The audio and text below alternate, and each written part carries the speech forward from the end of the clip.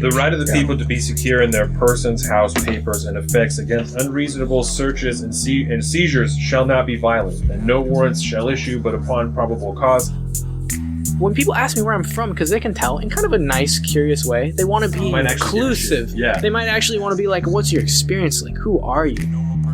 That's so funny. Everything, and if I'm just like in my normal civilian mindset, I'm like, dude, you watch too much Netflix. Who's taking organs out of people? I'm like, dude, people are taking organs out of people, dog. It happens. It really does happen. Welcome to the salt of the streets, coming at you every week with this food for thought. Hope you ready to eat. With everything going on in this nation, we need some information, and that's why salt need to be stationed in your rotation. With real talking, real topics, real people, real problems. Think we need some help to solve them, and leave it up to Colin and the Donovan, cause that's what's that? Let's get ready.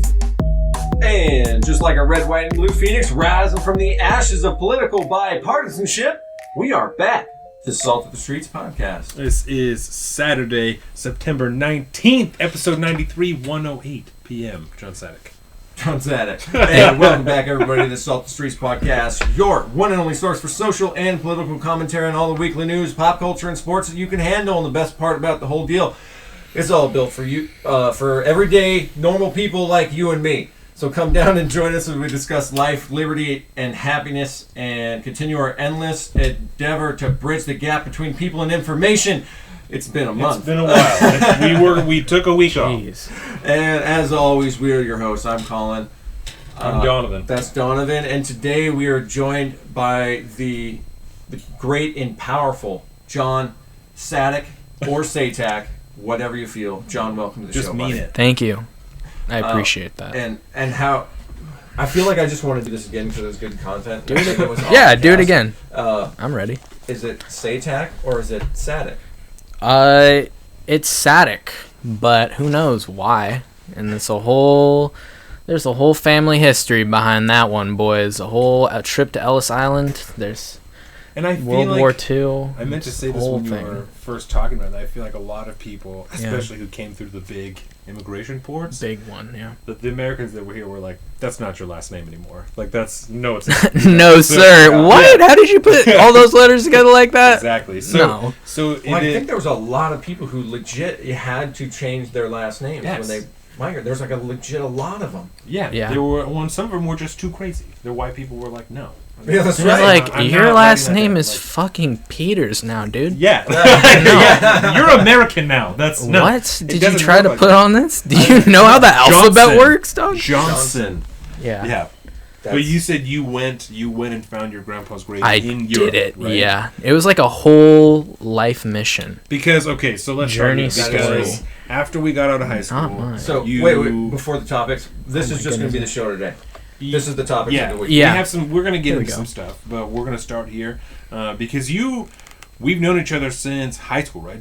We've known each other before then, sir. Yep. In junior high? Yeah. We went to junior high together? We did not go to junior high school together, but we saw each other when you were in junior high school. Oh, like with the people you hung out with? Yeah. Word. We have a mutual friend. Oh, I like this. A good mutual friend. That's not Elijah. No, Who is it? For someone from Ridgetop. You went to her birthday party. Oh, Ridgetop. She went to Fairview. Tori? Yeah. No! Balls! Yeah. Oh my god! Yeah, you went to her birthday party and we met there. That's when we first met. Yes. Oh my god. That's how I knew. I'm like, this guy's cool. Oh my god. Like, this guy's cool, yeah. That just fucked my whole brain. How long have you been holding on to that nugget? I'm just like... Did you know when you got here that you were like, there's no way... Every person, I'm like, I've downloaded them before they ever even knew who I was. Did you I was know like, I was not going to know that? I just always try to go the furthest back. I'm like, when did I first... Did you feel confident I wasn't going to remember that? I didn't. I thought you might remember it. I do. But I was like, I'm not going to... do. You can't remember a time before that because that's the first time we met. That's it. Yeah, no, so if it's a race, I won. All right. Yeah, no, you got me. Okay. So, John and I... At least I'm old as fuck. John and I have an excuse. Yeah. Sorry, can we intermission? How did you guys meet? What's going on here for the new listeners such as myself? What is your guys' relationship? We used to work together. Yeah. I worked for a company called Bennick, and he used to work there also before he worked at this company doing Yes. What does the company do? Name. Bennick. Yeah. Oh, is the name? Will you say it like it's like self-evident? Well, Bennick, No, sir. that's just the name of the company. Yeah. Are you not It's a familiar with that? manufacturing Yeah, company. it's a manufacturing company. We make neoprene orthotics. Gotcha. So we make like knee braces, hand braces. We do some stuff for like baseball, and we have some odd. Oh my god! Oh my god. Breaking news. Dan, my boss, showed me this fucking thing that he shipped out. It's a horse head sensor holder, right? What? Okay, yes. Oh, yeah. So You don't remember those? Horse head no. Okay, yes. So this sensor thing, holder. John Satak, right? That's this goes too many over the words. ears of the horse, Gotcha. right? And there's a little pocket here under the little cross, Yeah. and it holds a little sensor. And this thing goes around their head, and this holds a little sensor, and it can sense lameness in horses. That's awesome. So- Don't put that on me though. I Right? know, Like, yeah. you're gonna find lots. Yes. Yeah, it's for like Yes. some really nice expensive Lots of horses that people lameness. have millions of dollars behind. So They we do get stuff cool like that. Yeah. I do not know what that means. I was trying to make a joke about it to express what does it mean for a horse to be lame aside from like one of not its- cool. One of its legs is not working. That's It's like- exactly yeah. what that means. I totally Yes. forgot about that definition. to be It lame, makes a yeah. lot of sense in the Exactly, so horse yeah. world. Like a horse will limp. And that's a lame horse. Yeah, that's kind of mean to say about people though. So Yeah, we right? can't. You Yeah. can't Why don't say we do that with okay. us? That's an Equinosis old word. Was a word that Dan Ooh. used, and I don't know That's an if old that's. That must be the proper like. I don't know if that's the science. I don't know if that's what the device is called. I don't know if that's what the process is called. I have no idea. Equinosis. And I mean, obviously, equestrian, like so. It feels like horse something. diagnosis. Yeah. Yeah. So. I have no idea. That could but be a dope product name. Sure. That sounds like a pharmaceutical name, right? Yeah. I dig it. So equinosis, something about that. We do something with that. Cool. Yeah. I don't know if That you like sounds baseball cool. at all. We make sliding gloves for a lot of baseball teams. Mm-hmm. But yeah. Yeah, sliding gloves. Just and, various things. Like thigh Different- sleeves and shit like Yeah, that, and knee That's cool. braces and stuff like that for people. Yeah, What I- was Okay. it? I do- McGuire. What do you do specifically? I cut out the shapes, the custom shapes that the splints are put together to become. Right? Cool. And so the neoprene comes in big sheets. What is that neoprene? Neoprene is the material that like a wetsuit is made out of. Okay. That's neoprene. Like so almost styrofoam, almost It is a plastic. petroleum-based rubber material. Almost rubber. That's what I meant That to say. has a terry cloth on one side and a nylon on the other side. We also have some that has terry cloth on both sides so that Velcro can stick to it. Okay. And so, All sorts of cool custom. yeah, all It's a crazy really dope colors. material. It's You a can make very. If you're cool interested, shit. I'm more than willing Top to take 5 you, material, would I you can say? take Oh, you to yeah. the factory sometime if you want. Yeah. Top 3 best materials right now. Go. Oh, Steel, is going to be definitely Good. steel Good is a material. good one. Aluminum. aluminium. Aluminium for its lightness and also durability. I'm a fan of. Are you tungsten. putting neoprene? Platinum. What is the name of this stuff again? Neoprene? Neoprene. Are you putting neoprene at 3? I don't know. Probably go with metal for most of them because neoprene metals. it's rubber, so it's very. It comes in sheet, Yeah. Okay. 3 millimeter thickness sheet. Gotcha. And I It's feel like super useful. roll It's it up. probably Yeah. not in my top 5, Yeah, but it's probably in my top 10. top 10 Yeah, for materials for top sure. 10 material. Uh-huh. Good. For sure. Okay, well now I feel like I have the context to completely understand Yeah, your exactly. idea. Yeah. I was but like looking around. I was like, "Fuck! I gotta have some," because neoprene's in a lot of shit. I brought some home, and so I'll bring a splint in here that we can have so that. That would be good. I have like some mistakes Yeah. that I brought home specifically for this that I just have continued to forget to bring in here. But That would be cool. yeah, makes so sense. so I use like a tiny pizza cutter to cut out the shapes that then get glued and sewed together, and then shipped out. Cool. Okay.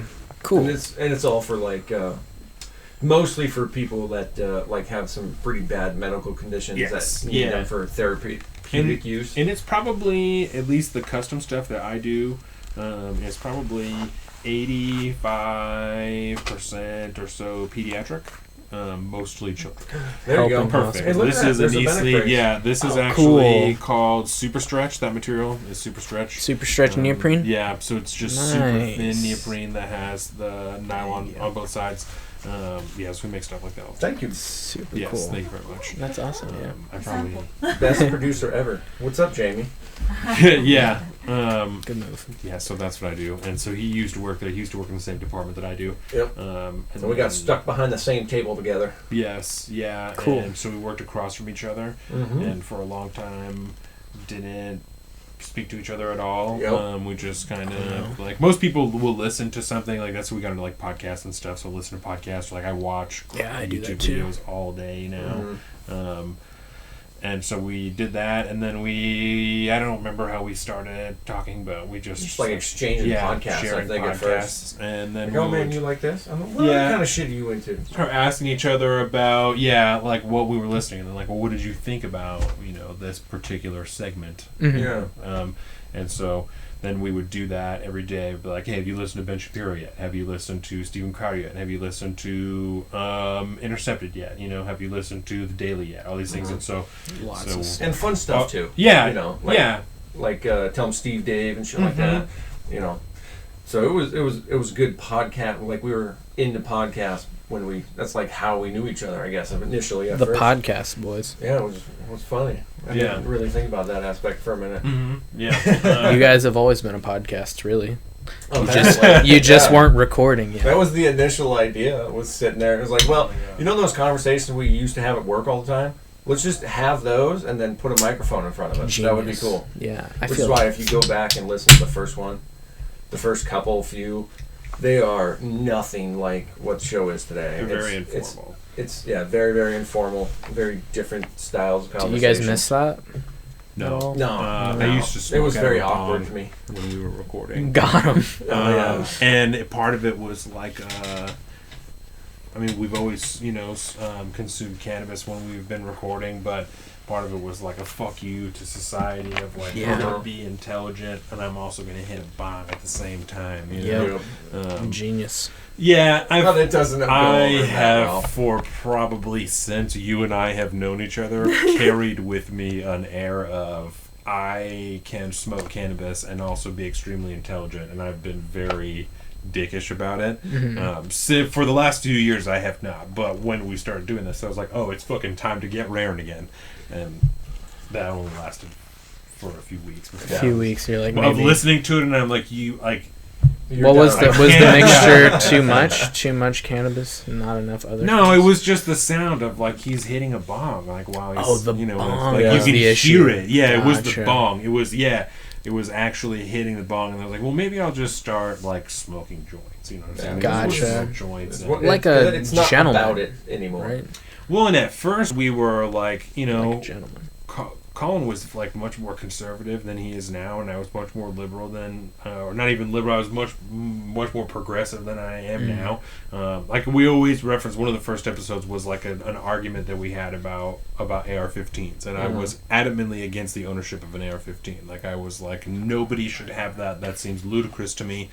I'm probably going to go shooting next weekend with my buddy Jake, because I'm trying to get some more training. And so, I own an AR-15 now. I'm building another one in the works. So we've shifted very much on many topics, but that's just one of them. What do you mean you don't take an extra gun into the woods? That's exactly. I'm like, I know, why would you not carry a gun? Yeah, and at first I was, So, he was like, I want to start, wearing a suit, like, when we record. And, like, he wanted to, like, dress really nice and, like... That'd be kind of funny. Very, Not funny, I meant fun. Right. Yeah, but, like, very traditional, like, conservative talk radio. Like, he's going to be in a suit, And I was like, oh, fuck that. I'm going to, like, stay wearing hoodies and, like, blah, blah, blah. And, it's just become... With your progressive and conservative powers combined, where would you guys say you landed after all this time? I think we pulled each other more towards the middle. Yeah. You guys are middle now? I would closest align myself with like a classical libertarian type of Venn diagram type of deal. Liberalitarian. Yeah. Classic. Yeah, exactly. Very... Isn't it funny how confusing all the words are to like Very. describe political? Yeah. They're like, liberal? Wrong. You meant libertarian. Yeah. Idiot. Do you not know how government works? What are you talking about? Stupid. Well, and even now, And most like, people don't. have you ever watched I get the confused. show Rising? Never have. So Rising is a great show that is done by a news company called The Hill.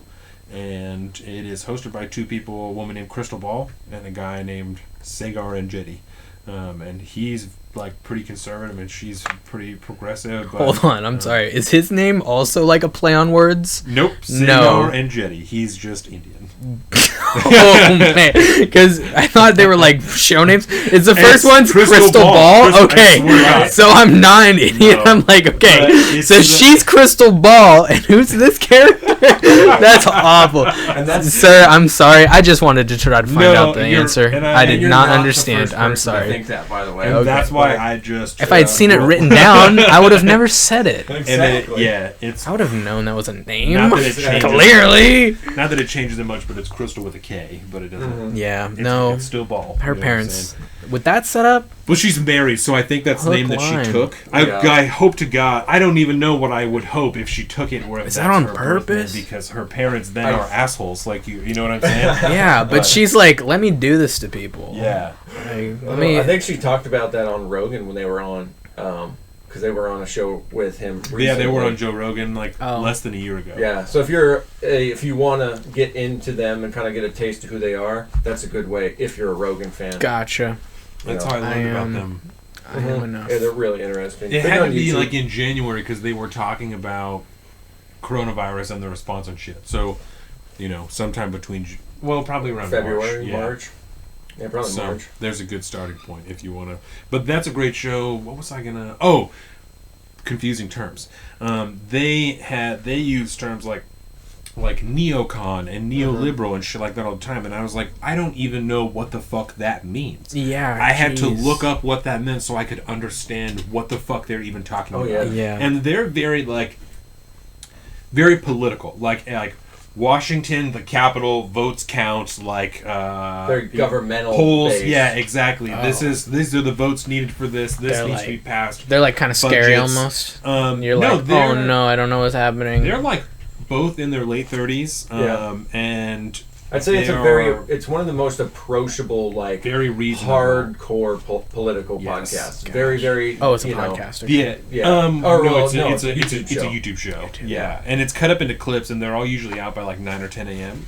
But they're clips between 7 and 20 minutes long. Yeah, and they have guests and panels and shit like that. So it's a great way to consume it. It's like a traditional political talk show that you don't want to kill yourself when you're watching. Yeah, all of those words are just, there's so much language there though, right? Yeah, I get the first episode of whatever this show is, I'm gonna be like, oh my god, I don't know anything they're saying. Was a lot to handle. I don't, even for someone like myself. Marxists. I always hear, I've listened to some Jordan Peterson in my day, and he's always talking about those darned Marxists, and I'm like, I kind of know what that means. I think I know what people mean when they say it the same way that people say Nazi. It's like, okay, those guys generally did this and they're bad people, and we're we kind of get it. Well, Marxist, right? Marxist, bad thing. Communist, it's I know it's a bad thing before I know the thing that it is. I'm I know something about Marx, so I tried to look up what is a Marxist, and it's a lot of reading. You got to read a whole book. It's not very simple. Certainly the easiest way to go about it is to read the Communist Manifesto. That would be the easiest way. You gotta learn. To know exactly what he's talking about, so people aren't parroting his words or misrepresenting his ideas, and that's a whole book. You gotta go read a book, dog. You want to know what that word is? Definitely that's one of the critical major problems is with trying to get into this realm on a serious basis. You have to have a good understanding of all these various ideologies. And so you have to actually do the work and read the material yourself, consume it, think about it, and then decide for yourself that it's wrong or right. And you got to go and understand all these things from, when you talk about libertarianism, you're talking about, and then there's the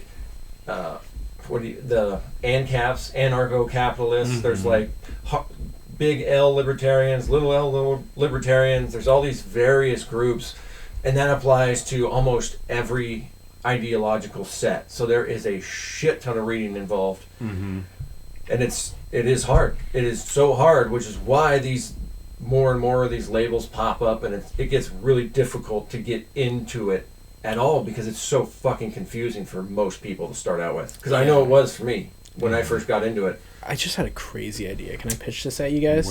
What do you guys think about the ideas of, not in the way that they're trivial, but in the way in which they manifest and happen? Do you think that political parties are like fandoms?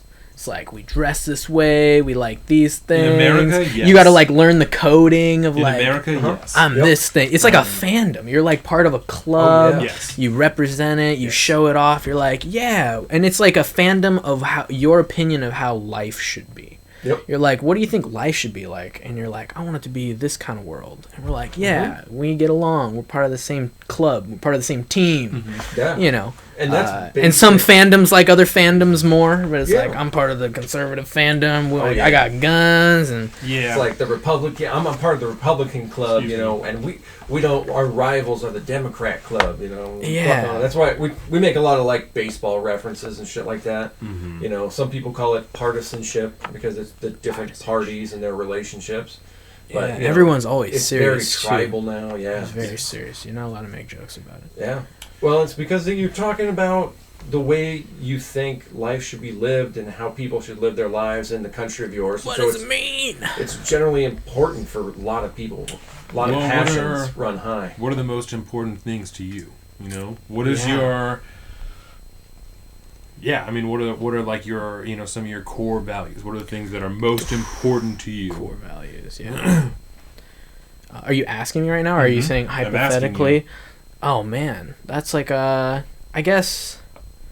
Just chilling out, just trying to be nice. I think the biggest one right now for me is be nice. Be as nice as you possibly can. Yeah. To everyone. Nice. Be as good. Like, if you didn't exist, like, take you out of it, just be like, I could definitely make that person's life better. Yeah. And in any way you can conceive of, like, big picture of the world, I don't care your philosophy, it's like, whatever you're trying to do, probably taking the thing and doing like what's like ever 5% harder to do to make someone smile. You know, change your tone of voice when you see a cashier. So you're like, yeah, fuck, I'm trying to go. Let's speed this shit up. We don't have to be nice. Mm-hmm. And you're just fucking you. That too. No, and I do it all the time. But it's like, if you just take a small little bit of time to be like, hey, how are you doing? You know, like, what's going on? You can make them smile. You can just say something nice, like, hey, that's a cool hat, or like, hey, you know, whatever. Fuck, I don't know. So would it be fair? So be nice. Be really nice. Yeah. Would it Try to be nice, guys. Yeah. Would it be It's fair too to say simple. that your core values, at least the way that you've just explained that one, doesn't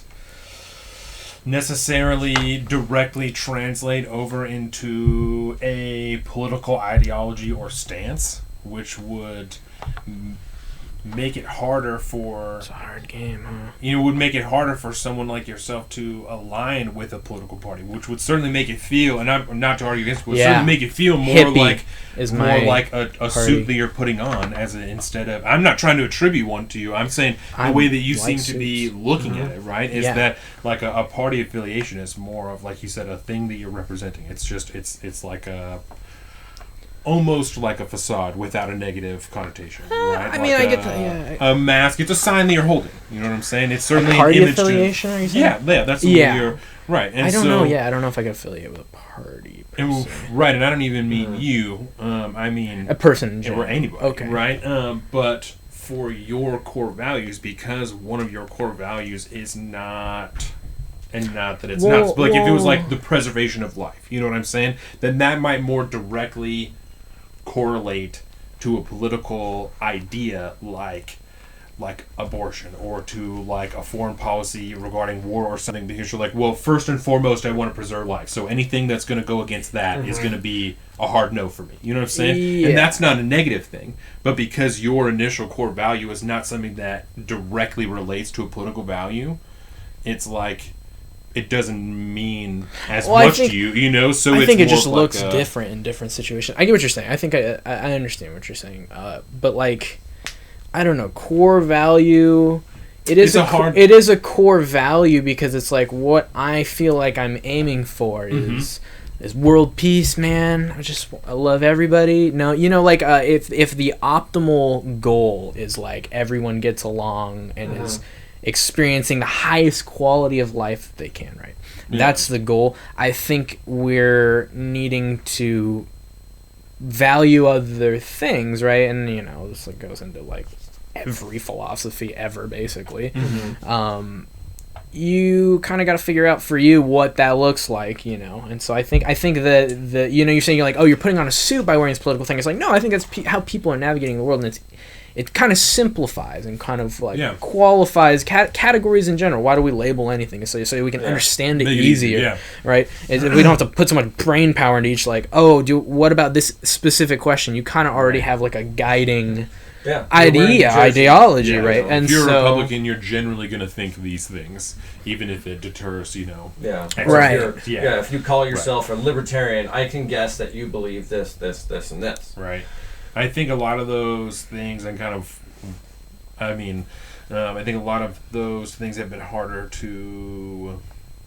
They become very big, you know what I'm saying? The words Republican and Democrat, and so they don't mean as much anymore. And I have held for a long time, and we've discussed privately and not too much on the show, like, that's one of the big downfalls that we currently have in a two-party system, you know what I'm saying? That people have to, for the purposes of voting and a lot of times political discussions, they have to attribute themselves a party so that so someone can try and understand, you know, because to try and say like, oh, well, I'm to someone other than you guys because you give a shit about something other than a Republican or Democrat, you know, to someone who is very classically politically minded.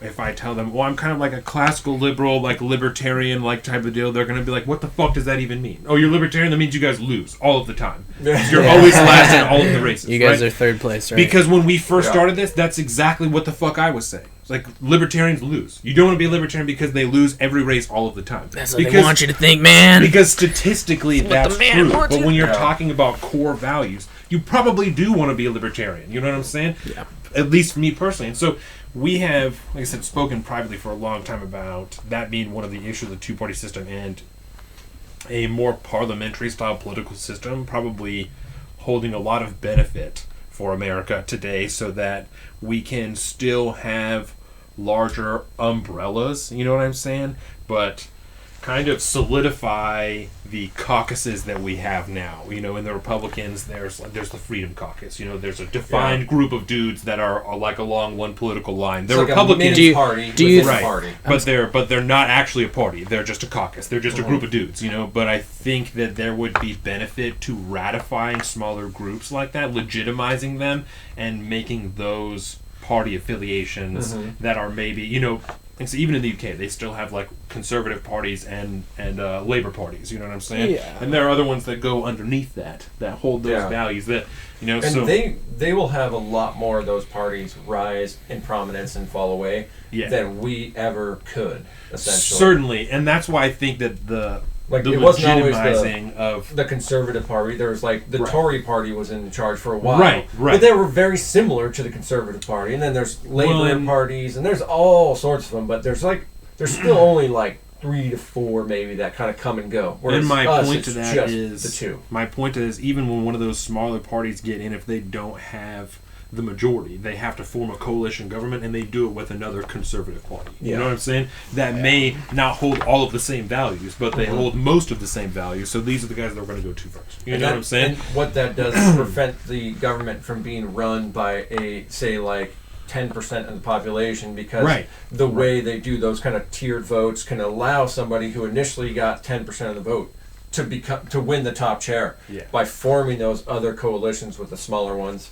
So it's like a more tiered down version of like the bigger umbrellas, like you're saying, more umbrellas, and more tournament brackets. I think that if you could go against a Democrat, you know, quote unquote Democrat idea without being looked at as like a traitor to the party, it would be easier to get things done. People would have more leverage to make their own personal choices. They wouldn't feel so beholden to voting a certain way, you know what I'm saying? Because at the end of the day, like, well, we're a liberal party, but we're actually what the fuck does AOC and them call themselves? Progressives. No, not the political ideology.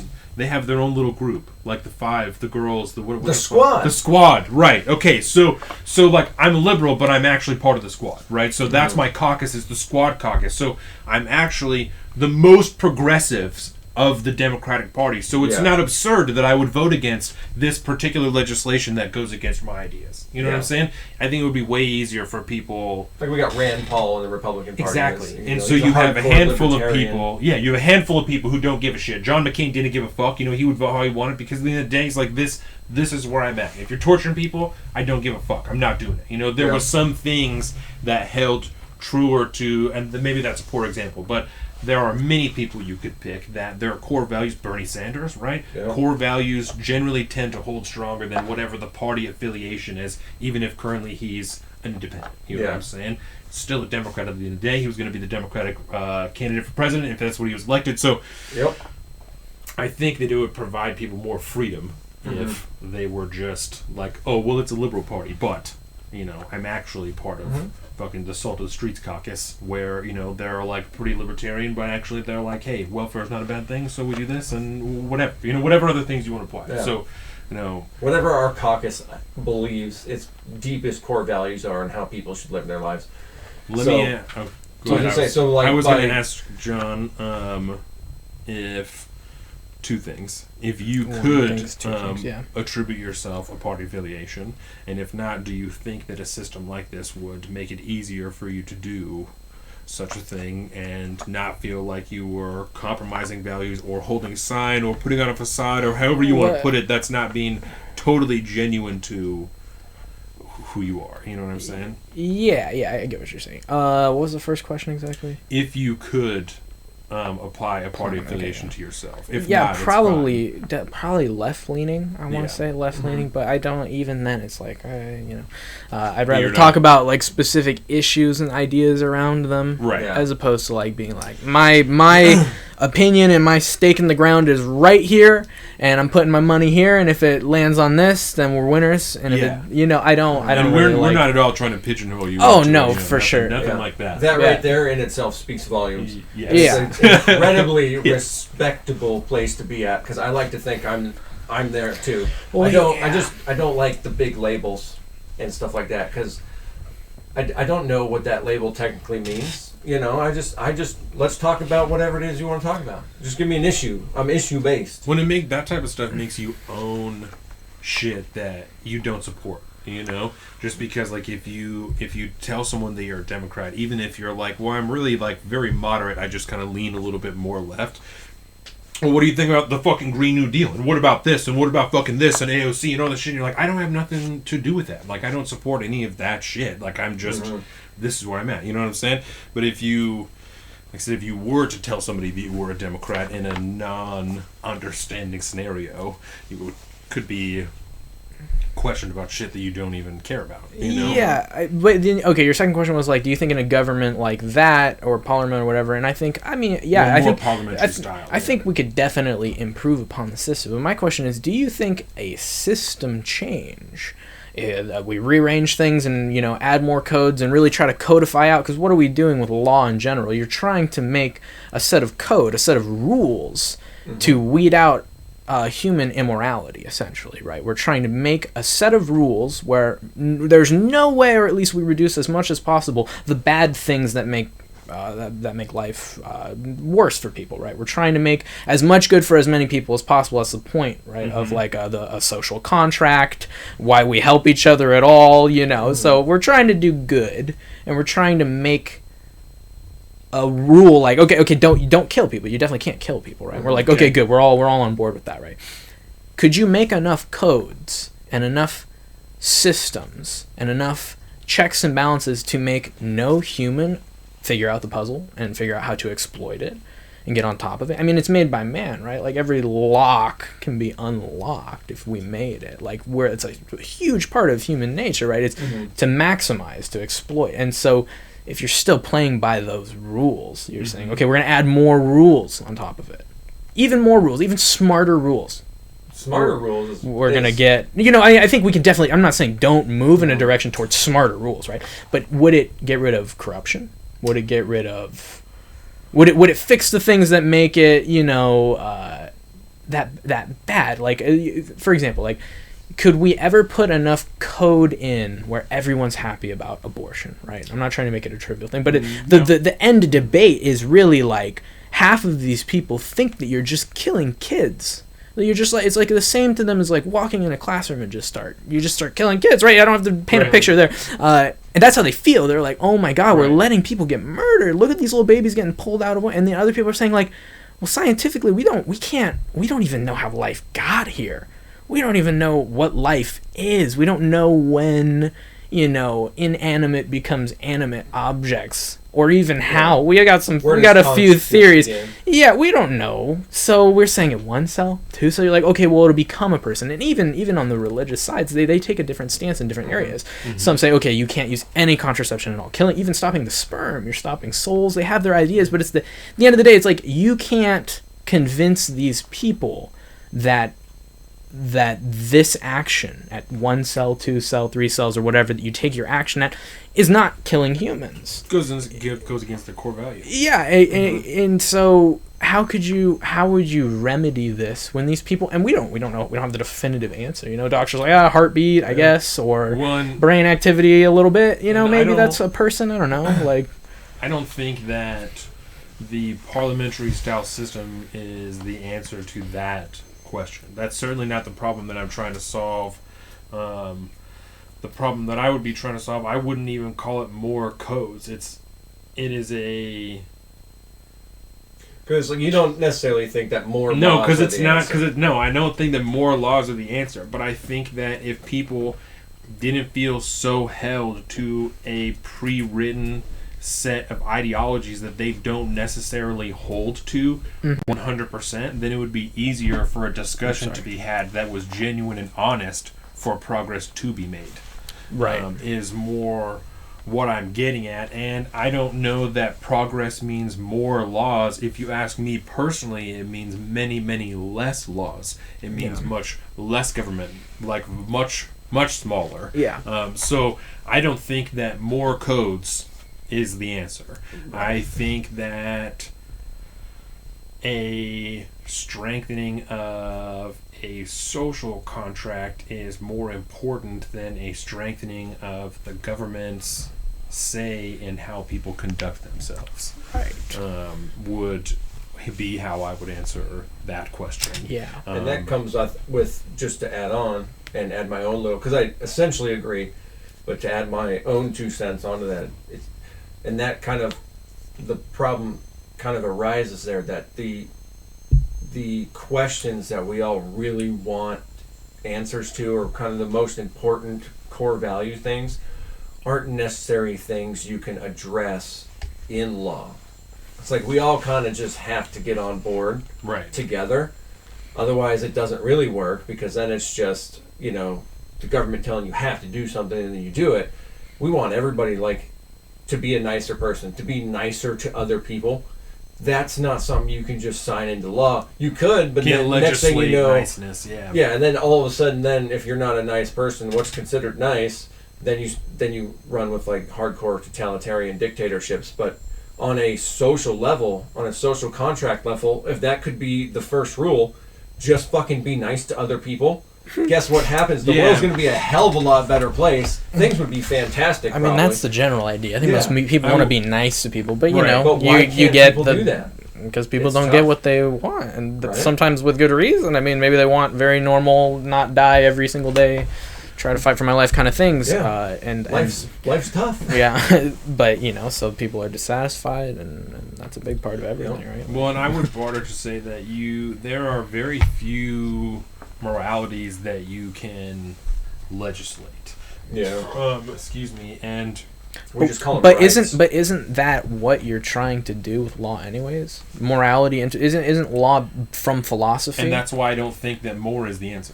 Because I don't think that there is many moralities that you can legislate. I understand what you're saying. I think the only moral things that you can demand of other people is to not infringe on other people's ability to progress themselves. Yeah. That's so anything that's play gonna nice. Stop that. Yeah, government's let's play nice, guys, please. Yeah, I can't stop you from calling him an asshole, because that just makes you an asshole. You know what I'm saying? Yeah. But I can stop you from raping somebody. I can stop you from killing somebody. You know what I'm saying? That directly intercedes with that person's ability Their rights. Yeah, right. Their rights. You know what I'm saying? He doesn't have the reason to not be called an asshole because he might be an asshole. He might deserve it. I don't know. I'm not, and I'm the government. It's not my job to tell you whether or not you're a dickhead. You know what I'm saying? So, like we all have the right to not be murdered. That's a thing that and literally the laws are only supposed to be there to protect, to ensure that your rights are not infringed upon. Yeah. That's the whole basis. That's the heartbeat. That's the core of where it all begins. And so, all those moral and ethical things, those are what we really are talking about. Is what are our human rights? What we can't let anybody violate those. Otherwise, that's why we have laws to protect that kind of stuff. And when people's moral interests, this can be a semi-conversation about Supreme Court, right? Because modern day, the people who interpret the Constitution, the Supreme Court, are automatically assumed this is a liberal justice, this is a conservative justice, right? That is completely counter to the whole idea of the Supreme Court when it was first established. They were supposed to be completely independent, non-political at all. The moment that was totally acceptable, all hope of not legislating morality was out the fucking window. Because then we assume and we expect them to rule upon these particular lines. And that's why when you have justices that Donald Trump put in that uphold what would be traditionally considered democratic or liberal values, the narrative is still they are going to destroy every value that we have, right? Because it destroys the current narrative, So since that point, probably way before that, the laws that were being ratified, that are being okayed, are not based off of the moralities that you can legislate that we have laid out in the Constitution. They're based off of whatever the fuck whoever wrote that law, individual people's morals that are dictating what other people can do and what morals they can hold legally. Right. So there are a lot of things. But rights, aren't rights just laws? No, rights by that's definition exactly what I'm saying. Are things. It's an inalienable. It's a human right. It's something these are certain rules that we have decided. Well, we haven't decided. They're inherent to a human being forever and always. What do you mean? That's where I guess I get confused. How is it not a contract between people to say we have the right to be alive? That's just between That's people. kind of what the idea, I think, behind human rights is, though. So it is a contract between people. And that's why that's something.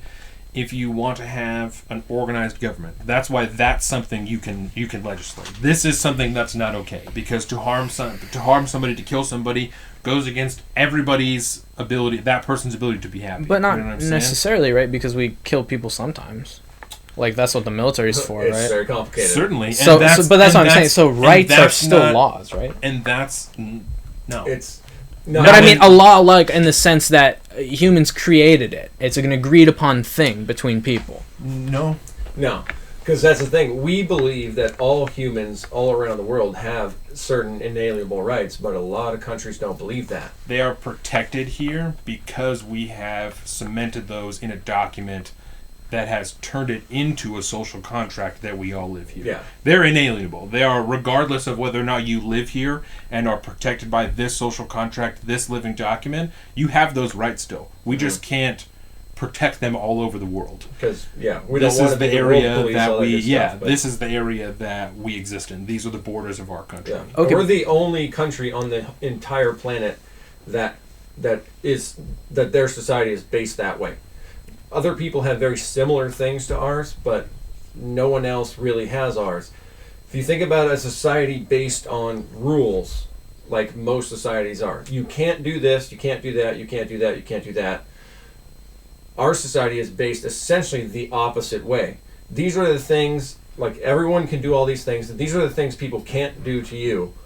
We call them positive and negative rights. Most governments give you rights. our government just protects the rights that you were born with. The only option the government has is to recognize, respect, and protect the rights that you have inherently from being a human being. But that's what I'm saying. Being a human being, nothing, you just pop out in the world, you're like, well, as a human being, nothing can kill me. And then, like, Vikings just come and smash your head into the ground. So that's not, like, a thing, right? Like, that's something within a group of people, you say, we're not going to kill each other because we respect human life. It's something we decide to protect here. And as each other, that's what I'm saying. So that is human contract still, right? The rights we have, it's the foundation of our human contract. Yeah. So we call it, the Constitution. But the world, because this is where I want to take it. We think these rights, and we're taught this way, right? Is like, no, as a fucking human being, I'm the most important monkey in this whole animal kingdom.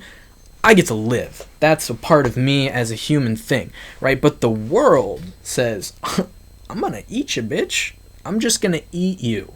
Mm-hmm. You don't have any right to be here. You got to earn your keep. And so I think we get these rights. Oh, it's my right to do this. It's my right to do this. It's my right. I get to have this thing because I am a human being. And people take this, but they're protections. They're not to the natural world. You don't actually have a right to safety. Yeah, it's definitely not really. But that's right? not one of your rights. Safety is not one of your rights. No. Okay, but that's what people would say, right? That's what someone might say. They're wrong. But that's what I'm saying. Isn't every right something we kind of agreed upon? The world kind of says something a little different. You know, you got to fight to be alive. Well, I think it's not easy to be alive. That is true, but on a societal level, that's what we decided, is that everyone has the right to life, liberty, and the pursuit of happiness. So you have the right to try to live your life. Doesn't protect you from the natural world, but as on a societal level, we're not going to try to fucking take each other out. The world might take us out, but we're going to try to agree to not take each other out because we are all America. You're born into this system. We're creating a new society. And on your way there, you have the right to say whatever you want. And to your comment about everybody being focused on their rights. Right? Yeah. This is something we've talked a lot about in the last couple episodes. People are very focused on their rights. Mm-hmm. And something that is not written into the Bill of Rights, but is written in the documents surrounding the Bill of Rights and the Constitution, with every right that is enshrined in there is a corresponding responsibility to that right. Yes. And you are only defended by this document. This right only belongs to you if you uphold this responsibility at the same time. Yeah. You have freedom of speech, but we expect you to tell the truth when you're talking. You can't slander other people. You can't lie about other people, because that's not what we're doing. We're not protecting that speech. You have the right to bear arms. You have the responsibility to not take innocent lives with that firearm. You have the right to defend yourself. You don't have the right to take other people's lives, to infringe on their ability to be happy, to defend themselves. And with every single one in there, certainly in the first 10, because after that we're adding, I'm not going to say there isn't, but certainly in the first 10, there is a corresponding responsibility that is completely forgotten and is not taught currently. Mm-hmm. You know, those are things I learned in the last 10 months when I've done my own research about the founding and the documents surrounding it. Those aren't things I was taught by Mr. Lant or by any of our teachers when we were in school, you know? Right. But that's the thing, these rights or these things we're talking about, sorry, it may sound like I'm asking a stupid question, maybe it's a stupid question, but, you know, I don't think if the rule is every person has the right to life, right, essentially, that we even abide by that if we're like, except when they point their gun at us for a little too long, and then we're going to blast his ass. Well, you have the right to life. Yeah, so but by killing him and taking away his life, I've just infringed upon his right to life. That person, by even attempting, not even attempting, that person, by threatening to take your right away, has given up their right to life, their right to defend themselves, because they've attempted to infringe upon yours. Okay. Your defense of yourself is not an infringement on somebody else's right when they've begun the interaction by trying to infringe upon yours. So you have right to life. You have a right to life, right? What if I take their right to life? Do I lose my right to life? So you have forfeited your right to life. So when the United States bombs and blows up civilians and we take all their rights to life, we lose our right to life. You know? I'm not saying you can morally justify especially a decision the government has made. You can't morally justify those decisions because that's not something that's based in widely held morality within this country. Yeah. There were people in here when we dropped the bomb that said that is not right. We do. Yeah. Robert Oppenheimer didn't believe we had the right to drop the bomb. Yeah. Right. So it's not like that's not an overwhelming moral majority in America that decided we are better than the Japanese and we get to take their lives. Yeah. That's not how the decision was made. And the problem is the government that we have established to protect our rights and stuff doesn't necessarily do a very good job of carrying those same core 100%. values throughout the world. Yeah. The idea is that they're supposed to be a reflection of our values, obviously, because they're supposed to be our leaders. They're supposed to be the best of the best of the best from our society. Yeah. That's what they're supposed to be. But the problem is it's never been that way, and it never will be, and now it's probably at a peak. Yeah, negative. and that's kind of where I'm sorry, I'm taking it away from a political side. I'm not trying to ask like, should we value any human life at all? I'm trying to say more getting down to like, okay, we talk about rights, we talk very instinctively about like, oh well, that's the natural world and this is how the world works in the natural world, but in the real world, in the human world that we've kind of created in everyday proceedings, we're like, that's not natural. That's not a natural thing for some reason. I think a lot of people say this without really reflecting on it, and they probably believe in science. If you ask them, like, they're kind of more scientific materialists. That's kind of what's taught. So you say, so why would we not be part of this natural thing? And I get down to the question of like, well, if we can agree that the right to human life means like humans agree we're going to try to not kill each other and do as much as we can to help each other because we value each other and life itself. If the world around us and everything we've come from doesn't quite obey those rules, the rules we have to, you gotta eat, you gotta like, move around, like where is all of this kind of coming from is where I kind of start to think about it. And how can you be so sure that even that contract where you go, okay, let's not kill each other, but sometimes we'll kill the guy who's trying to kill us, and all of these rules we're making, like, where is that coming from? And can we actually get to the what's going to help everyone? Can we get there? By following law, right? Philosophy, law, going into making what society becomes between people, right? That's kind of where I'm going. First, or you want me to go first? I mean, I would just say where it comes from, to start there, is essentially no different than all the other, we use this word a lot in a very different context now, but it's an ideology. It's what we have chose, that's what the founders chose as our base philosophy, our base ideology for the foundation of the society that we will create today.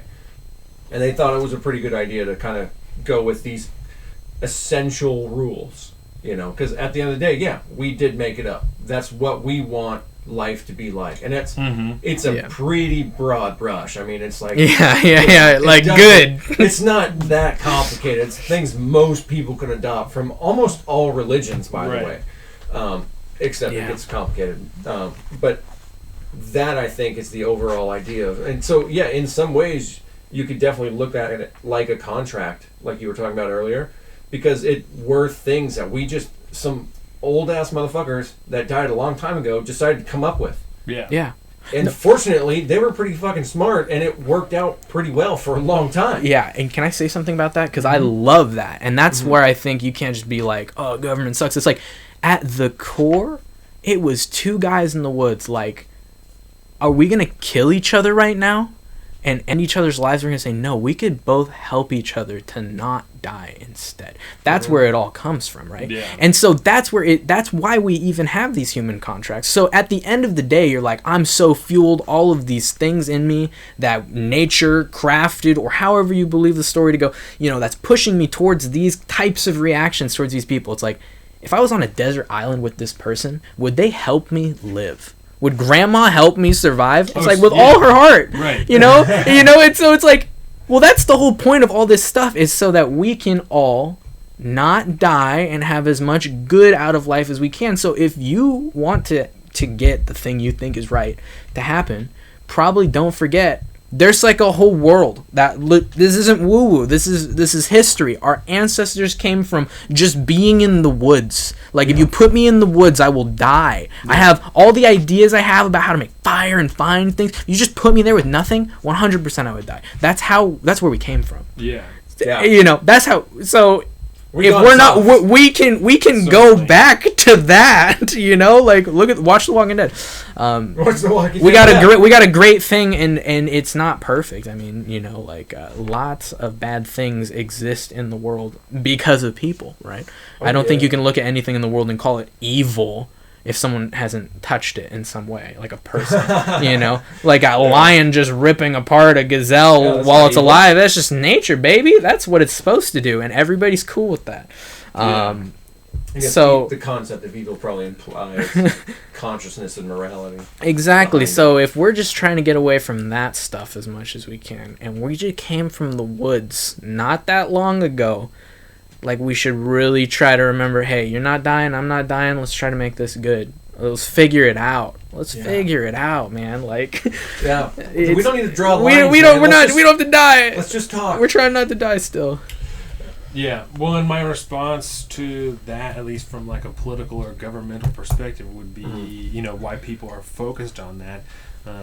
It's like a lot of, be similar to my answer earlier, a lot of the laws that are being discussed now are based on individual morals and not things that are objective about just making people happy. You know what I'm saying? They're based on individual or plural group ideals. You know what I'm saying? If you're talking like abortion, like you talked about earlier, that's not individual. There's 40 whatever % of the country that believes along the same lines. You know what I'm saying? So those aren't things that are held by everybody. Those are things that are held by certain people that we're trying to tell the other half what they should and shouldn't do. And that's the fight, right? And that's counter to the purpose of the government. That is completely counter. For them to be telling you what you can't do outside of these 10 things, that's completely counter to the responsibility. You know I get what you're saying. and that's why so many people are focused on it. Some people, even in, I'm pretty focused on rights. There are a lot of people who are focused on a lot of shit that I think is really stupid. You know, a lot of people. Like what? What do you think is a dumb thing to be? Argument about masks and shit. You know, that's a big thing that people attribute to their rights. Dummies. I think is just Bunch a of dumb dummies. conversation. And I would like to ask you I'm guys just about trying this, to be right? facetious. So, like 3 weeks ago, I went to the weed store, and leaving the weed store in my truck, and there's a van there, big white van, and on the back windows it says, "Social distancing equals social engineering." Oh yeah, I've seen that one. I didn't know what social engineering even was, so I had to like look it up so that I could have a context of it, right? So it's not really light. It's not really as light as it sounds. Right. So I thought it was interesting, right? At first I was like, this guy's crazy. You know what I'm saying? It kind of. I'm interested with what Colin just said because it sounds really cool when you say social engineering. That's like they're gonna like Apple, so you don't know iPhone, what this is, right? My society. Okay, so that's way better. Engineering's great. We love engineering. Social engineering, at least you describe it unless you want me to. That's up to you. Break it down. You're on a roll, baby. Just keep going. At least the way that I understood it when I read it, you know, was an implementation of policies, laws, however you'd like to attribute that controls social behavior and dictates in the long run how people will behave, you know. And so the idea behind like that I've read online, gathered, I hate to attribute it to anybody, but largely in like the QAnon, you know, pages and stuff that I follow, that like it's social engineering so that we'll be, you know, farther away from each other. We like they want to isolate everybody so that exactly. And so so I think it's interesting, right? Like I said, at first I was like, that's crazy. Like, that's insanity. And then, like a week after that, we were going to go into the grocery store, me and Jordan Dax, and I was getting Dax out of his seat. And someone made him like a child-sized mask a long time ago that he didn't like. He wouldn't wear it. Didn't want to put it on anyway. He's not 5 years old, doesn't he? Right? So he like has grown accustomed to seeing us in them, you know, and so he'll like put it on when we're at the house and stuff like that, and then he put it on when we were in the car, and like we were like making a joke about it, and I went to get him out of the car, and I looked at him, and I took his mask off, and I said, "You're not fucking wearing that in the store." And then I took him into the store, and I was like, why do I have a problem with this if I think that that's stupid?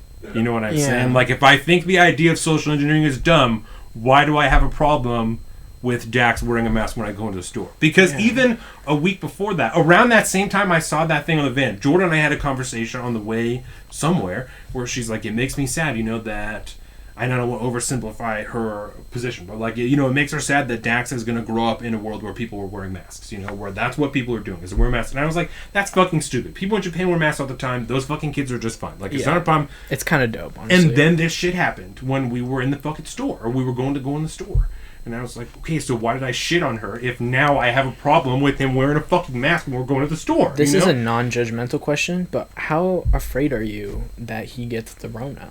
Oh, not at all. 0%? You're like, this doesn't hit kids? From a personal perspective, this is separate from the show, because on the show, this is a very personal show, but as far as news goes, we only deliver what we consider to be factual information. Facts. From a personal perspective, I have been wondering for a long time whether or not I have already had the coronavirus. I don't know. I'm not saying that I do. I'm not throwing caution to the wind. We're Rona'd.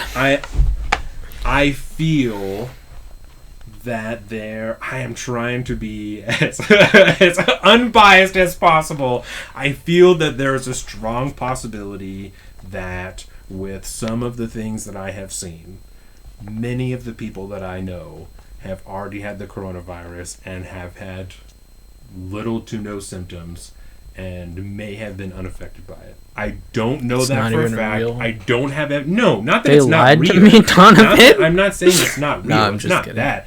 Just that most of the people that I know lead generally very healthy lives and take care of themselves and were careful when everything happened. And, you know, the farther back we see timelines go and stuff like that, and that some of the earliest cases were here, especially like in Washington State. Yeah.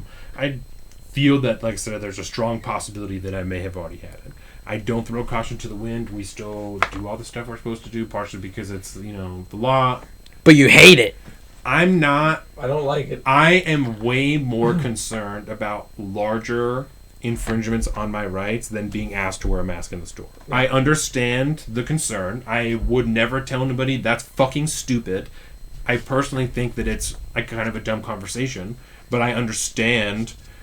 I understand someone feeling that way. I don't understand the boisterous, constant Facebook posting, fucking, you know, you're a sheep if you wear a mask, like you're not a real American, like all of this crazy nonsense that I've seen. Yeah. There's some shit that I think is, like I said, people taking hold of their rights while completely throwing to the wind the responsibilities that comes with those. Yeah. Can I pose a thought experiment? Yes. After posing a statement experiment. Sorry. So I was gonna say, what? Well, first, all of this eventually, like social engineering or like getting us to be more obedient or whatever, it all ends in the gulags, right? That's the fear, is like somebody gets too powerful and totalitarian, and then some type of concentration camp, right? Yeah, that's certainly one train of thought. Yeah. Or like evil people are gonna have too much. Yeah. Bad people doing bad things. It's bad for most people. Most people are gonna not have a fun time for sure. Yes. So that's the best way, easiest way to put it. Okay. Yeah. So if that's the scenario we're afraid of, I would say, what makes you say that we're not there already? Like, that they couldn't do it right now? Because I think, like, everyone's like, no, man, I got so many fucking guns. You have no idea. It's going to be Call of Duty 4 in this. Do you know how many guns there are in the United States? A lot, for sure. But then there are more guns in the United States owned than there are people. And, right. Like, I'm pretty sure it's, like, not by a small margin. But here's what I'm saying. So what does it actually look like? Like, when do you pull out your gun and you say, you know what? I'm going to fight the government. I'm fighting the government. Cops pull up to your house. They're just like, excuse me, please come outside. We need you to come outside. There's fucking 12 of them. They all have a bunch of guns. So I don't like what are you doing? I don't like to totally... I will answer your question. Yeah. But just as a preface, because we're on the podcast and it's like our business. Yes. I don't like to run an hypothetical scenario because I can't fully answer as to what my behavior would be, right? Okay. Just with that preface. Just you can only be held protect myself. Slightly responsible for this one. Yeah, because I don't know. Because I don't know. I've never been in that situation, so I can't answer 100% as to what I would do. And this is not a real thing I want to do. Well, and just because they're, one day when Colin and I have a bunch of money and everybody's watching this, there's going to be some fucking asshole that's going through every single episode that we've ever done to find stupid shit that we've said to try and pull it up and fuck us over. So there's going to be someone that finds this and they're like, oh, you're a fucking pussy. You've never been in the military. You don't know this, blah, blah, blah, blah. Right? So just as a preface, as a pre-protection from that is the only reason that I say that. Okay. Right? To answer your question. My red line. The way that would be some form of red flag on myself, right? And red flag referring to like a red flag law in which the local police departments in some manner decide that you should not have your firearms anymore and they come to take them from you, right? So that can be for some reasons that some people would consider legitimate, and sometimes it's not, right? There are people in St. Louis, the McCloskeys, that stood on their front lawn with their AR and their pistol and pointed it at the protesters that walk past their house. Do you know what I'm talking about? Yeah. So those people lost their guns, right? I don't think those people should have had their guns taken away. There are some other things. If you shot a bunch of people in the past, maybe you should have known guns in the future. Right. Right? That's neither here nor there. That's a whole other discussion. So, if for whatever reason that I felt illegitimate, I knew that the police were going to come to my house to execute a red flag, because generally you know when that's going to happen, I would ask everyone in my home to leave so that I was home alone. I would call the people that I knew I could depend on to help me defend my life, and I would willingly give my life in an armed standoff with law enforcement to defend my rights that a tax-paid individual has zero right to infringe upon. What if it's like not renegade government law stuff? What if it's like, For okay, what reason should terrorist attack? That's a good one. They go, we need to go to what is it called? They need to take everyone, martial law. They need to go martial law to protect people in a certain area or wherever. You know. That's fine. They don't need to take my guns. I'm not a terrorist. Okay, they don't take your guns. They try to just evacuate you. They just say, hey guys, there's going to be terrorist attacks here. We need everybody to come out of their house, please. We're going to move you guys. If I felt that there was a legitimate concern for my safety and the safety of my family, I would go. But if I felt like there wasn't, I wouldn't. But that's, you know, you have a military roll up on you. Like, I don't know. I'm not going to speak out of turn. I don't know the most about the Philippine situation with their martial law and stuff. But that motherfucker's crazy. Maduro's crazy. Yeah, that guy is loose cannon. Yes. Right, but during like the Marcos days, right? You know, that's what they did. You just went, dude, things are blowing up. There's terrorists. We need to protect you guys, martial law.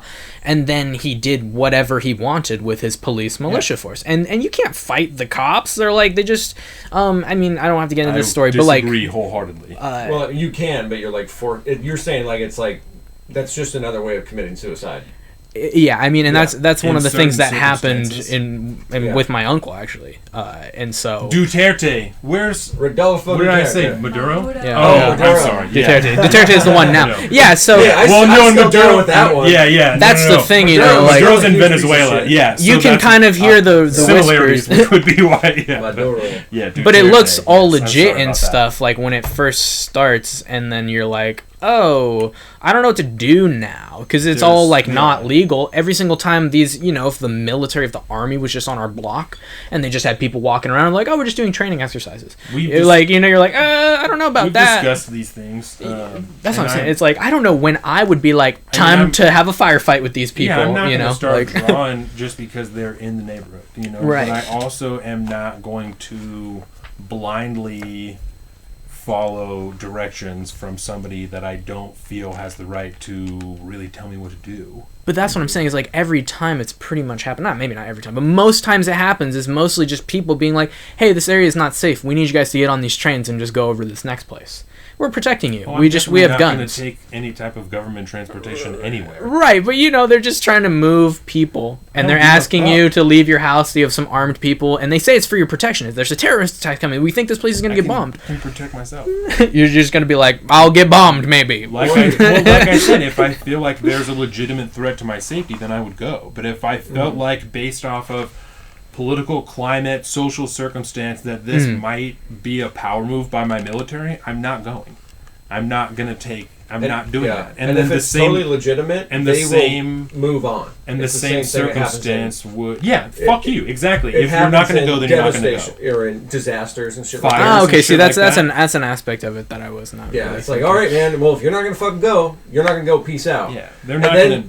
And that should, honestly, and then if you did have, like, problems with the government like that, and kind of assume they were going to come try to do this. They don't leave you there kind of thing? It would gotcha. Be, it if would they're be going to leave you, then you're like, all right, maybe we should go. Because obviously they don't give a fuck. It would be the same scenario where, my family would leave not in government transportation to a location that we had designated prior, and I would call those very same people that I could trust to help me defend myself, and they would come to my house.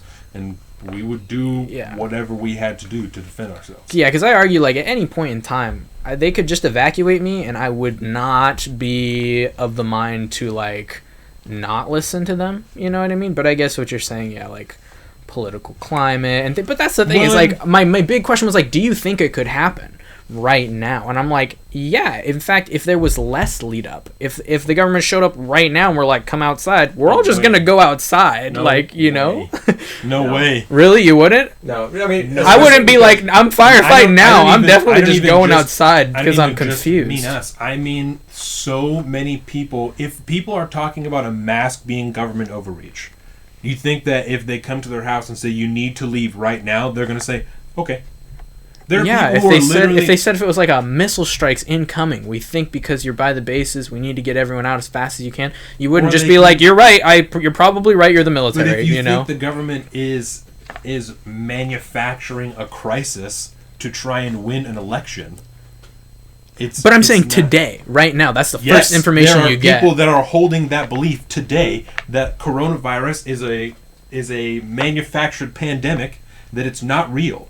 There are many, many people holding that belief, and many of those people are the people that don't believe you should be wearing a mask because they don't think it's real. If it was okay, I get what you're saying. If it was the first time you're hearing this information, though, are you going to be skeptical about what the government wants, or are you just going to be like, no, I assume 9 out of 10 times they're trying to help me, right? It's so dependent on what it is. It really depends. Yeah. Okay. I'd have to make the judgment call at the time, and be like, this dude is full of shit. Get the fuck out of here. I would 100% believe them. I would just 100% believe them for sure. I don't 100% believe anything that anybody tells me. Yeah. Knee-jerk reaction, knowing myself, regarding the government, I definitely would go. And that's fine. It's a difference in the things that we have spent time considering over the last. You and I have talked a little bit about my brain since January. It's been a fucking dark place. Terrible. It's not. So these are things I've considered deeply and many times. Mm-hmm. I mean. Yeah, because I never know when it goes from chilling in your house having a fun time to now you're in the gulag. I don't know what that looks like. I imagine it looks like a bunch of police showing up to your house being like, you need to leave right now. And then you're like, okay, why? And they're like, you just need to leave right now. Yeah, and then now you're in the gulag. That's the last step to the gulag. Yeah, looking back historically, most people aren't necessarily aware of it until it's gone to that, really end point. So the way to identify it happens in the background most of the time. But you can see the inner machinations. It's not like a government like we have right now with the people we have, voting for. Just one day they go, let's just go kill a bunch of our people, and then everyone's going to obey us and start rounding up people into houses. If I saw... Yeah, who in the military would actually execute the internet video footage that I could confirm that the military was in Port Hadlock, right? I'm trying to think of like a neutral area that's not your backyard or because that's not something. I mean, certainly I would go by myself if I was the only one. But I also, if something's happening in Port Hadlock, I'm calling you, I'm calling Chad, I'm calling Jake, and we're going as a group. You know what I'm saying? Is that your clan? It's kind of the go-tos. Those are. If I had to identify your anti-government clan? No, not that. Sorry, that was a complete joke. I'm thinking I'm thinking clan like Call of Duty, like Xbox yeah. Live. Yeah. That's your group. Yes. That's your squad. If I had to pick 3 dudes, that Sorry, was going to be the way you're firefighter saying it was with like because you guys actually talk about legit like those people who are actually. Yeah, that's our there you go. That's your. If I had to pick Squatting 3 with? people to be in a firefight with tomorrow, it would be those 3 people. That's pretty cool. The dream squad, bro. You guys know each other's Honor. moves. You're like, Not really, We just but know each other well. We communicate well, and that's good. trust. We have very similar values, and that's Did you ever my play biggest- airsoft together? No. I feel like that would help. I did with Certainly. a few There, of the people. Yeah. there's a video made by T-Rex Arms that's called "Can Airsoft Translate to Real Guns?" It feels like. And they took a guy from Japan named Liku who had never fired a real gun because you can't have a gun there, but he's like a crazy airsoft competitor. In like 10 fucking minutes, he was an amazing shooter on real gun. So there's That's cool. totally value in doing airsoft. There are things you miss, the recoil, the trigger control, shit like that, because triggers and stuff are different on airsoft guns and real guns, but that part's tough. but as far as sight placement, things like that, you can 1000% learn on an airsoft gun that has the same type of setup as a real gun. Oh yeah, I used to do that shit when I was a kid, man. That's It was cool. dope. Serious value in it. Yeah. I'll send you that video if you want. It's pretty interesting. Yeah, that's cool. It was pretty cool. One day when we're all over at Jake's place, I gotta have him dig out a really, really old video we made from when we were young playing airsoft. That's awesome. I can't remember. I don't even know if he would still have it. I'm pretty sure he might though. It's so fucking hilarious. No, my mom was so against guns when I was growing up that I couldn't play video games with guns in them until I was like 15. And if I was going to, then you had to be able to like turn the blood off so that there was no blood. That was the only way. Oh that man, I was remember able those. to- yeah, that was the only way. And so I've only been into firearms maybe like a year and a half. Mm-hmm. And he's one of the most experienced dudes that I know because he's dived in hard. So You're ready. This is a situation that you're prepared for. You've thought about this. I think You this know is your a moves. situation that every American should be prepared for. Right. Yes, I agree. especially when you read a lot of the, not the founding documents, but the documents that are written around the founding. You know, there's a series of old news article correspondence and, you know, various books of compilations of letters and things that the founding fathers wrote to each other, having these discussions about why we think some of these things, some of these core values that we were talking about before, like, are important and what they apply. They're trying to debate each other and work it out, and they're fighting and stuff. And they really lay in the context of what these rules are for. And they all assumed that, like, we'd have a little revolution every, 50 to 100 years, max. One of the things I learned about Thomas Jefferson this year, one of the views that Thomas Jefferson held was he wasn't even certain that any generation should be governing the way that preceding generations conduct themselves. They're like He did not, remix. and it's not for me to say I'm not saying that he thought that it should be rewritten. You know what I'm saying? Because at that time, they don't know. They're just like we said, they don't know. They're like, this is the best thing that we can come up with collectively. Yeah. But none of us are really sure They because thought no about one's it done really this before. hard. So who fucking knows? Yeah. You know. So even at the time, he's like, I don't even know that we should be telling our great grandchildren the way they need to conduct themselves because the world could be so Which makes vastly sense. different. It does make sense. I think 100%. That's why we have the Bill of Rights. And, Yeah. That's why It's just complicated to change stuff. it's Takes why a it's long such time. a broad-based thing. Well, if you again consider, right, a world in which many of the laws we have now don't exist because they're based off of personal morals instead of broadly accepted ones like the Bill of Rights, if for the last 200 years we've operated way more off of the Bill of Rights, and I'm obviously we've done things to take care of people and whatever is needed to be done to, like, keep the country alive, Yeah. we would be a happier, individually happier place if it was just based around these kind of general ideas of, like, don't fuck with anybody else, make sure everything's in good nature. But that's know what I'm saying? saying. Can I? Go This ahead. is something I wanted to ask about earlier too, because, like, I think where you're saying, like, okay, just have a broad general Bill of Rights, do no harm, right? I think when you get down, that's what I'm saying. Like, when you get down to something like abortion, how can you do no harm? Both sides, they go into these camps. That's also not because a right. Like, do no harm is not a right. You know what I'm saying? Mm-hmm. Right, but when you get down to like, don't infringe upon my rights, but you're like, well, you're killing Taking babies and people's stuff, lives. and so I think you come to these. I think these divisions form naturally. Certainly, right? some things, yeah. At the time, I don't know that anybody. I'm sure there were some people, but broadly, I don't think abortion was being considered widely across the. So. You know what I'm saying? So there are some things, that are going to come up, and I'm not saying that. Nothing, but I also think that there are modern hurdles in the way of us finding a good solution to that. Yeah, like we've forgotten the base. Right. Maybe. Well, and one of those, like I said, is the system. There are a lot of people who cannot feel that they cannot vote in a way that best reflects how they feel or what they think is correct because of the party affiliation they have. They have to uphold the party line. And so a lot of it is just that. It's political pressure, is political, I don't want to call it slavery, but non-freedom. You know what I'm saying? Just so. Yeah, and I'm getting pretty abstract with a lot of my. And I think it's a totally valid question. And I think that if some of these hurdles we have now weren't there, we would have an easier time answering those questions. I think I understand what you're saying. But I don't, because I don't have the answer to that. Because I agree. I don't even personally have an answer of what I think the law should be. I have no fucking idea. I don't know. That's why they're hard. I don't even. So let me put it like this. There's not an easy answer for sure. I'm not religious even in the slightest. Yeah. And probably even up until we started doing this show, I was like, that really has nothing to do with me. That's not really based off of my. And I got a hard time telling anybody, thinking that I should be able to tell anybody what they should do with their body, with themselves. You know what I'm saying? So even if it's partially my child, I think from an individual standpoint, I think my vote counts maybe like 10% less at least. You know what I'm saying? Because it's, at the end of the day, I'm not the one that has to do it, so it's not really my decision. I think people should be involved, but at the end of the day, right? And that's, again, a larger discussion. But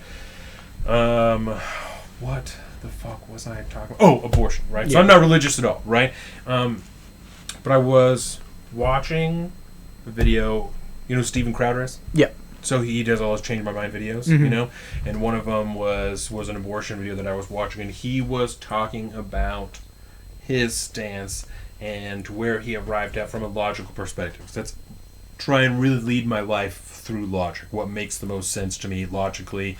And he was talking about, part of it is because I'm not a scientist. I've not done all of the research that I think is necessary to have a fully informed maybe opinion on where life begins, right? But he was talking about like the idea of where life begins, and was saying that at conception is where there is individual DNA that's created. Like there are a lot of things that are decided at that point. There's a new individual sequence of DNA created at that point in that individual cell, and so there are a lot of things that are decided at that point.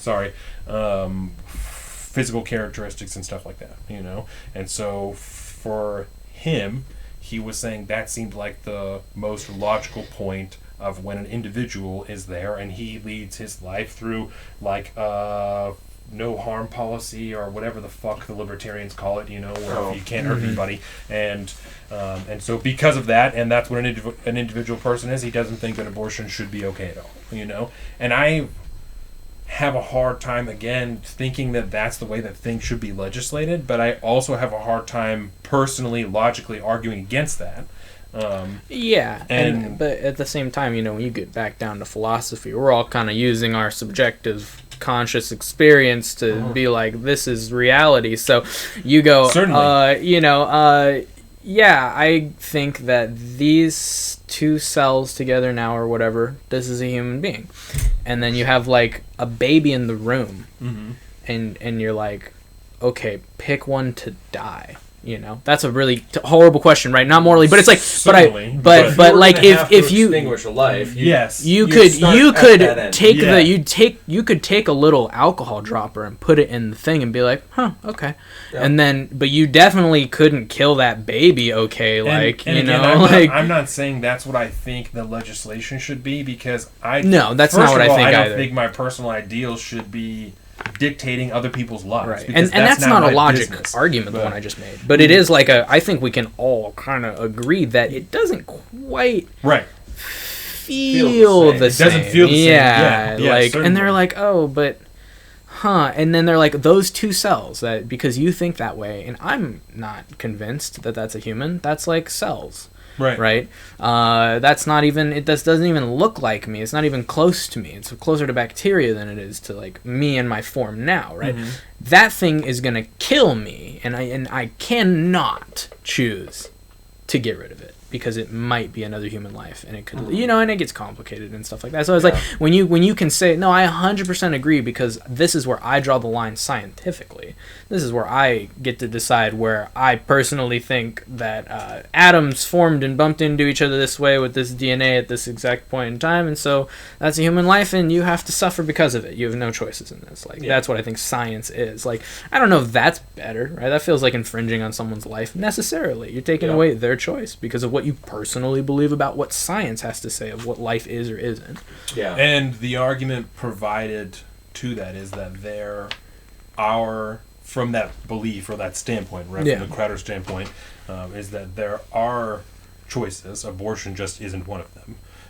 You can give your baby up for adoption. You can, there are, and this is not a view that I hold. That's just there are options. You know what I'm saying? Because there, especially in discussions of pregnancy, there is an unignorable factor of personal choice that went into this scenario, right? Most of the time. There are very small percentages that 99% of people can agree on that in the cases of rape, incest, even in people who are staunchly against abortion, generally those are things that they will consent They're like, to. okay, maybe a little bit of abortion. So we don't, when we're talking about it. Because that's all awful stuff, for sure. Well, that's all terrible stuff. And so when we talk about it, we don't generally talk about those small cases because But they're important, right?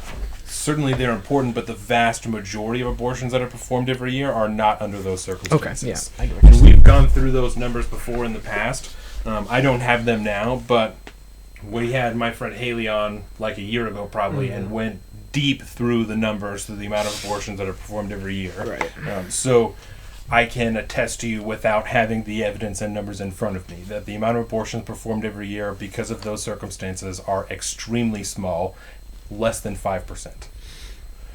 So while they are important to the discussion, they are also generally withheld as an exception to the rule that is being placed. Yeah, I think and I assume you probably think somewhere along these lines too. I think when people are like, just have the baby, like for someone who's like, there's definitely risk involved with that. Like medical procedures have definitely gotten better, but somebody could die for sure. And then if they're young and you're basically what you're saying is like, well, you made your bed, now lie in it. And the kid's like, I was just having a good time. Maybe I didn't even know what condoms were. And now I have to suffer and maybe die. And then have this natural bond with this thing I've literally given life to and sustained in my body. And you're just asking me to go through, well, just get rid of it. Just go through the emotional torture and pain of creating life and then being severed from it because you don't have the financial resources to do it. Like, that's what you deserve for having sex. And again, especially that scenario that you just laid out is a very specific scenario in which someone doesn't even know what contraception is. Right. I mean, that's that happens. But how often, in the amount of abortions that take place every year, how many of those people had no knowledge of contraception at all? I couldn't say. I just, in my head, imagine, I'm not asking you for the number. I'm thinking we can ask logically, what are the chances with, we know, before you went through sex ed in the 5th grade, did you know what a condom was? No. You didn't know what a condom was at all? Not, no. I know that I did, and I know that my group of friends did for certain. So I know there is at least a small number of people that even prior to sex education have that knowledge. Sex education is something that is provided in public school to anybody that doesn't opt out of it because of their parents' choice. Right. So for somebody to have zero knowledge of the existence of contraception seems like it's probably a very, very rare case in America. But on a philosophical level, that does happen to a person. And so if you're going to be passing a law that it'll infringe on one person a year, one person has to still deal with that law. Certainly. And in which case, are you still okay with condemning that person's life to drudgery and misery or Certainly. whatever? Yeah. Yeah, and then the education thing, maybe not knowing exactly what a condom is, but also not having the proper education to understand the ways to not properly get pregnant, like not knowing how to put it on correctly, or you know, like people can get lied to, and especially if education isn't, Certainly. you know, the best in wherever they live, Yeah. they very much can get the wrong information. It's like, basically when I said, like, they didn't know what they were doing. Like, Right. Well, it can be a thing where they are going into it in a naive way, and it's a thing everybody for the most part partakes in.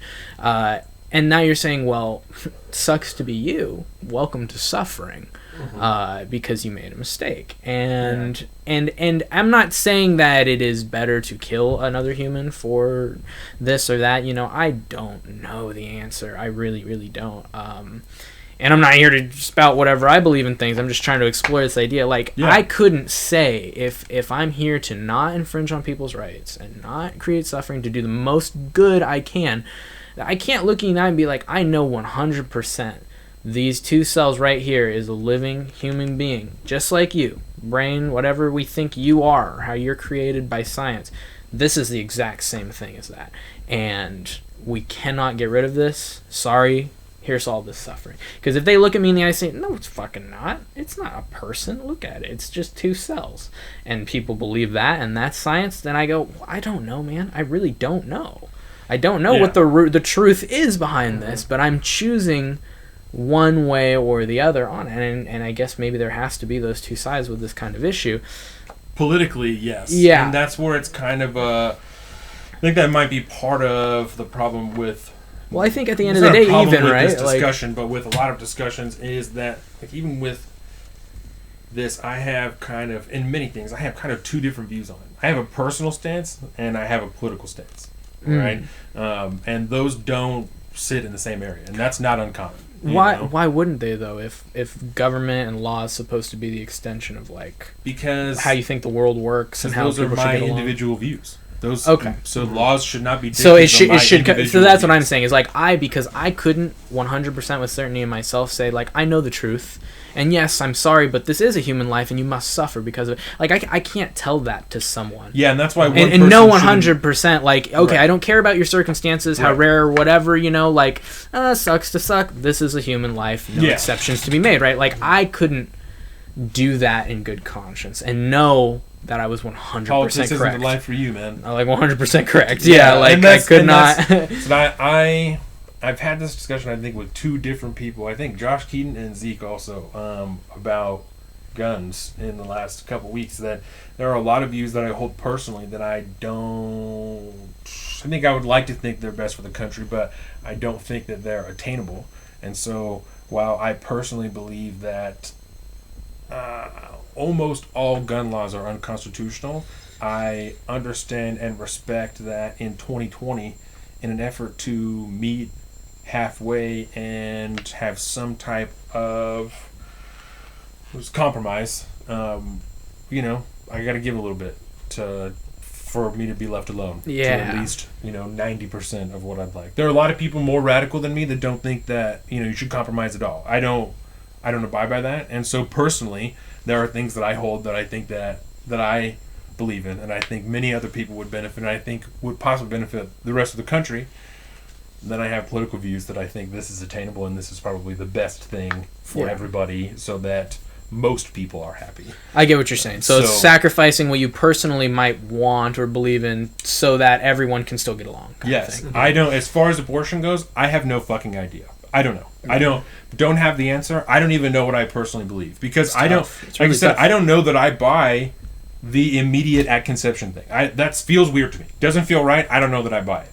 Logically, when I try and follow a logical pathway of life and individualism, that's hard for me to argue against. But I don't know that that's a view that I can hold, because it doesn't feel right. Yeah. Like I said, I try and lead my life based on logic. Sometimes that's not possible. And I know I'm sure many people that could logically convince me against that. And the day that it happens, I'll be down for it. But as of now, that's the best argument that I've heard logically for where life begins. I don't know that I agree with it, but I hear what you're saying, yeah. But logically, I feel it, Yeah. Politically, I think that, you know what I'm saying? When you're talking about a mass amount of abortions and it's hard to pass a rule that everybody has to follow that doesn't fuck some people over. It's almost impossible.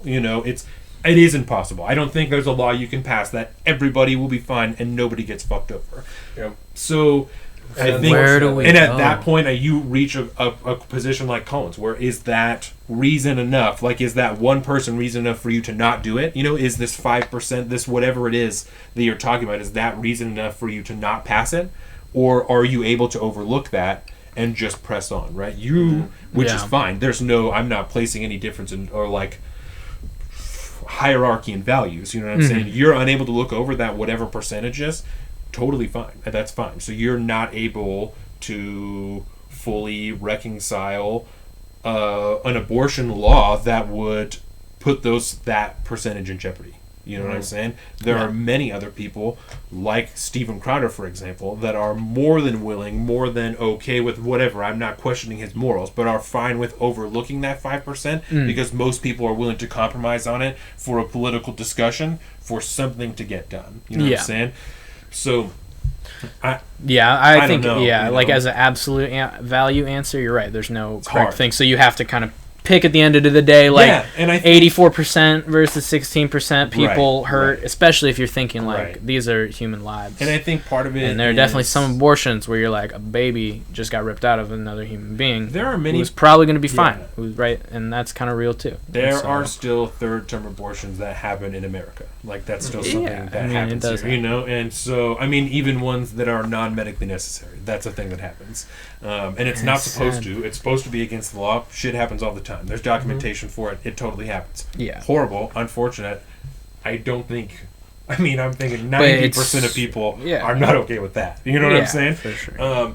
From like a gut level, right? It's from dark, like a gut level. Like, they're like, I'm pretty much cool with abortion, but that really does feel like I'm just pulling a baby out of somebody. Yeah. And you're like, why? Didn't we just say that, like, it was the person's choice? And, like, you didn't think it was a life until it left the womb? Like, because I think it would be really hard for someone to see what it looks like, know it, and be like, no, it's fine. It's just this person's choice. It's not a person that we just took out of this other person. And we talked about this when Jordan was pregnant, when she was like 16 weeks or something.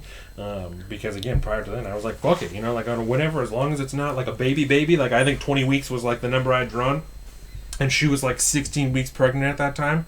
And we were talking about it because some abortion law came up. And I was like, I don't know that, I'm okay with this. You're like, 20 weeks feels like a good amount of time, right? I was like, I don't know that, like, I would be okay with her making this decision at this time. Like, I don't know that morally I would be okay with that, knowing what I know about this 16. And we're not even there yet, right? We're not even at the place where we can be like, okay, we 100% understand the whole, like, women's rights, body issue. And now let's get over to the other person who just created a human also. Exactly. It's not happening in them, but that's their, like, progeny.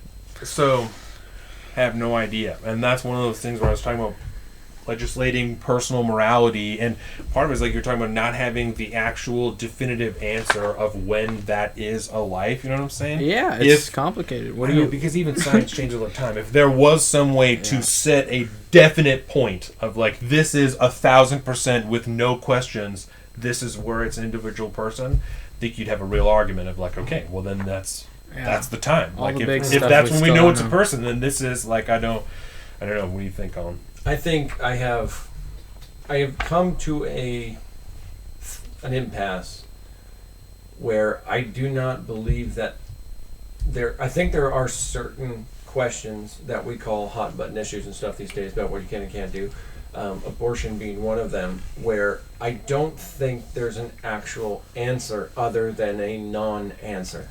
I think we probably need to drop abortion as an issue and just leave it private. I don't think, the government obviously shouldn't have anything to do with it, but that comes from even more of a libertarian bent, period.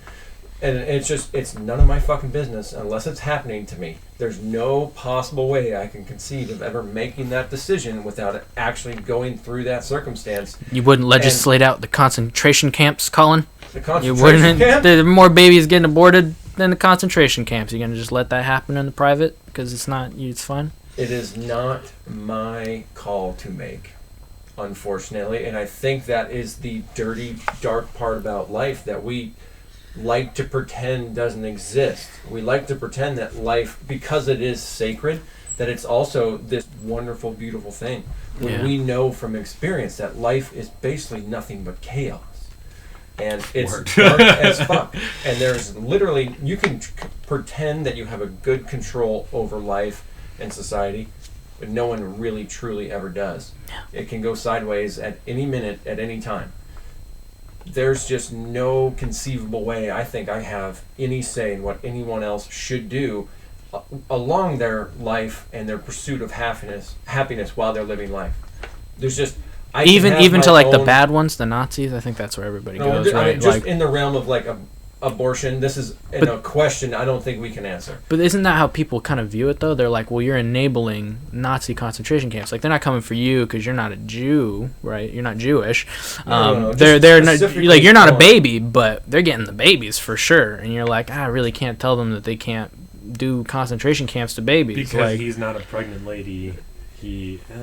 Well, no, it's just because when it comes to a woman getting pregnant and deciding, now that we have the technology and all this stuff to do it the way we do it nowadays, which is relatively safe compared to the old days, I just don't. It's not my fucking business. I understand. I see what you're saying. Yeah. Life, right. If you're only looking at the killing the human part of it, then the Nazi analogy kind of holds up. But in real life, there's no way when it comes to abortion, there's no way you can pass a one-size-fits-all rule that makes everybody happy, period. I mean, I think that's the truth, yeah. And that's the sad part. When it comes to, like, Nazis and shit, it's like, obviously, yes, right. That's something that's a totally different discussion. Right. So to draw a bridge between the two, I think that if 1 out of 5 pregnant ladies was being forcibly aborted by the government, and Colin knew about that, he would probably do something about it. Especially because the government has no business talking about this at all. Yeah, but as far as telling a woman when she can and can't, and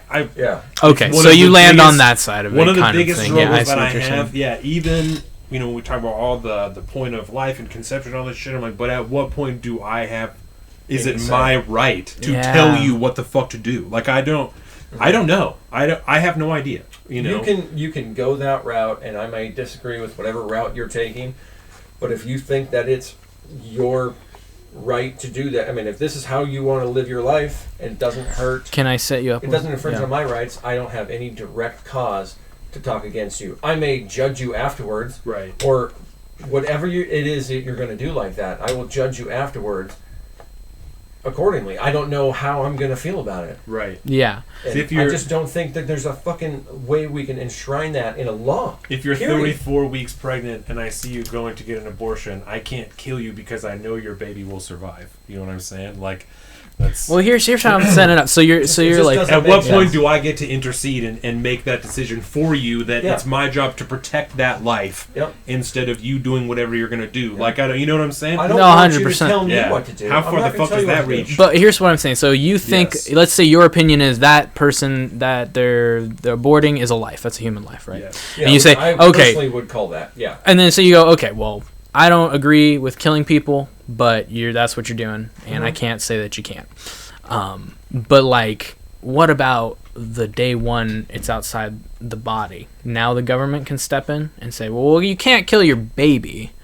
Like, you're not allowed to do that. Or do you take they're not infringing on my life and my rights. It's their baby. Technically, legally, they own their baby, right? At that point, legally, that baby has the right to life, liberty, and the pursuit of happiness. But only because some people didn't think about the womb and the person in there. And then you're saying like the government must step in because, okay, legally we decided that's a human being, but we haven't legally decided when it's not. Well, so if you're over here thinking it's a human, you're like, I guess I let him kill his kid too. And for me, it's the same answer. I don't know that the government should be dictating that, but I think there should definitely be social pressure on that woman to not smother her child. Right. Because she didn't think about it up until now. Just like if I know that Colin is going to kill his kids, the government should do something. But also, I have a personal responsibility just case by to case. stop Colin from killing his children. That's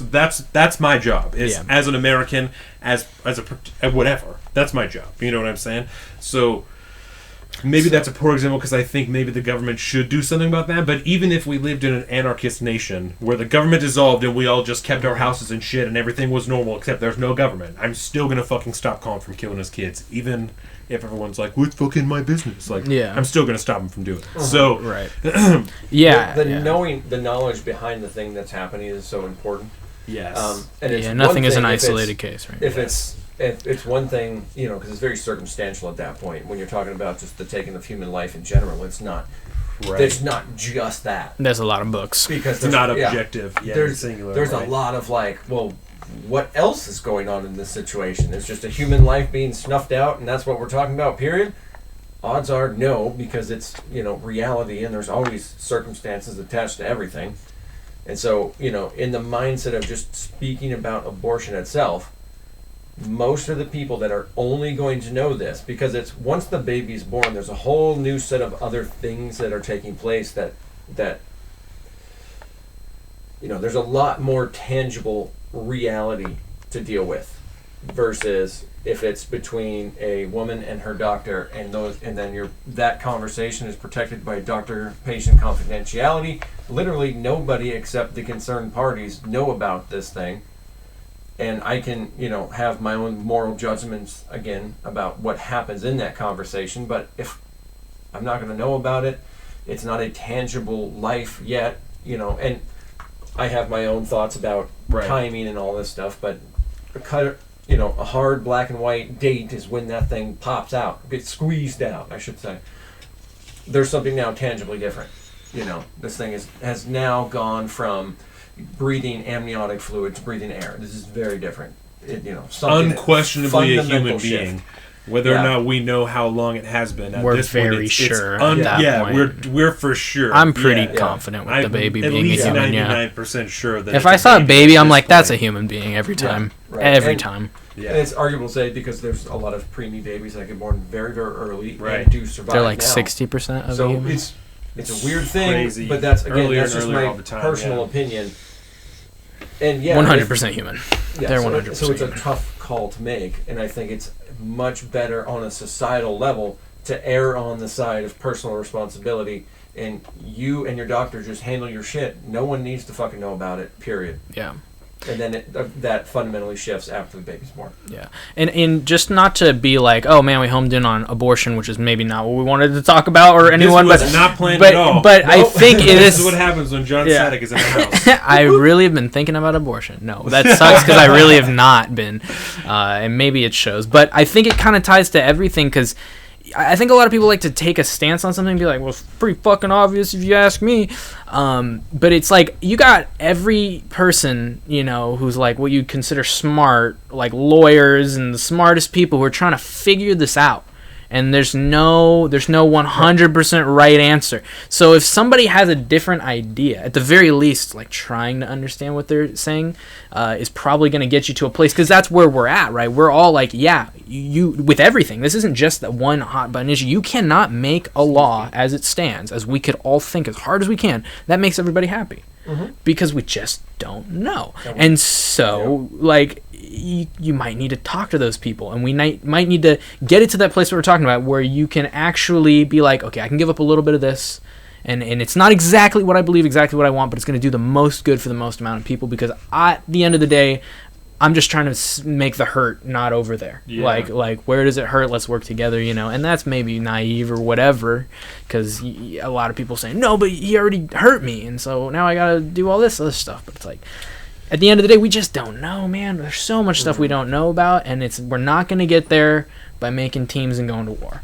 And I don't think that it's naive to hope or even believe that there are people like that in this country that are willing to take public office, you know? Yeah.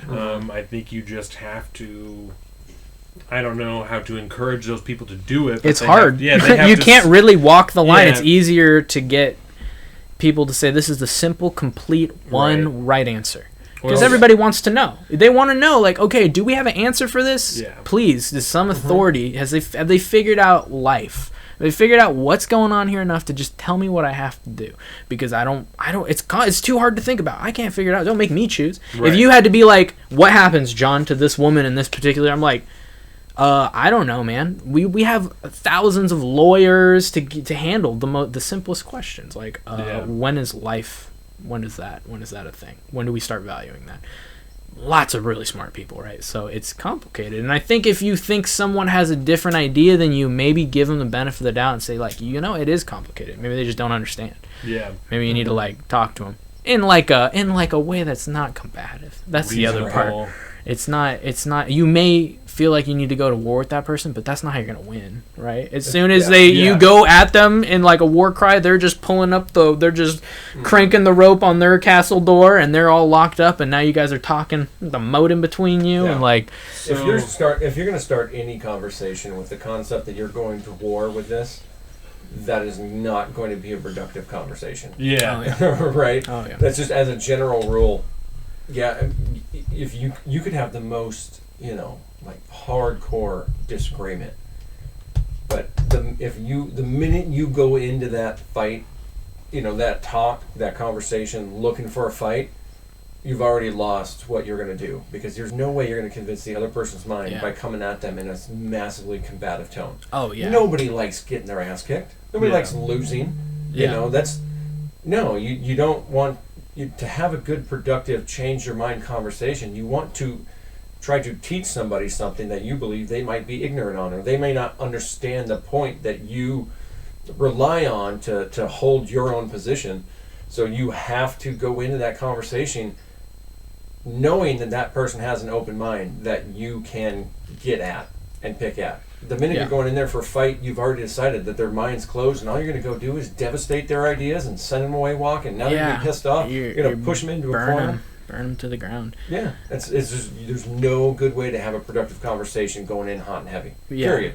Sorry. And that goes for like bosses and leadership yes. and shit too, you know, which is a huge problem in like corporate America and the military and just everywhere, that there's bosses and shit. It's the same concept. Well, yeah, and I mean, as a person who, is trying to figure out life, and you tend to trust your own authority on things because, I mean, you walk around every day and you're still alive, so you're like, you probably have some attachment to being right about things, right? I know I have a huge attachment about, like, I need to be right. And something that's really been helping me a lot is, and I don't even know because I got this from a podcaster, I think it's a Buddhist idea that you can kind of feel yourself, and anger is kind of like an arrow, you're shooting an arrow, and when you feel it building in you, and I think I've really felt that, you're like drawing the bow back, and there's a moment where you're like, this guy doesn't know what the fuck I could say to him to just ruin him, and then at one point you just let it go, and I'm yelling, you're saying your thing, when I get to that point, when I'm releasing the arrow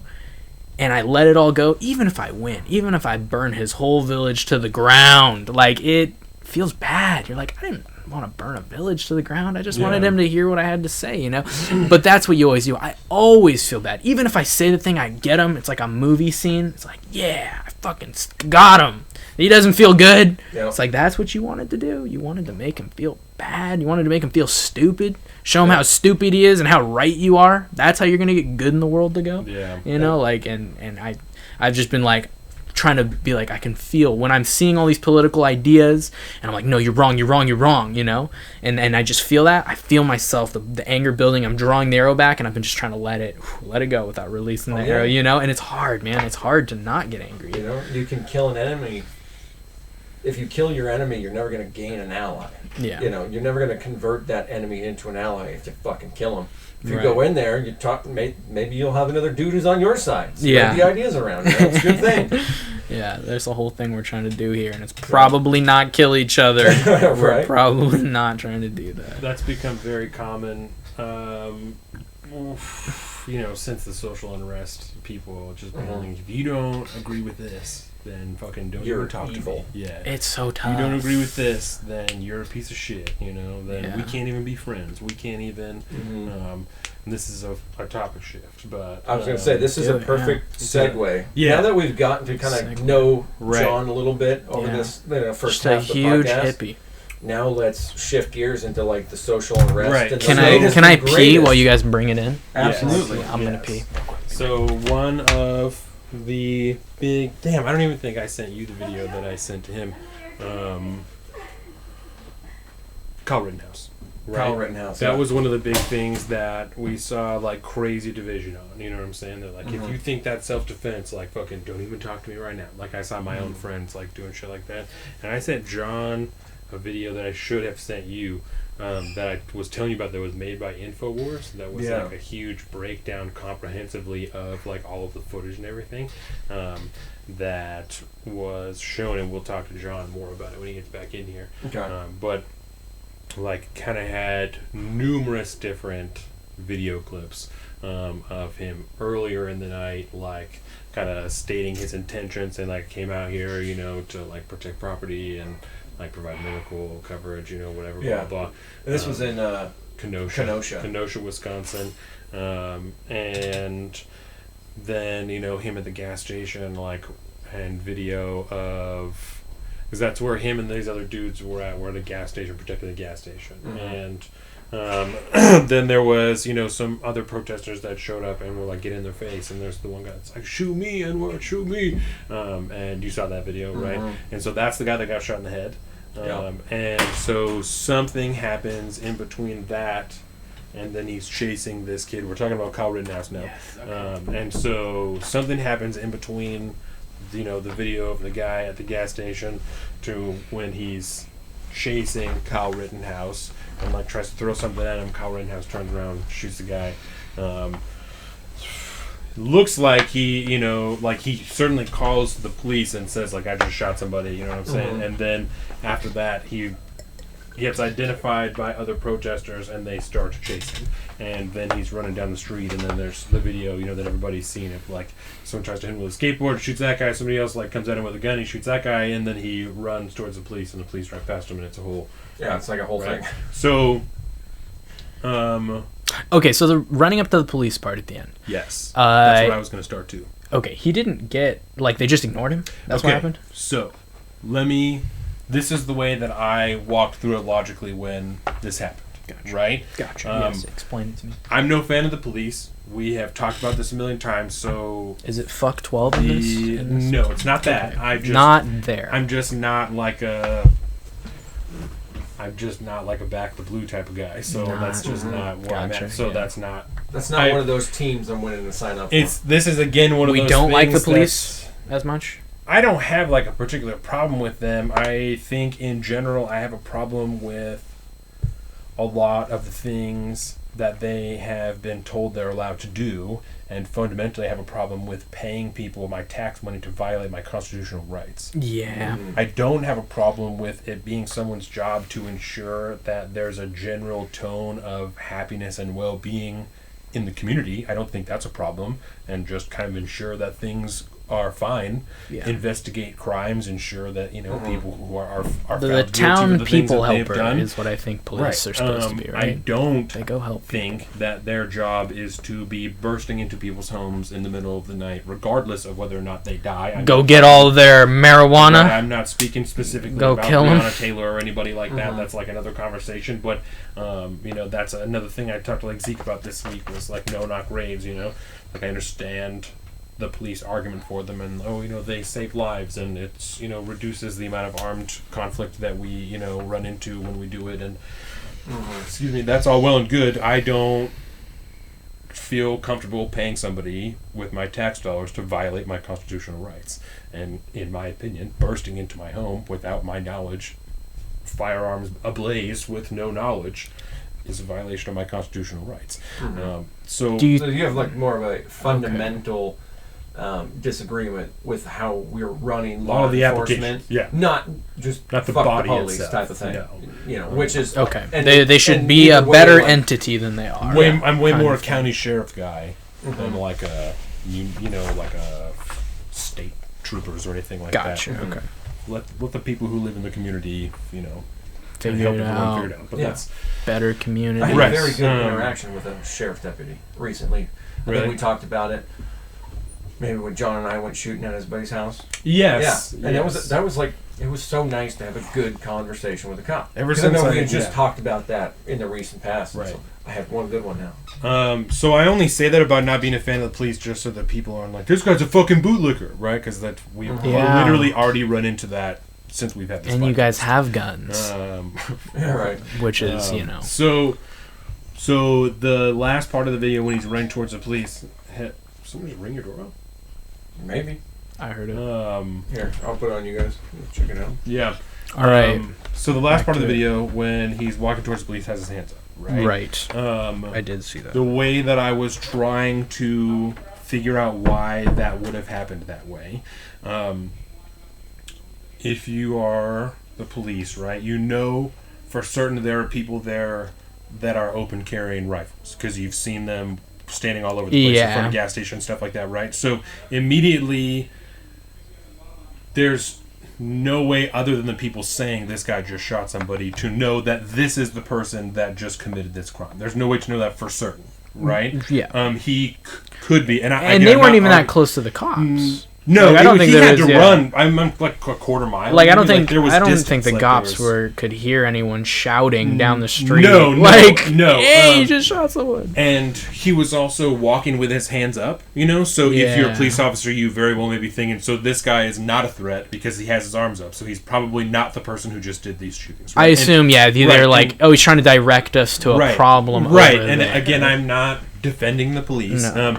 but I'm just trying to think logically through what it is. And then also, as a first responder, when there's so much going on, your first concern is going to be saving the lives of the people who were just shot and not immediately apprehending that person because there are people who are dying immediately at that time. Seconds count at that point. The first responders, that's what they're trained to do is, first of all, secure the scene, but if there are no shots going off at that time, they need to also get to those people who are dying. It's a very confusing situation, for right? sure, So I would also bar that nobody is thinking as clearly as they should be. Partially because of training, partially because of how crazy it is.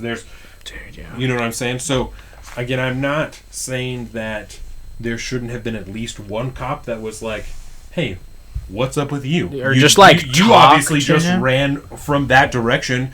What the fuck just happened? It right? looked like he was trying to wave them down. He and certainly it's did. weird I that agree. they did it is not. Weird that They not one did not person, talk to him. It is very weird, right? And that's why I'm trying to be clear that I'm not absolving the police of responsibility.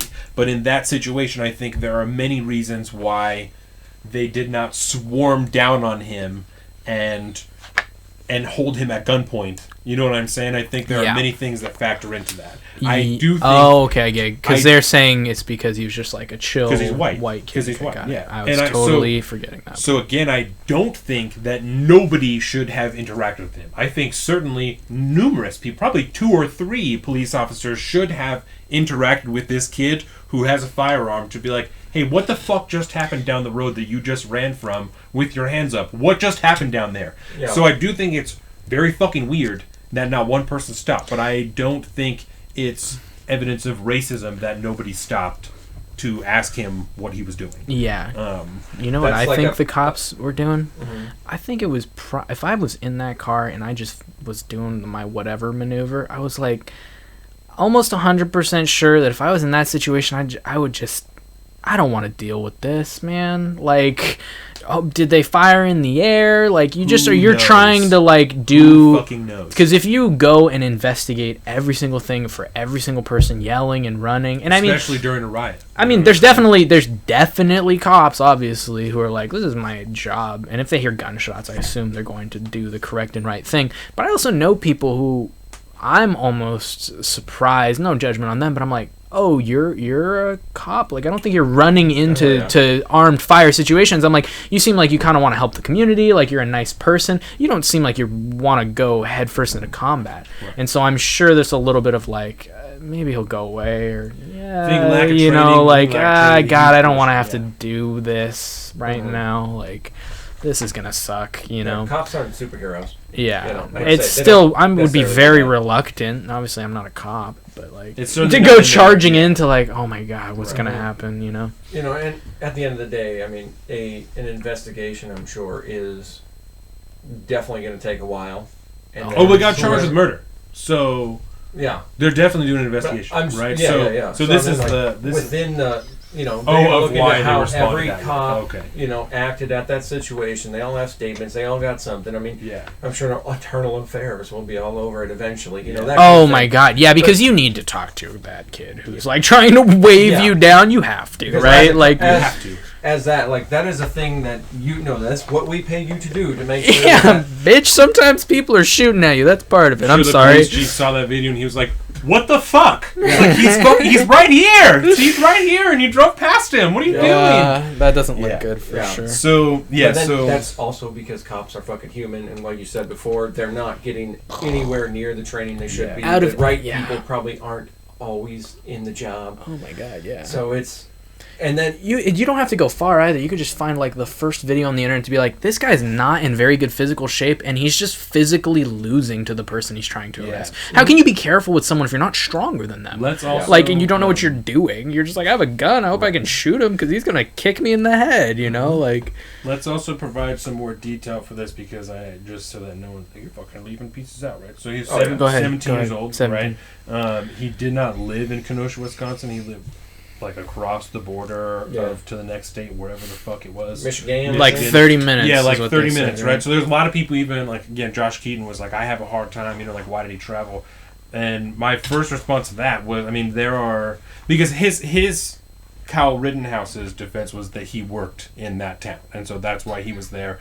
I have no fucking Where idea. was he? I was like, they're defending like an abandoned gas station. What's yeah, happening? So a Like- gas station, yeah, and I don't. That's another conversation that I would definitely like to I have. love That's another it. part of this conversation about defending other businesses that I definitely want to have because it doesn't make any fucking sense to me. I love. He's like, this abandoned gas station is not going to So get also destroyed. let me say this, right? I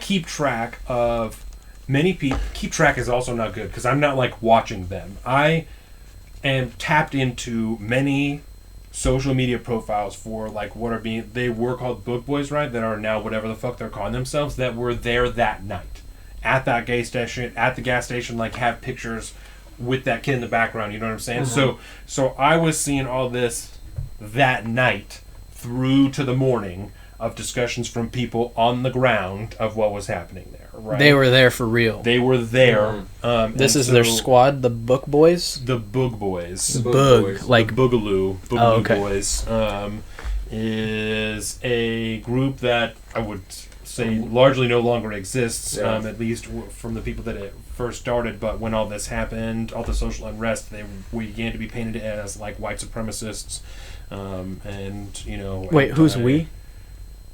What? No, they were. They Okay, were. they Yeah, were. no, Okay, they totally were. misunderstood. No, they were. They started to become painted as white supremacists, and you know all this type of shit, which is Okay. very counter to the origin, which is why so many people left that affiliation. Is because Gotcha. that's not what it's about. Another problem with labels and affiliations. Right. So people who were at what point Book Boys before all of this happened, anyone even knew what that was, are now part of different groups. There are many, many different groups. Liberty Redacted, the fucking Liberty Network. These are all different sects that broke out of people who left that. Right? And this, again, first-hand knowledge. I'm telling you, this is how it works. Fuck what the media is telling you. I'm telling you, these are people I'm tapped in with. They're people I have conversations with. I understand what is happening in the ex-Book Boy community. These are your boys. They're not my boys. I just No, you just know understand them. this. There are many groups that I've tapped into for just to understand the world. Yeah. For purposes of doing this podcast. So I'm not a Book Boy. I'm not part of Liberty Redacted. I'm not any of that shit. Every time I say that, I'm just 100% joking. Yeah, they're not. It's no different than getting to know who the Bernie Bros were and then, their ideas. I got what you're learning saying, them yeah. from them. It'd be So from everything that I have seen, Kyle Rittenhouse as an individual showed up there by himself. Right, he was there at the gas station and stuff with other people, but came there by himself. Did not show up with a group of people or friends or anything. But there were many people who also follow many of these other pages that there's like an open call to people in the area who subscribe to these beliefs to show up and help defend businesses. So from what I understand, he was responding to one of these open calls, right? So apparently he lives across the border like 30 minutes. When Josh Keaton asked me about that, I was like, I don't think that's weird because we've seen people traveling from different states since all of this started to protest, to defend, to do whatever. Like it's, I don't. 30 minutes isn't that. And it's not that far. You know what I'm saying? That'd be like going to Seattle. Than it takes me to go to Silverdale. Take 30 minutes to drive to Collins House from my house. You know what I'm saying? So that's not that far. And again, I'm not defending his crossing state lines. I have no fucking idea, and I don't care. I don't care. Well, and I'm only providing this information just so that no one can say we didn't, because we can't. As not lawyers, we can't argue about how any of this is going to play out because I don't know. I don't know how it's going to count against the self-defense or the murder or whatever that he was 17. I don't know. There's some other statutes, unless it's this or it's this. I have no fucking idea. I am not ruling on whether or not he was allowed to travel state lines. Where the gun was, I have no idea, right? Just providing information. I've seen reports both that he took the rifle with him across state lines and that it was already in Wisconsin when he got there. Again, I have no fucking idea. I don't know what the truth is. Until he's in court, we probably won't know for sure. I don't know. So I can't rule on that. The one thing that I think we can begin to postulate about is like the shootings that happened, right? Yeah. They were captured on video. Right. Which is pretty multiple crazy. angles. So that's what I want to talk about, right? Because it drew so much controversy. And one of the things was like, if you think this was self-defense, you got me fucked up. Like, that's crazy, right? And I can't ignore... Let's talk about this first, right? Why he was there, okay? He was there with many other people to defend businesses from looters, right? Yep. Something, again, I understand, but I don't at the same time, because if you shoot somebody defending somebody else's business, you still murdered somebody. You're not... That's a whole thing you're not absolved from the law because you were defending somebody else's business. Yeah. Like it's not your property to defend. The difference between defending a random business and the roof Koreans defending their own businesses is when you own something, you are at least a little bit protected under the castle doctrine of defending your own property. You have legal protections about not having to run, about defending. Like there are things there because you own this business. You own this thing. If you have no affiliations to this business legally, there are no legal protections for you to be taking somebody else's life to defend. A person with a gun. I can't shoot somebody for breaking into your house. That's not how it works. Because then you're a vigilante. Right. It doesn't work that way. So again, I understand the thought process. I get that they're like, this is fucked up. They shouldn't be taking other people's shit. It's property. I get it. I don't understand the application because there are zero legal protections for shooting somebody for taking someone else's shit. I don't understand it. So I don't get that, right? But that part, and I don't want to move away from it because I want your guys' take on it also, but that part also for me kind of moves away when he's running and doing all this other shit and like actively involved in the gun battle, in the whatever. You know what I'm saying? So, but first of all, people traveling to wherever, even if it's within the same state, to defend other people's businesses or property. Where are you guys at with this idea? That as an isolated thing, I don't know. The only instance I think I could justify is like if it was my friends, family, like if they were like family friends and they like, we know this is like their life savings, the only way they have to like, and it's their whole family, like a restaurant or something. Like these people are just gonna blow this place up because whatever. They're gonna, you're gonna probably go try to help those people. But that's why I'm like, oh, was it like a friends thing? And that's why it does kind of matter to me, I guess. My ultimate opinion is that, like, I think if you go and put yourself in those situations, this is a possible outcome. And I think that the whole thing is tragic. I think the whole thing was very much avoidable. I think that a lot of people died and a lot of people's lives are going to be very inconvenienced for something that was very not at all a thing that needed to happen, right? So it's like I can only make my judgments about what was right or wrong in that bigger bubble, because I don't want to be like flippant about like, okay, people lost their lives, but I think if you're a kid and you're like, this is my, like, did you see in the video too, like, this is me totally just like putting my judgment on it, but he was playing like like little cop. He was playing Cop Junior. His cop voice and like, okay, I know he's had training, we know that about him, but he's like, sir, I know this parameter. I'm a part of the medical team. You know, oh yeah, I'm an EMT. Yes, yeah, I am from this area. Like he was answering like a cop. Yeah, he was talking like a cop. He's like, this is my weapon. Blah blah blah. It's like, what do you mean, you fucking weapon, dude? You're 17 years old. Yeah. And you can't tell me, because I've been that 17-year-old with a gun. I've had the idea, like, man, I want to be like a Navy SEAL. What does a Navy SEAL do? Like, he beats the bad guys. Part of beating the bad guys is killing bad guys, right? So if you want to be a good guy, you're like, I'm going to be a cop. I'm going to protect the people. I'm going to do this. Part of what's in your brain is like, I'm going to shoot the bad guys. I'm going to protect my people because there are bad people out there, right? And so you bring your rifle because you're trying to do good, right? And now you're in this situation where you don't know if you actually want to be shooting people. You don't have real training. You're not like a real you're a person who'd be in this situation, but now you have this gun and you're in this situation and you a little bit wanted to, right? A little bit, on some level. Nobody brings a gun. It's like, I never ever wanted to shoot anyone at all. I don't even know why I have this thing. They're like, no, I just want to shoot the right people. Well, hold on. Hopefully they don't come here. I carry a gun every single day. Because you want to shoot people. No. Bad people. No. You never want to shoot a bad person? No. I hope that I never ever have to take somebody's life. But you would. You want the option. If I had to, but I don't want to. Okay, but that's what I'm saying is... want to have the option. Yeah, those are two different things, right? And if somebody was there in front of you, would you want to shoot them with your gun? No. What do you if they're just a random person? Or no, like a terrorist. No, I don't want to shoot them. But so you're just like, oh no, I have no choices. The gun's coming out of my hand and I'm shooting this terrorist. Certainly there's a choice in that, but that's a choice. And if I don't ever want to take anybody's life. But if I see somebody in the situation you've just laid out, a terrorist, somebody who is holding... I don't say you have to like it. Hold on, right?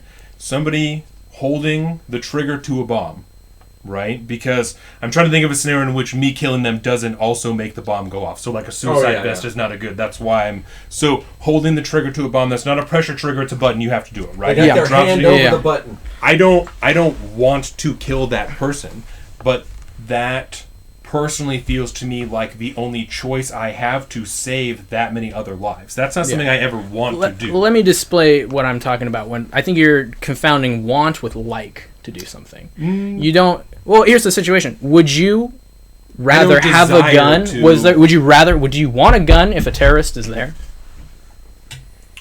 That's a very broad question. Well, why do you have a gun? You want the gun with you. To defend myself and to defend my family. So somebody who chooses... Right, so if they choose to do it, you want to be able to shoot them. Yes, you want to give yourself the... You want... You don't like it. Option. You wish you didn't have to do it. Yes. But at the end of the day... The way it's phrased, it just... When you say want to, it implies a little bit more of a, desire. I have a previous inclination to do so prior to having a firearm. And I think it's tricky with the connotation, right? But that is the reality, right? Like, you want to be able to stop bad people. If you have to. You're not going to like it. You wish you didn't. Terms, yes. So you're making the choice to do it. You have the intention. You wish that scenario didn't ever come up. But if it did, you're ready to shoot, right? Yes. So in those terms. So that's what I'm saying. So when he goes with that gun, there is a scenario in his head where he does shoot people. Which is possible, but that is the same idea that when I leave my house every day, I leave my house wanting to shoot somebody, and that is certainly not... No, you're hoping you don't have to, right? Right, but to say that I want to do it, even in the most basest of terms, a want is a desire to do something. I don't desire to shoot somebody. I don't ever desire to shoot somebody. Right. I hope I never have to make that decision. But placed in the choice between my life and that person's life, I choose to defend my own life. Yeah. But that's what I'm saying but then the choose to defend is the same as choose to attack. It's the No. Because you have to shoot them with your gun and then they die. But in defense of my own life. Yeah, while you're already being attacked. Okay. An attack is a positive motion forward that a choice you have to make to attack somebody. A defense is a response to an attack. When Kyle Rittenhouse is having somebody smash the skateboard, or point a gun at his face, like the second person did. Yeah. At that point, you are defending yourself by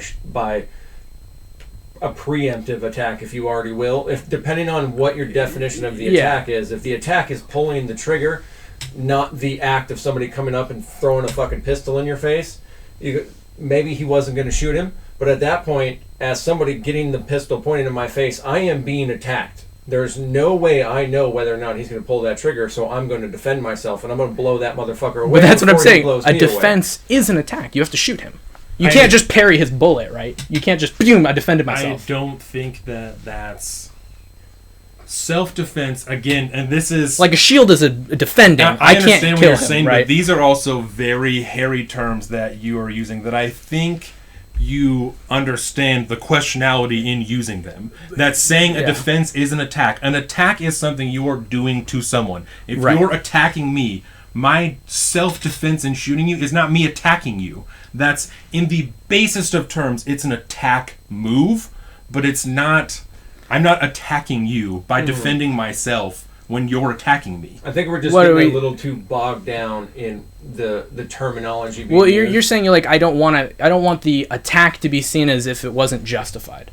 I'm not saying it's not justified. That's how you're saying I'm defending myself, but I'm shooting him first, right? A defense is just me blocking. I do nothing to you. But I would not call it an attack. I would not call me defending myself me attacking somebody. Okay, I understand why you wouldn't say that. Not at all how I would ever characterize that situation. No, you would want to, because at this point, if you're talking about an attack, the attack is a broad general term. And at that point, you're trading blows and you're pulling triggers. Mm-hmm. Or you're stabbing people or whatever the fuck you're doing, right? Yeah. And at this point, there is, at the beginning of the interaction, somebody is being attacked. I would call it a counterattack. Yeah. But I wouldn't say attack because again, an attack is an initial interaction. And that's not, I'm not attacking somebody. I might be counterattacking because somebody is attacking me first. Right. But an attack is an initial move. That's not, I would never say that my self-defense would be attacking somebody. And that's the thing. It's I don't judge people who have guns, or I'm of the opinion I'm not putting moral right or wrong. Attack is wrong if you're attacking this person. I don't think any of these things are wrong. I think I'm just going at absolute value. What is the action that's happening? It would be a counterattack. Yeah, and that's what I'm saying. You don't bring a pistol because you want to shoot nobody. You bring a pistol because you want. That's not true. I carry a pistol and I hope I never have to shoot anybody. I don't want to shoot anybody. But there are people who don't carry any pistols at all, right? Okay. And would you say that person, if a person was in front of him, wants to shoot that person? Do you think that my desire to shoot somebody is more because I care more than yours because I care? No, you have the option to. You wouldn't have the option to do it. Yeah, but you did because you put the gun on your hip. I want to have the option. I don't want to shoot anybody. Mm-hmm. So you just want the gun there, and then if the scenario comes up, you're like, Maybe I don't need this at all. Maybe this just stays at home. The gun is a tool to be used during a defense situation. That's really all that it's all about, just having a better tool if you are ever faced with a situation where you have to defend yourself. It's the same thing as learning karate. You don't learn karate because you want to attack people. You learn karate because you want to have... That's not true. Some people do learn self-defense, and they'll go and they'll put themselves. Yeah, but they'll put themselves in situations in bars, and you're kind of hanging around. The majority of people, the reason for karate is for self-defense. It is not so that you can go and attack people. Right, but this is what I'm saying, right? When you have the idea, is that not the same? But you're saying defense to use karate effectively. I have to hurt you. I have to strike you sometimes, right? Perfect way, I can touch your body and then nobody gets hurt. Is for it to be self-defense. But what I'm saying is self-defense when you put yourself into a situation where now you can do harm, right? If I'm I'm not going to use this knife I have on me, I'm just not going to use it, right? I hope I never have to use it, but then I'm hanging around streets and I'm hanging around characters and I'm stuff like that. I'm I hope I don't have to stab any of these people. You're hanging around bar fights, you're hanging around people trying to hit you, and you go, oh, I got punched. And then now you use your knife, okay, well, you had the knife on you because you were going to defend yourself, right? You brought the gun because you wanted to defend. You want to defend yourself from harm? Don't go there with the gun, right? So at the core... Because people who don't have guns don't ever get shot? No, what I'm saying is... Nobody is ever attacked you going into that situation with that thing you have in your mind... At some point, I will try to fight. That's not wrong. I agree with the ability to be able to try to fight. Think that's correct. You don't have it to fight people sometimes. I maybe, do, but I don't go in there with the mindset or the intent that this is to fight. That's not. This is for me to defend myself if I am attacked. But that's what I'm saying is it's not that different, because at some point in time you have to go from I'm gonna run away to I'm gonna defend myself. And defend myself means attack someone with a gun. Means shoot them with this gun. There is an intent. Right? In those words that makes a difference, and that's why I'm pressing back so hard on this. No, I understand. For you I to understand say that someone carrying a gun wants to shoot somebody. I hear how that could sound very bad. Yeah, I understand. So yeah, going and especially 100% in regards talking about somebody who went somewhere with a firearm. You can't let me make myself very to say clear. That somebody wants to shoot somebody. It applies an intent that you cannot verify. I understand what you're saying. Yeah, I understand the term want and like volition. It is far too wide, because it isn't. There's a difference between passive want, active want. I see what you're saying, and mine is just like mine's choice. I'm using it mostly as choice, right? So I would say you don't carry a gun because you're trying to go shoot people. I will say that you're not like, man, I really hope I get to shoot some people today. I want to shoot people, right? I understand, and I'm a person who wants to have a gun because I think it is necessary. I wish I didn't need a gun. I wish I didn't think that the right thing for me to do was to try to defend myself, right? But I agree that I should have the right to do it. And I don't think it's because I want to shoot people who come into my house. Mm-hmm. Like, I will. And so I say, that's like, what you're saying. That's what I'm saying. So maybe that's a better word, is will, right? Yeah. Because I don't want to. Even just you, when you're talking about yourself, you use a different term. When you're talking about me or somebody else, just you're to define using the term want. No, but I do want to. That's what I'm talking about is... But you don't. Like, not you're actively. Willing to. Yeah. Exactly. That's what I'm saying. When you're talking about yourself, yeah, it's different. When you're talking about me or Kyle Rittenhouse, we want to. Yeah, you I don't see what want you're to. saying. You're willing to. Yeah. Those are very different things. And when it's yourself, you're willing to draw the distinction. So I'm trying to draw the distinction for clarity. I want to shoot people who come into my house. That's what I'm saying. That's what I've been doing this whole time. But I don't. You've still been applying the word want, and it's not want. It's a willingness to. I don't want to. In no situation do I want to shoot somebody. I am willing to shoot somebody in defense of myself or my family or even other people around me. So yeah, if you were to put it that way in the beginning, if you are wearing a gun, you are signaling that you are willing to shoot somebody. But not that you want to. Not that you want to. And that's important. Nobody wants to. Very, very important. Especially in discussion about this that's so public and so heated. When you use a word like want, that's where it applies an intent that you cannot say exists. Right, and that's, I think, the part where you could never see into their heart, like, oh, maybe he wanted to a little, because the willingness, because like if you put a gun in your pocket, you're like, yeah, part of me, and I'm gonna use the word want for me, like I have the gun in my house because if somebody's coming in my house and they have a gun, I want to be able to shoot him. I want to be able to defend myself, like you said, right? You said want to be able to, right? You don't want to shoot somebody. Exactly. You want to be able to. Exactly. But that's what I'm saying. So if somebody says... These distinctions matter. And that's what I'm saying. If somebody said to me, do you want to use this gun to shoot someone? It's like, well, if I could have the choice, no, but I have it to do that. And that's what I'm saying. Exactly. So I get what you're saying with the want. So I think that comes into the like, okay, well, he showed up and he had this gun on him. And you can only really shoot people with guns, even if you really don't want to. You're really going to try not to. If you didn't want to shoot anyone with a gun, you wouldn't go there. Themselves. Yeah, you wouldn't go there, man. And so you kind of wanted to shoot some people. I wouldn't say that if you weren't willing to shoot some people, then you wouldn't have gone there with a firearm. Because again, you went back to saying if you didn't want to shoot people, you wouldn't have gone there with a gun. And we can't apply intent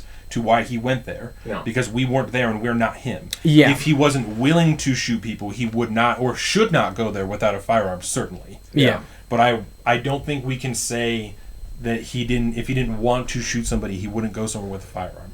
I wouldn't. At least you can say that, but I as someone who carries a firearm every day, I would never say that. No, and that's the thing. Is like I would never ever say that. I'm not. That's not even my opinion. That's just the thing. I've heard people say like that's the idea. Why are you going there with a gun? Then if it's getting in the mix, and they're wrong. Yeah. And that's if we're speaking objectively. That's what I'm saying. You can say that if your opinion is if you didn't want to shoot somebody, then you wouldn't have brought a gun. That's fine. I'm not going to tell you can't say that. Right. If we're talking objectively, we cannot say that because that's not objective. That applies intent to his actions that we can't apply. We can say if he wasn't willing, he wouldn't have gone there without a gun because I think that's true. I see what you're saying. You know what I'm saying? Yeah. Because there's also like he was ready to do it, kind of thing. Right in your head. Certainly. I get what you're saying. And if he wasn't, he shouldn't have brought a gun. And I think that is such a razor thin line. Razor thin. Right between 100%. willing, wanting, understanding. When we class, and we have to have this whole conversation to be like, within the word will, Yes. I concede this tiny little bit of want, And but not for the wrong reasons. Exactly. All for the right You know reasons, what and you I'm can't say want, because then you're like, you crazy gun person, right? Right. So I get what you're saying. And so I'm not trying to get after you or anything, but Oh, no, I don't mean to, because it is so razor thin. You know what Yeah. I'm saying? And because I own an AR-15, because we post videos of us going shooting, because we do these things that to an uneducated, uninformed person will so immediately be attributed to malice. You're just a fucking 2A. We talk about guns all the time here. Not because we're so Oh my God. crazy about guns. And you're just hearing me say, like, you guys want to But shoot because people. it is I a promise you want to. constant- It is Like, a constant no, I'm sorry. point of tension for us Yeah. with other people we interact I with. understand. And not that it was for you, but Yeah. it is so important for me personally and politically and business-wise You're to right. ensure that the exact correct messages Because being I put think out. you're right. We're falling off the horse on the other side, and anything that sounds wrong is even as much as me saying you want Exactly. to do this. It's like no, not like want like a Christmas present. I promise. To, Like to speak to that even further, with the level of like shadow banning and stuff that we're dealing with, Mm-hmm. any excuse, you know what I'm saying? I tried to Yeah. buy an ad 3 weeks ago. They wouldn't take it. They Dang. wouldn't They take my wouldn't For money. real? Wouldn't take my That's money. crazy. I then went through the video to ensure there was nothing there. It was like a pre-show video that we've done. Yeah. I sent an email to ask, hey, I can't figure out, because I went on there and it said, oh, well, you know, go to the page whatever page to get more information. The page history or whatever the fuck, right? And so what the verbiage they used doesn't exist. The verbiage Facebook sent me to in their email doesn't exist. So when I found the page they were talking about, it's called something completely different. Damn. When I did find it, it said that we had no violations or restrictions on our account. So there's no reason that we shouldn't be able to place an ad. Mm-hmm. And they have not emailed me back to tell me why. Because after that, I sent an email. I was like, can you tell me why you're not taking my money? Because there should be nothing to hinder this. No email. No response. Yeah. It's so fucking bad, they won't take our money. Yeah, that's how bad it is. yeah. And so That's again, crazy. I'm sorry. I don't want Yeah, to no, get no. after you, but No, it's like I love it. I don't take it so personal. fucking bad. I don't take it personal. And I appreciate the fuck out of that. I just kill my idea, rip it apart. That's what I love. I threw it in the ring, tear it Well, apart. this- Like I need this to learn too. particular Obviously, thing I have thought so much about since January. Yeah. That I'm like very, And it- you know, I yeah. don't hear enough from the gun side of it, and I think a lot of people are saying, "Well, you don't need to," you know. And if you hear me say that out loud, even it's just like, "Whoa!" Yeah. But I mean, obviously, you guys are people who want to think about things. So if you think something contrary to what other people are saying, like I'd like to hear at least how you got there. Yeah. I don't want to throw it away. Yeah. What- you know, because like there's a lot of bad art, PR that gun carriers have. 2A in general. well, they want to make it simple. It's Give it a not try. a A simple. lot of people do. It's And not a simple So like discussion. in that same situation, right? The defend the gas station situation. Yes. Like there is a legitimate argument for having somebody that really has no affiliation to that property other than say like he gets a call from his friends who got a call from his friends who got a call from his friends who got a You're call right, from the yeah. owner. Because if 30 dudes all show up totally decked out in tactical gear standing around our property, guess what's going to happen? No one's going to have to die that night because because we have this term called officer presence, and when you're carrying a weapon like that, that in itself is a deterrent already. Yeah. 30 dudes around a gas station that are armed to the teeth, ain't no amount of rioters about to charge that, period. Right. That place is safe just due to the, Right. the troop presence. You know what I mean? It's the same thing with garden borders and shit Certainly, like I that. see the value in it. So there's a potential for that to have existed, and then essentially you show up because you're answering the call. Not a lot of people are there. Shit actually goes down, and then you are forced to do something but at the end of the day, you made a decision to go Yes. put yourself in Yes. that yeah. situation. Here's a controversial Which is- part of it. What's Well, up? Do you think he shot too fast? Do you think because like the thing I saw them throw Hard it, to I'm say like without I was being like there. that was like a trash can or something. I don't really know. I don't they know threw what it in. that was. Yeah. I don't know what they threw, but it didn't look like it was going too fast or hard. But then, at one point, he's kind of behind the car. He stops running, and in the video I watched, they say, "Oh, he was blocked," and he runs around the cars and all this and that. But at some point, he stops running away. He stands his ground, turns around, and shoots him. Legally, And I have legally, I think they have their own ideas about it, but yeah, but what it is. And I've heard since then, and I don't know whether or not this is the case. You know, a lot of this stuff we won't know for certain until the trial. Right. I have heard that interaction started because when Kyle Rittenhouse stopped and turned, he shouldered his rifle, and the guy reached for it or did something that looked like he reached for it. Again, I'm not saying that's what happened. That's what I have heard since then. I can't attribute that to the real case. That's what I've heard. In which case, I am definitely going to lose my hesitancy. You know what I'm saying? I'm not. I can't say for certain, especially in a situation like that where things are so insane. I can't attribute 100%. But I definitely I'm turning the safety off. Right? Yeah. Whether or not I'm pulling the trigger at that point, I'm definitely turning the safety off, and for sure. So, and I'm sure there are a lot of people like, why are you turning the safety off if you're not going to fire? But I don't. That's all I know for sure I'm going to do. I don't know past that what's going to happen. You know, there are a lot of people, they hear the click from the safety, they're like, fuck. You know what I'm saying? If I was attacking somebody trying to get after their rifle and I heard the safety click off, I may be more deterred or know there's a more serious situation. Oh, you ain't hearing shit if you're grabbing rifles at a riot. Right, right. So, but I don't know. That's that situation. And you know what? Yeah, sorry. Keep on. No, I'm just gonna say I don't know. You know, I don't know whether or not he shot too fast. It's hard for me to answer. I know for certain in a standard scenario in which I've drawn my pistol to defend myself, if I have it outreached and someone reaches for it, I'm definitely pulling the trigger. I can answer for that for certain. I'm hesitant to answer that just because the riot and all the stuff is so particular, but I know for certain if I had drawn my pistol to defend myself, personally, someone reaches for it, I'm definitely pulling the trigger. Yeah, I think in that like small kind of isolated incident of just like when they reach for your gun, it's like, well, they're thinking you're going to kill them, and I don't think they're going to try to like kung fu the gun out of your hand and whap your neck and completely you know, they're going to try to shoot you with the gun probably. Whether or not that's what happened, I don't know for sure. But what do you think? Did he shoot? We're never going to know. Did he shoot too quick? I don't know for certain. I'm not going to say yes or no because there's no way for anybody to know that.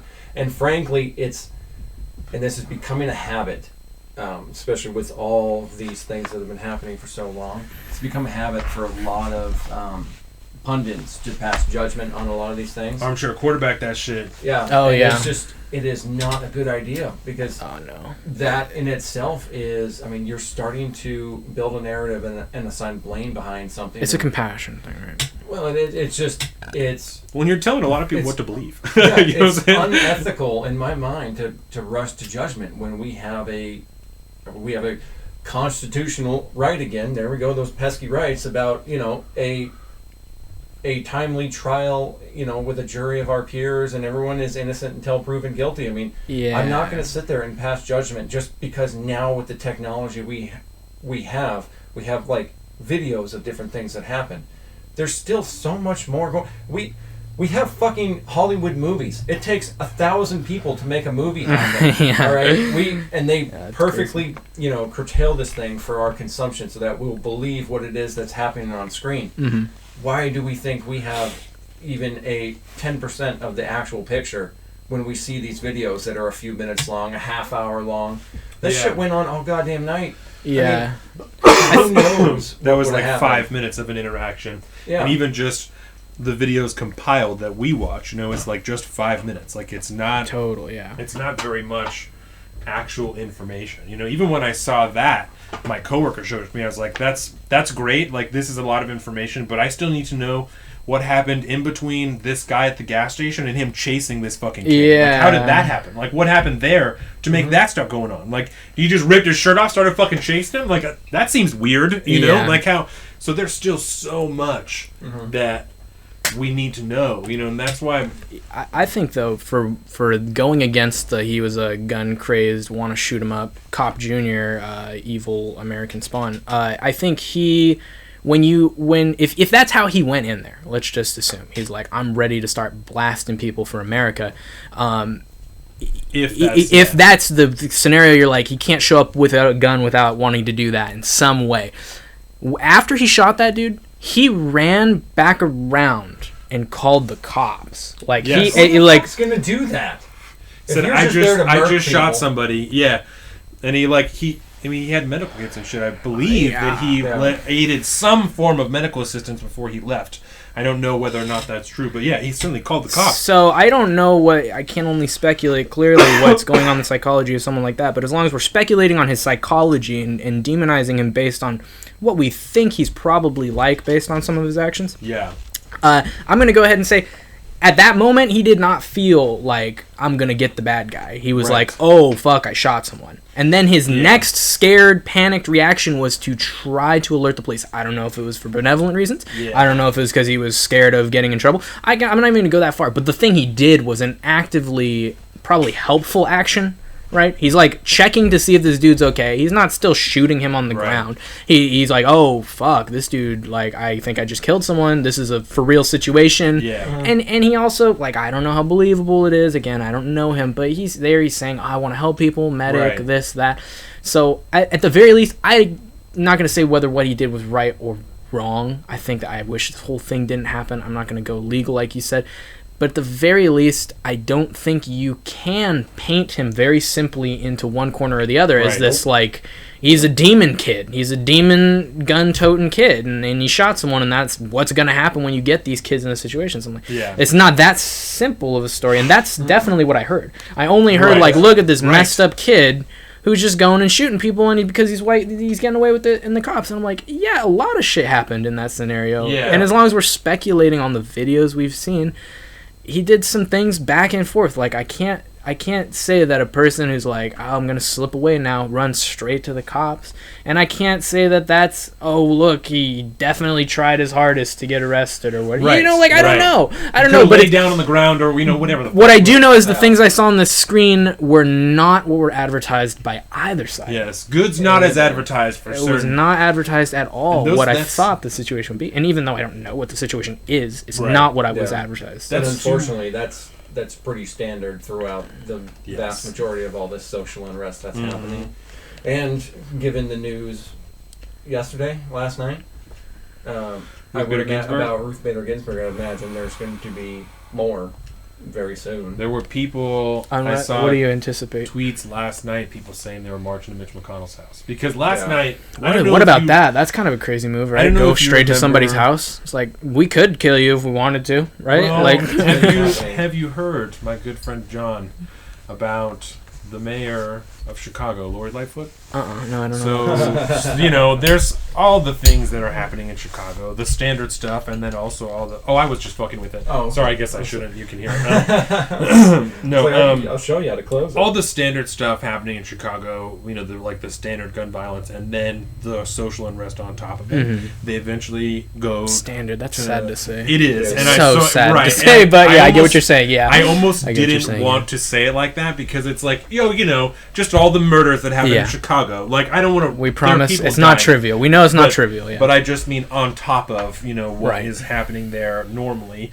They showed up to Lori Lightfoot's house, right, the mayor, and then she is like, there's no protest on my block because I have a right to personal safety. I have a right to protect myself, so no one can protest on my block. So there's like police stopping people from protesting on her block. Yeah, but just who's right block. There? But just on her block. That's weird. You can go to other people's neighborhoods. The next block over, go and do whatever you want. But don't you fucking come to Lori Lightfoot's house. Such a weird little game that gets played. You know what's fucked up? I was listening to Animal Farm the day that I read that. I was like, you bitch.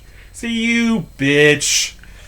So all animals are equal, right? Except some are like more equal than others. Yeah, so it's like sleep with sheets and it was dark, bro. It's dark. Yeah. Are we allowed to go to people's houses? Like legally, we are, right? That's like part of the thing. On the sidewalk. That's kind of scary, though, for sure, right? Yes, that's definitely scary, isn't it? And the thought that if you feel threatened and you try to, you brought 100 people to my house, and you're like, "What's up, man? We're just outside your house, and we fucking hate you, dude." Yes. And then I'm like, "Oh God!" Like I'm scared for sure. Mayor of Portland too.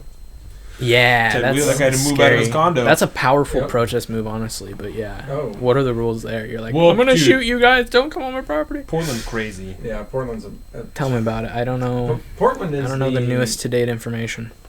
It's the civil unrest capital of the world. I mean, it's over 100 days.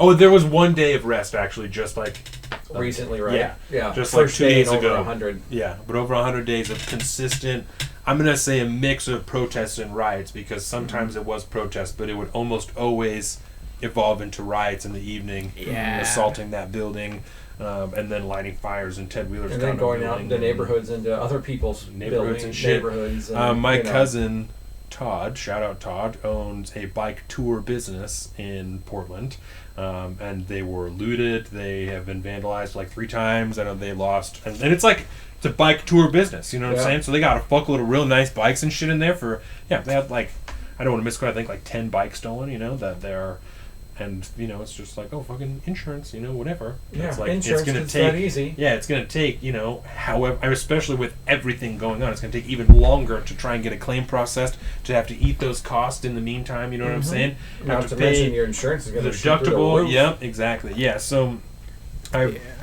it's unfortunate, the short-sightedness of that argument, you know. Certainly, in the long run, that's what insurance is for, but it shows you how many people in this country are small business owners that understand that you're a single issue like that, like some stolen inventory, right, away from losing your entire business. If you can't make it 10 months until your claim comes through and you get that check, then you're fucked. Yeah, If it's what not they give exactly you is going to cover the how- cost. Yeah, when it all started, like in Seattle and shit like that, I was like, I can like, I'm not as, I don't agree with it, but I'm not as mad as, like, you know, the Nike store always gets looted. You know what I'm saying? Big stores and shit like that always get looted, and I'm like, that sucks. You shouldn't be doing that. You know what I'm saying? But I'm owned, Nike. But I'm not as mad as when you're smashing into a mom and pop store and you're stealing shit from people who, like you said, could very likely go out of business just waiting for their check from their insurance company if it covers everything that was stolen. You know what I'm saying? And all the employees that used to work there that were getting paid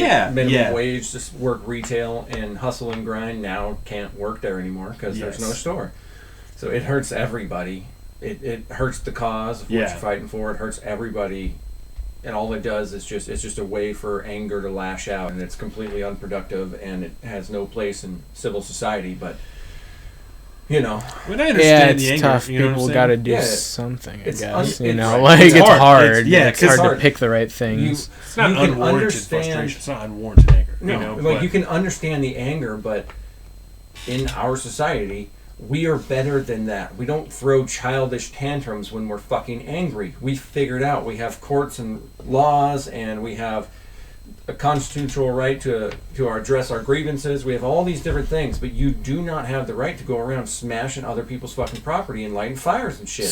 So specifically damage and things, right? Like that type of damage, like, intimidation, you know, forced compliance. Should happen. I think a lot of people compare this to breaking the law, just in general, right? Like, multiple laws are being broken. They're like, well, why should we obey the laws if you guys aren't going to treat us fairly within the laws? The laws must be broken, right? But you're saying like specifically just damage. It's not necessarily a law thing, but it is a law thing because when you are deciding to break, there are bad laws, and I'm not going to be the one to say that like you got to follow every law, blah blah blah. I mean, you know, but at the end of the day, we as a society need to operate under the law. We need to follow these laws, regardless how stupid they are necessarily, unless they are unconstitutional, in which case, different story. There's a fundamental argument, blah blah blah.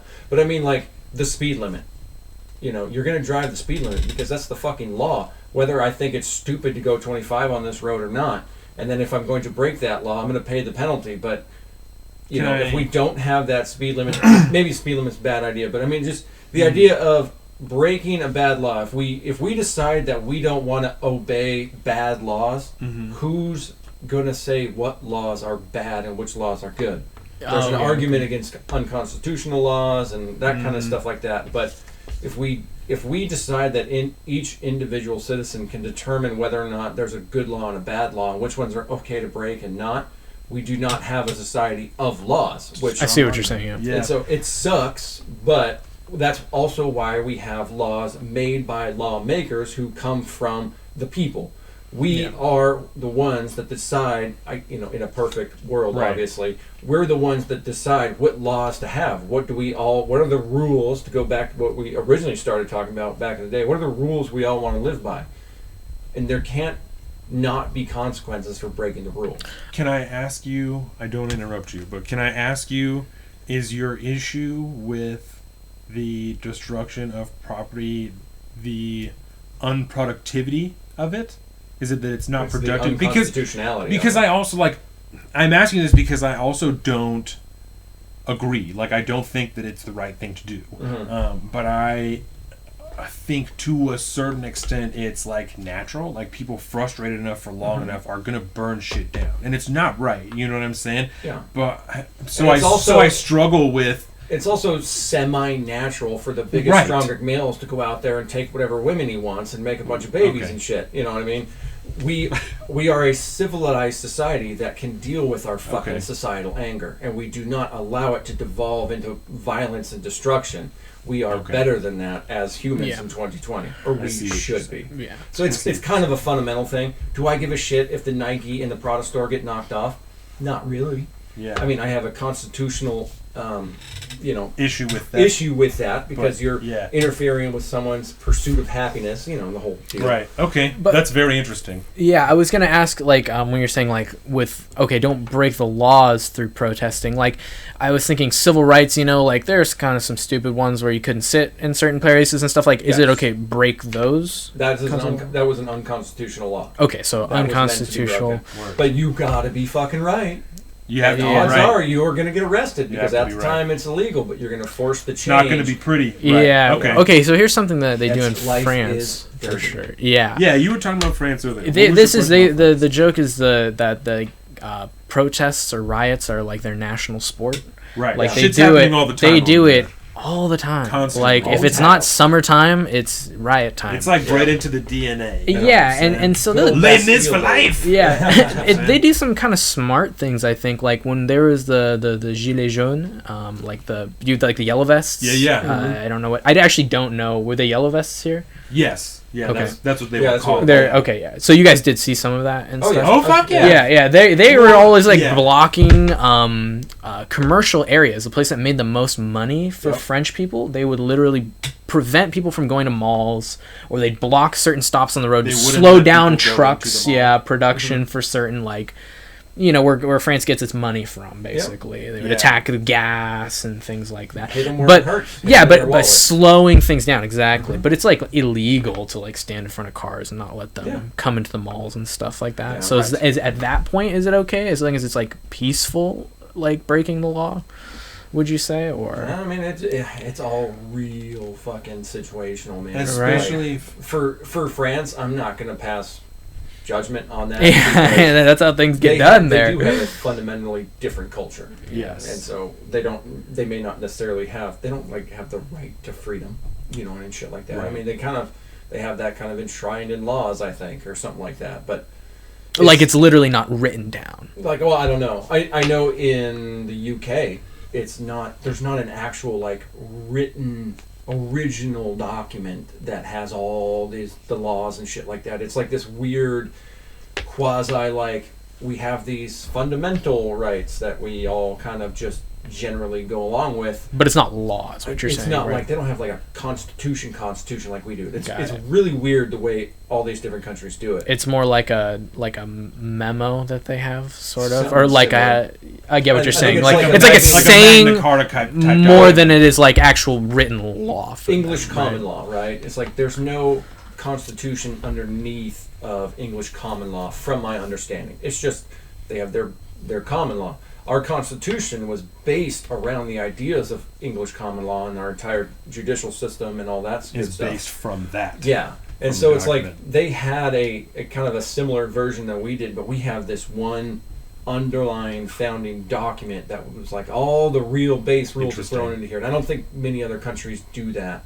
They've adopted, I think, since ours. Constitutions are relatively regular now in up-and-coming countries and shit, they still get changed all the time. Yeah. You know, not like ours. It's different.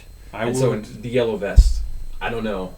I would also say in regards to that, at least, because, again, I don't know enough about France to decide whether or not. But if that happened in America, you're going to then run into, like, in the malls and shit, you're going to run into problems with, like, people's individual rights. Oh, people are going to be so pissed for not going to the mall. Like, bitch, I'm trying to shop. You know, like, I mean, that for sure happens. Yeah, and I'm sure people are more used to just like, my life's inconvenienced by this thing that's happening, and they just move along. I bet that there would be, if it wasn't I don't want to.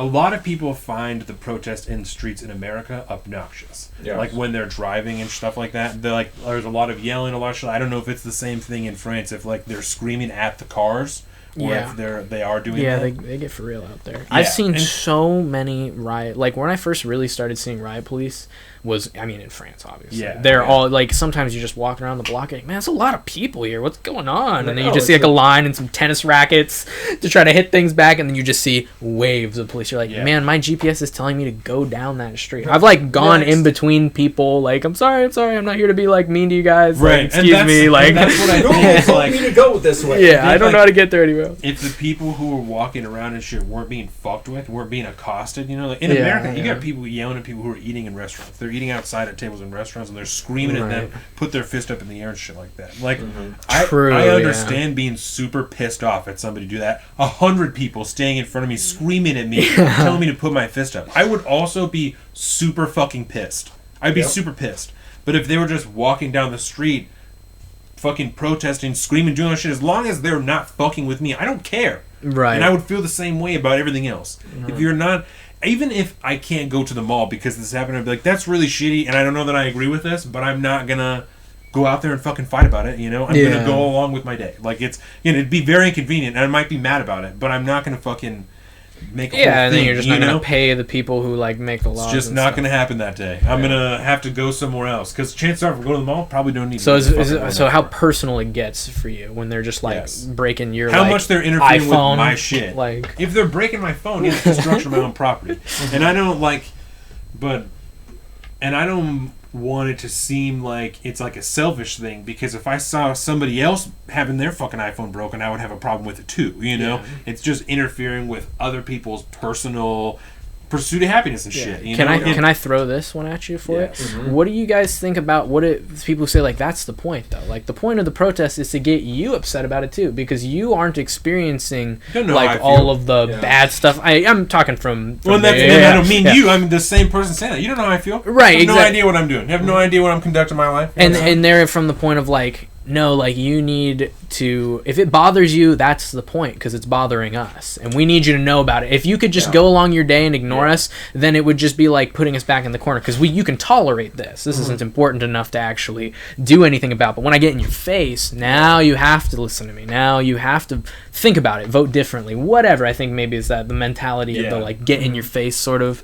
you know, make yourselves heard. We dealt with this when this all this shit first popped off. I have a fundamental aversion to what I would see as forced compliance at that point. You're going to get in my face and make a big scene because all you're wanting me to do, you're wanting me to show some insignificant sign of, you know, support for whatever this amalgamation of ideas and thoughts is that you're upset about, and I have no understanding of why you're fundamentally upset. You have no understanding of why, if I'm fundamentally upset about the same exact thing or not, and I'm just not choosing to demonstrate or virtue signal about it, and it's just a sign of uncivility or civility, whatever you want to call it.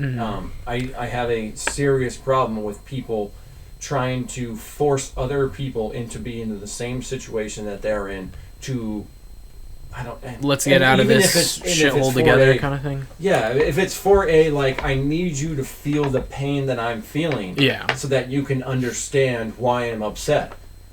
I am a very rational person who can look at, why don't you explain to me what your grievances are in a calm manner? We can have a conversation about it. And after our conversation, maybe I'll choose to go out with you and organize behind this idea and to support it. But I will never sign on to this forced, violent conversation, if you want to throw violence into the situation. It's just, it's coercion at that point. You're threatening somebody. You're not... It's completely disingenuous to whatever movement that you're trying to get support for. Yeah, because I think can't stand it. I think I can see the sentiment of like, well, you need to hear and feel and experience our pain.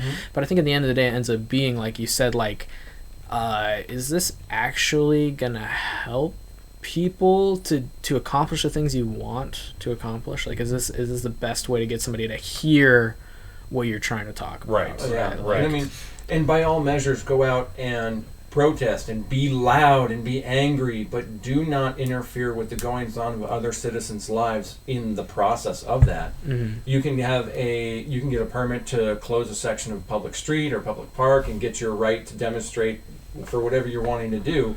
Or if it's a spontaneous protest like that, I have no aversion to shit like that. I totally get how that happens and stuff. And then you march across, you march through Selma. You know, all these different things that have been proven time and time again to work, to get things done, to get people's attention around issues that people are demanding change on. There's ways to do that, and there's right ways and wrong ways to do it. And, you know, being an obnoxious asshole to everyone around you is not the way to do it. Trying to be an obnoxious, upstanding citizen is a completely different thing. You can't not hear me. You can't not see me demonstrating that I have suffering, but I'm not infringing on your life while I'm doing it. You're not. It goes back to that conversation we had about going into a conversation ready for war. You're not. All you're going to do is push people away from your side. Mm-hmm. You need to come at it from a rational point of view to get more people on your side, and getting them angry is historically a really bad way to do that. Yeah, and it's not actual justice either, right? They say, okay, well, it's not what we want, but what could we really want because they need to be heard? But then at the same time, it's like, okay, but let's let what's happening happen. It's like, is this person really wanting to destroy, like, this pho restaurant, you know?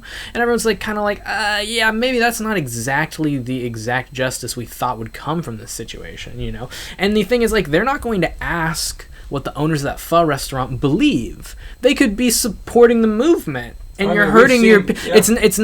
It's not specific, right? It's not we've seen actually the businesses with BLM signs in their windows that are on fucking fire, and being destroyed, and it has nothing to do with that. Like nobody's whatever the asking movement's you, all about. What do you believe? And if you don't believe in us, then we need to convince you. Because most of it's fundamentally irrational. As far as your question about people yelling at me, I also just don't feel like no, it's fine. I also just don't feel like people have a right to tell me how to be an advocate.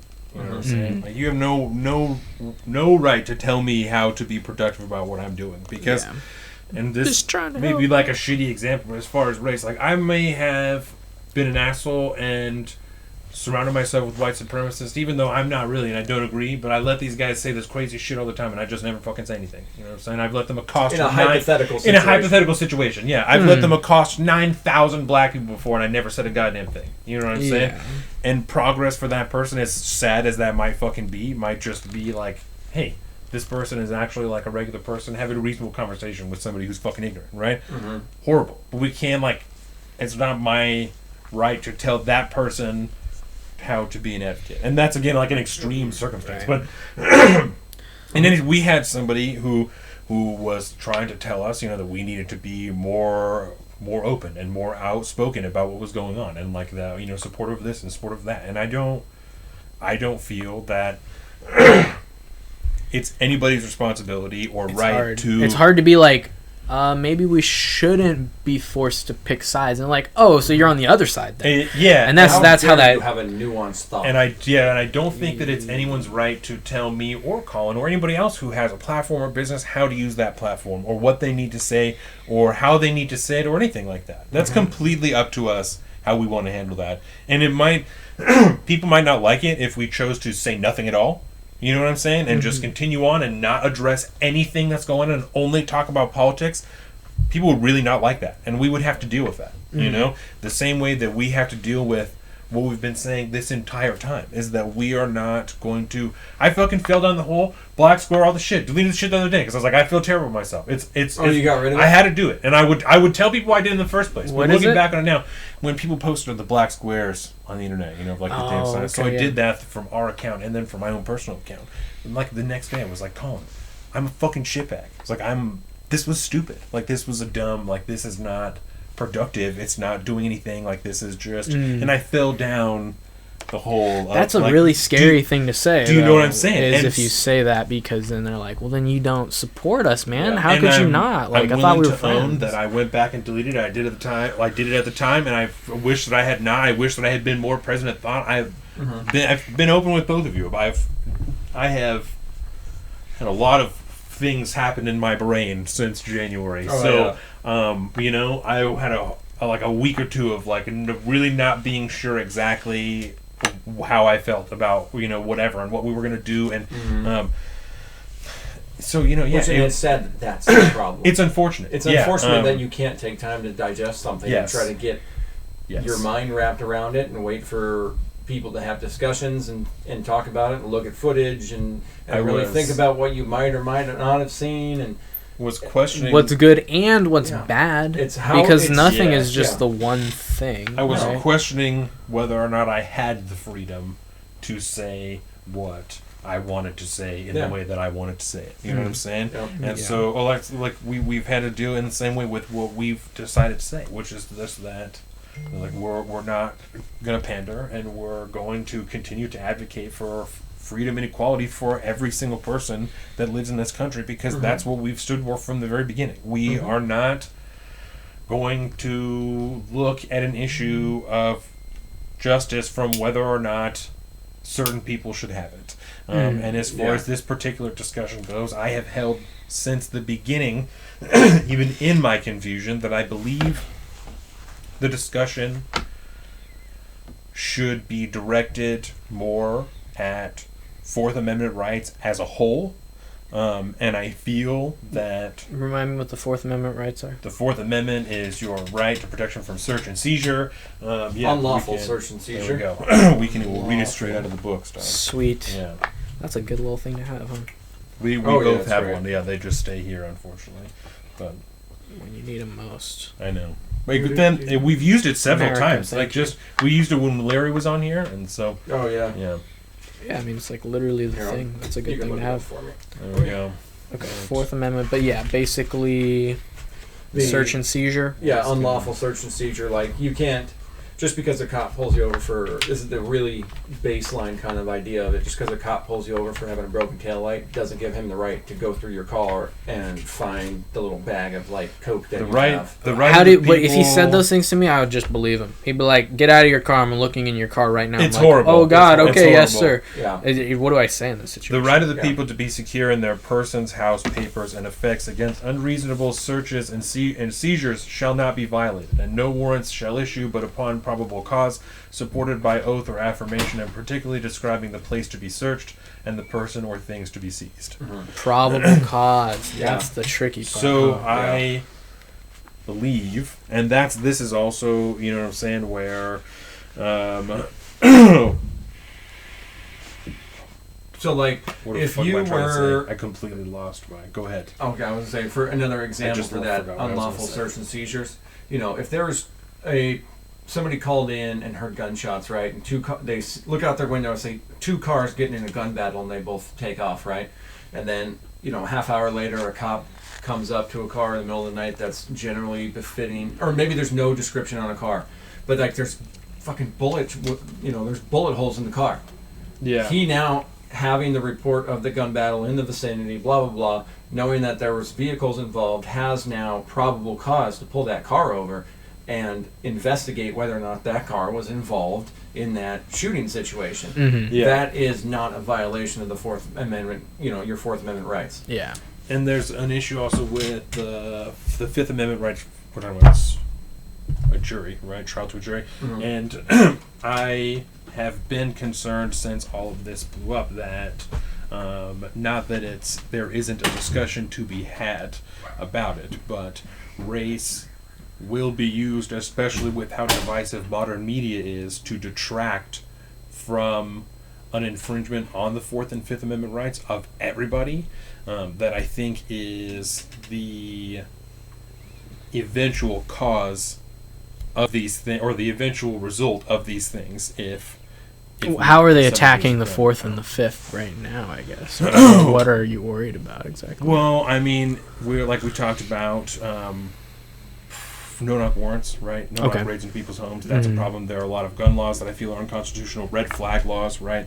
What is a red flag? A red flag law is something. A red flag is something that can be placed on you. Generally refers to, because they're all different. Sorry, I'm not trying to, but no, you're fine. Generally refers to something, a law that allows local government laws, sheriffs, to place a designation on you in which they come and take your firearms for a period of time.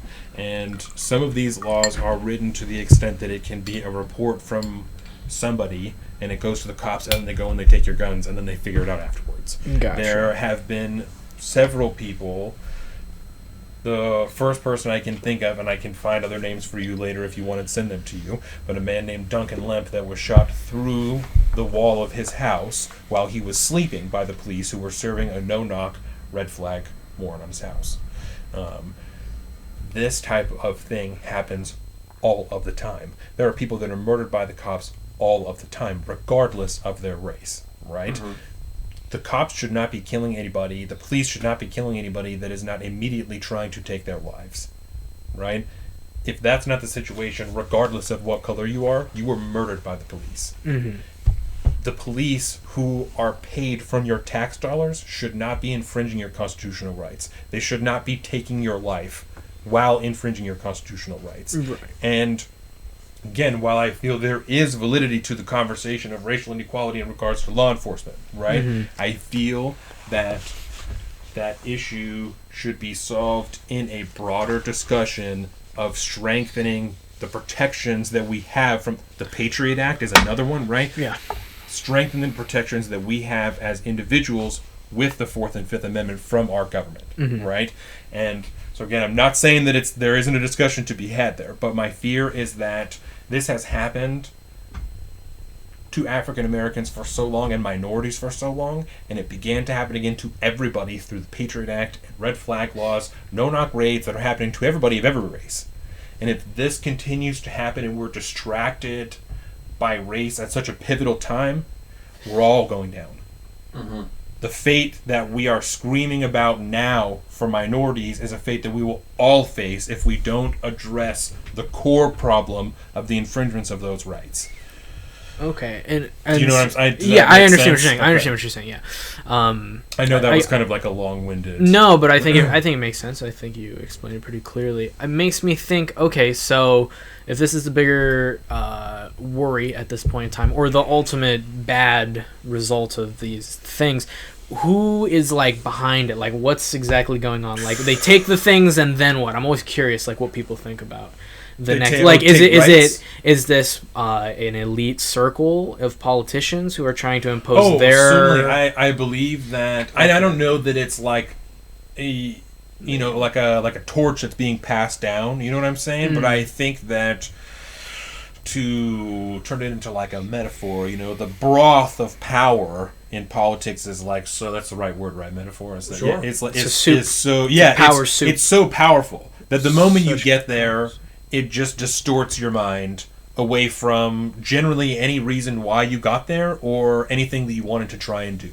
There's so much money and influence and power cards being passed around once you're there, it's just about retaining power. You know what I'm saying? And so it's anybody there at the time that's trying to retain power. Whatever the issue is at the time, that's what that group of people is addressing. You know what I'm saying? So it's been an erosion over the last few decades, of these things. And we're only 25 years old. I don't know if you're 25 or 26, but you know what I'm saying? So I'm only 25 years old. All I can personally speak on is things that I've seen. And I know that I've seen people, again, I'm not talking about statistics or anything, but I've seen people of all colors be murdered by the police since I've been alive. Mm-hmm. I've seen horrendous murders, and I've seen ones that I think are questionable. I've seen all kinds of them. Right? Yeah, I've seen people be shot in the fucking head while they're hands down on their knees in a hallway by the police because the police can't provide consistent instructions on what they need to do. Oh, man, that was so scary and confusing. Yeah. Like, there's like a 50% chance that I died in that scenario, honestly. You know what I'm saying? Was confusing and scary for sure. I've also seen people like Edward Snowden, who I would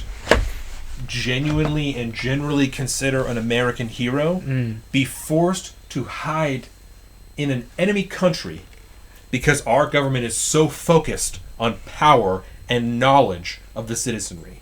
I've seen that in my lifetime. Yeah, they're like, that was a bad move, Edward Snowden's not black. This isn't about the erosions of those rights, so it's not about race. That's about power. That's all about power. And so again, I'm not saying there isn't a discussion to be had, because certainly that's been happening. But I think it is a symptom of the continued abuse of minorities in this country from the beginning.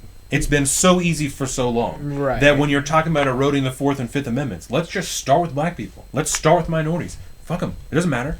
We'll just continue with this. We'll shift it instead, like everyone's talking about. We'll shift it from the KKK, redlining, all this shit. It's the police. You know what I'm saying? It's as subtle as that. And I'm not saying there is, because I don't believe there is like racism spread across all of the police departments. You know what I'm saying? Okay, so they take our attention, they put it on the police per se. But how does that help them? I'm just trying to understand. How does that help the people in power? An unarmed populace is extremely easy to. Oh, so now they're trying. They're attacking this and convincing the people to. The red flag laws take firearms. Away the. That's what you do, right? Okay. They take your firearms. The red flag laws take your firearms.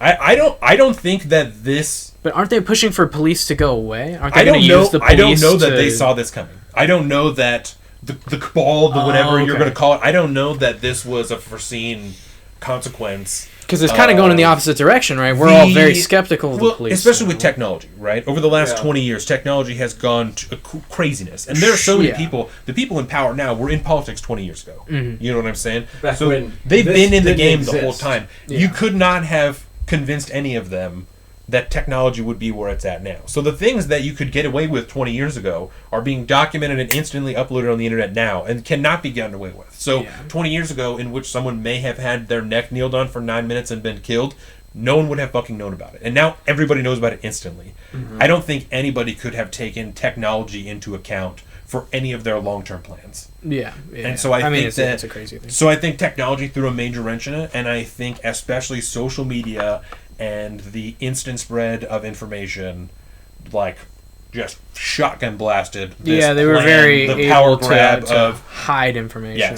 Yes, and that's not a thing anymore. So I think pretty easily too. Exactly, like just put the tapes in the car and go to a different building. No one will ever know. And people like Edward Snowden, people like that exposed that, blew holes open in this plan. We know everything now. Race the fuck out. You know what I'm saying? Mm-hmm. So I don't think that they. So I don't think they could have accounted for this. But that's the other thing. The other thing I wanted to ask about this soup bowl is power soup. The power soup. How is there? Is this a decent explanation of? Yeah. Do you feel okay with what I'm saying here? Yeah, I mean, I have a different point of view from you, obviously. Certainly, but it's but it's neither here nor there. Well, I want to hear. I mean, you're doing both all right. You guys. Well, what do you got? Yeah. Well, I mean, when you're talking, because I just walking a little bit, so I'm not sure the fundamental basis of the conversation. But if we're talking about I couldn't tell you some of the, I know, right? Welcome to the just power pick soup something. Now. Yeah, it's the erosion of Fourth and Fifth Amendment rights, and okay. why that's beneficial to the people in power, to the people who are eroding those rights. Yeah, and I'm asking who are these people? And my next question basically was like, is there no one who can keep their I'm going to be a good person and help people by the time they get up there? Or is it just I think odds are they're going to be bad? There are. Yeah, but money's a big. I think the system is so difficult to penetrate from within, and you need so much of a you need a large coalition of individuals that more or less have that one fundamental belief that it's anti-corruption type of belief. And there's not a lot of people on the Hill that actually buy into that. It's hard to get in on that.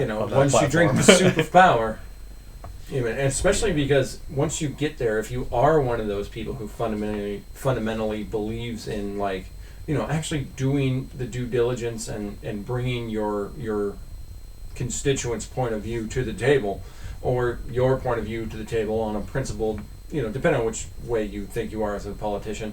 The people that try to do that, they don't have any institutional power there because it takes, much like a corporate structure, it takes time there to get on certain committees, to get, close to the muckety mucks and the higher ups that actually control the levers of power. You got to need the people. Structures of government.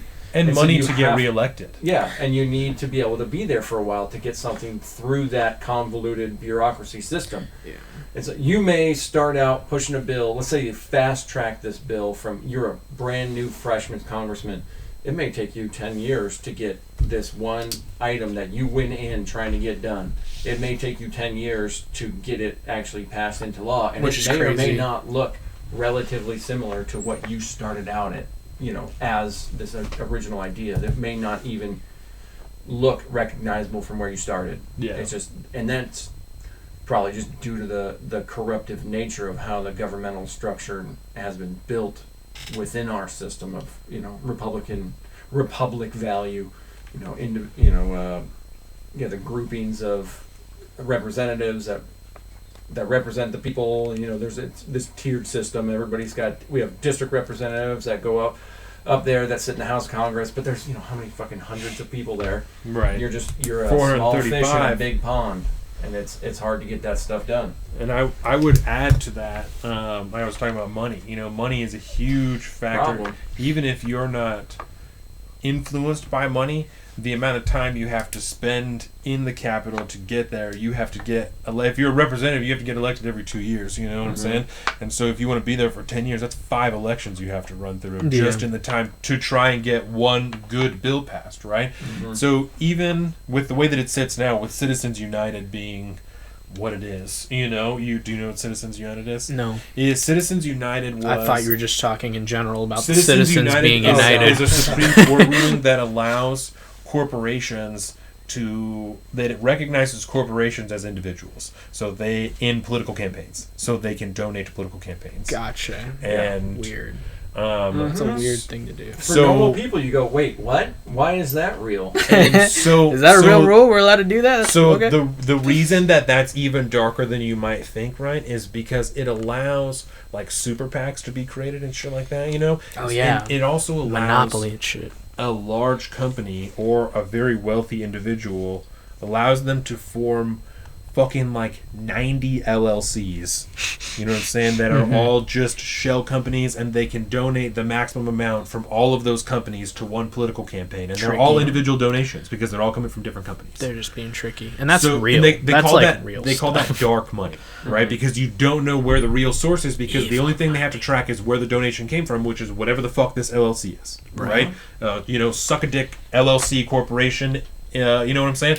All the time. So they call that dark money. And so as long as you are somebody who's against corruption, if your bill is trying to take down Citizens United, you have to compete with Citizens United for 5 elections. They're like, dude, we are Citizens United. What are you talking about? On just small donations, because you've said, I'm not going to take any super PAC money. You have to run like Bernie did, which is hard as fuck. You need so many people. I'm always like, you go, Bernie. Do you know what I'm saying? Do your thing, dog. And I'm like, I'm gonna like this video. I mean, I donated some money, but I get it. It's like, do you know what I'm saying? Yeah. So they're not gonna keep up with like, we just have like $1 trillion in the corner. We like sold some jets. Right. I don't know. Like, right. Well, I think I went to a dinner and all these people donated to my campaign. That's the craziest. When we're just like, LLCs. This is normal in government, right? No, you like that's what I'm bring saying. a bunch of people and you have a fun dance, and they give you millions of dollars. That's how. There are governmental normal. representatives, congressmen, and senators are like that poo-poo the idea of dark money. Like, that's ludicrous.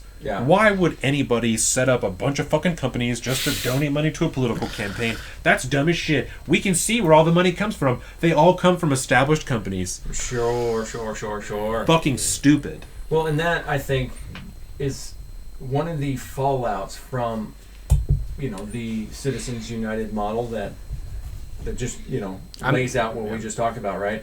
It also encourages politicians like, because at that point, that is, to a lot of normal people, when you talk about Citizens United and what it actually means and what it actually does, it really disgusts a lot of normal people, right? Republicans and Democrats.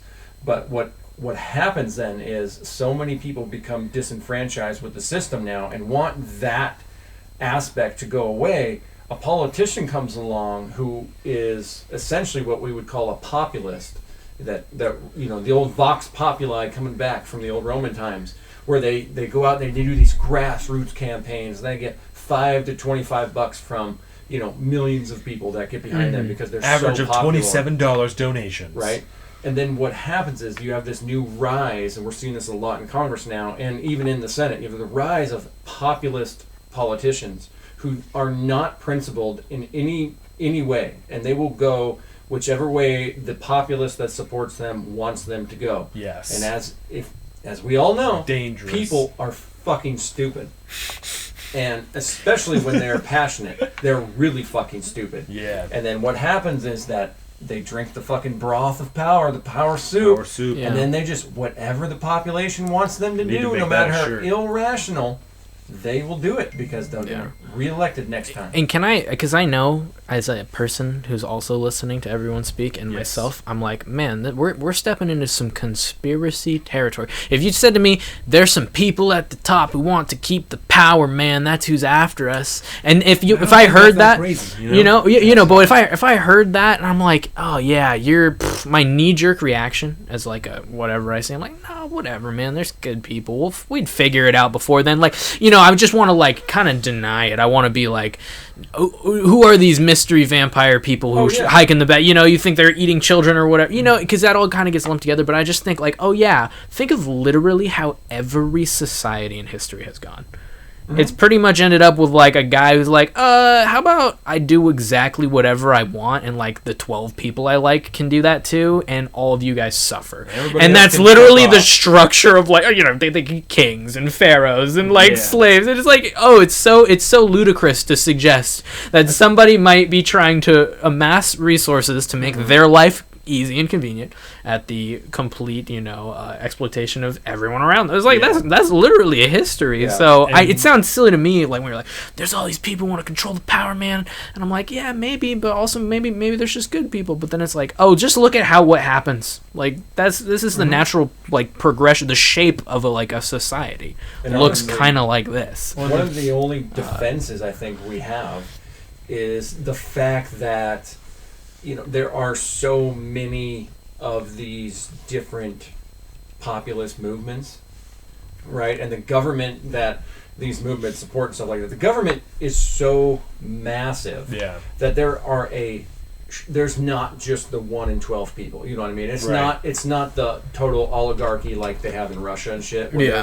there's, maybe 100 to 500 people probably that have like the entire control over the like benefit of that massive nation. And if they hate you, they'll poison you and put you in a coma. Yes.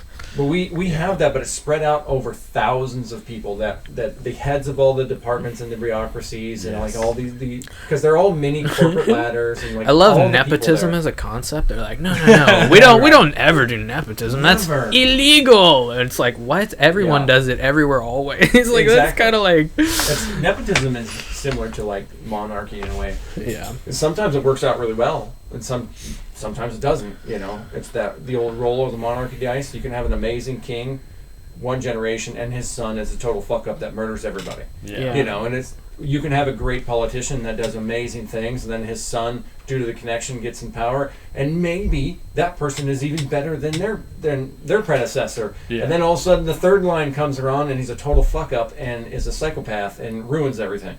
So nepotism isn't in itself bad. It's just it's what you're passing down, right? Like, because if you're a good person or whatever, and you got your money, it's probably because you had a lot of value. In some way, shape, or form. You had values that got you to where you are. And if you're passing on the money and not those values that got you that money, you're just like, that's how you get those, like, these people have to know some pretty tough stuff about life and how to organize themselves at the very least to get into the position of power if it's themselves. And oftentimes they're not passing that on. They're not teaching their kids how to be kings, right? They're just being like, here's some money and power, and then they just do whatever they want. It's in your blood. There's a lot of and it always goes wrong. Like, it always is terrible. Yeah, there's a lot of spoiled little fucking kids that have been totally, I don't want to say privileged their whole life, but they've grown up with rich parents who are out there fucking protesting and becoming activists because they've never known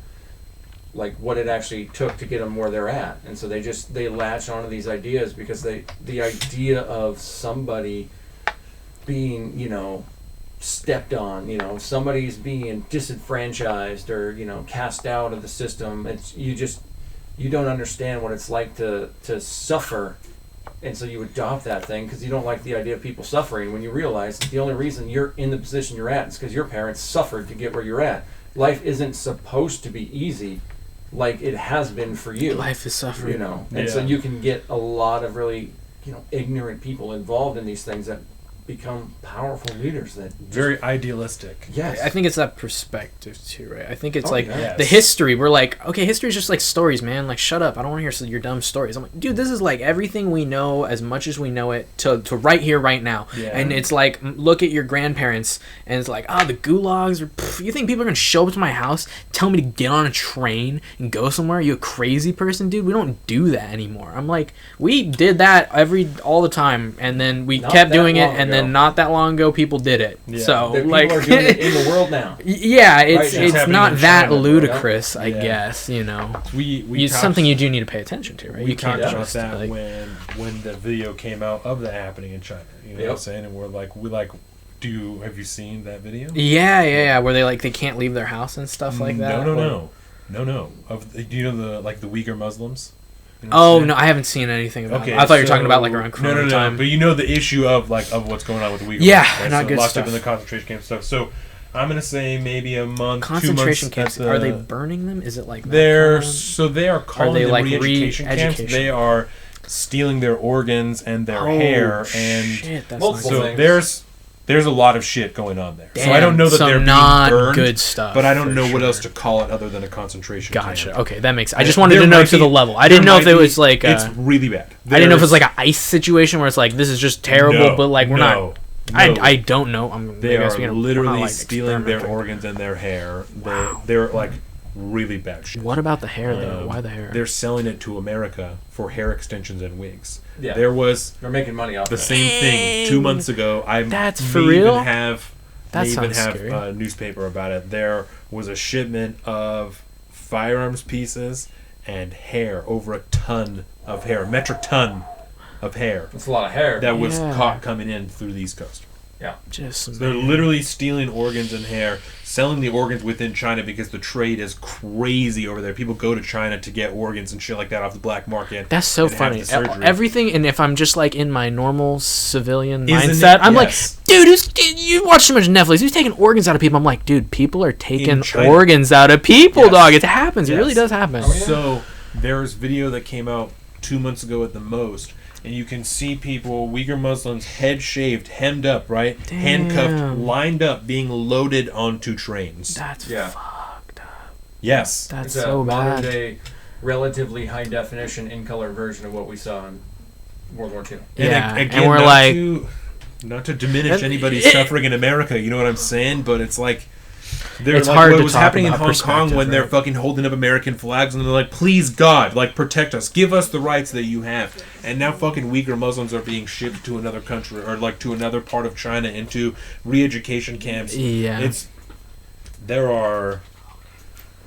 I'm also a firm believer in what do they call that? The number, Dunbar's number. Dunbar's number. Don't know this. Dunbar's number is, to my understanding, a theory that there's like a maximum number of people that you can adequately maintain a social relationship with Okay. before it starts to take away from other relationships. Interesting. Right? I like And the it. number's like around 150. Makes sense. That's like how many people you can know consistently and keep up with everybody. That's a lot right? of people too. Yeah. So Relatively, like yeah, it's Yeah, about in that, some and way. that's to my understanding. So if it's totally wrong, someone fucking call Yeah, me like out, no, but, well, I get what but you're that's saying. my Yeah. understanding. Pretty sure and it's around that, yeah. Well, I know that's the number, but I mean, of the theory itself, that's my understanding of the theory. And That so, is, yeah.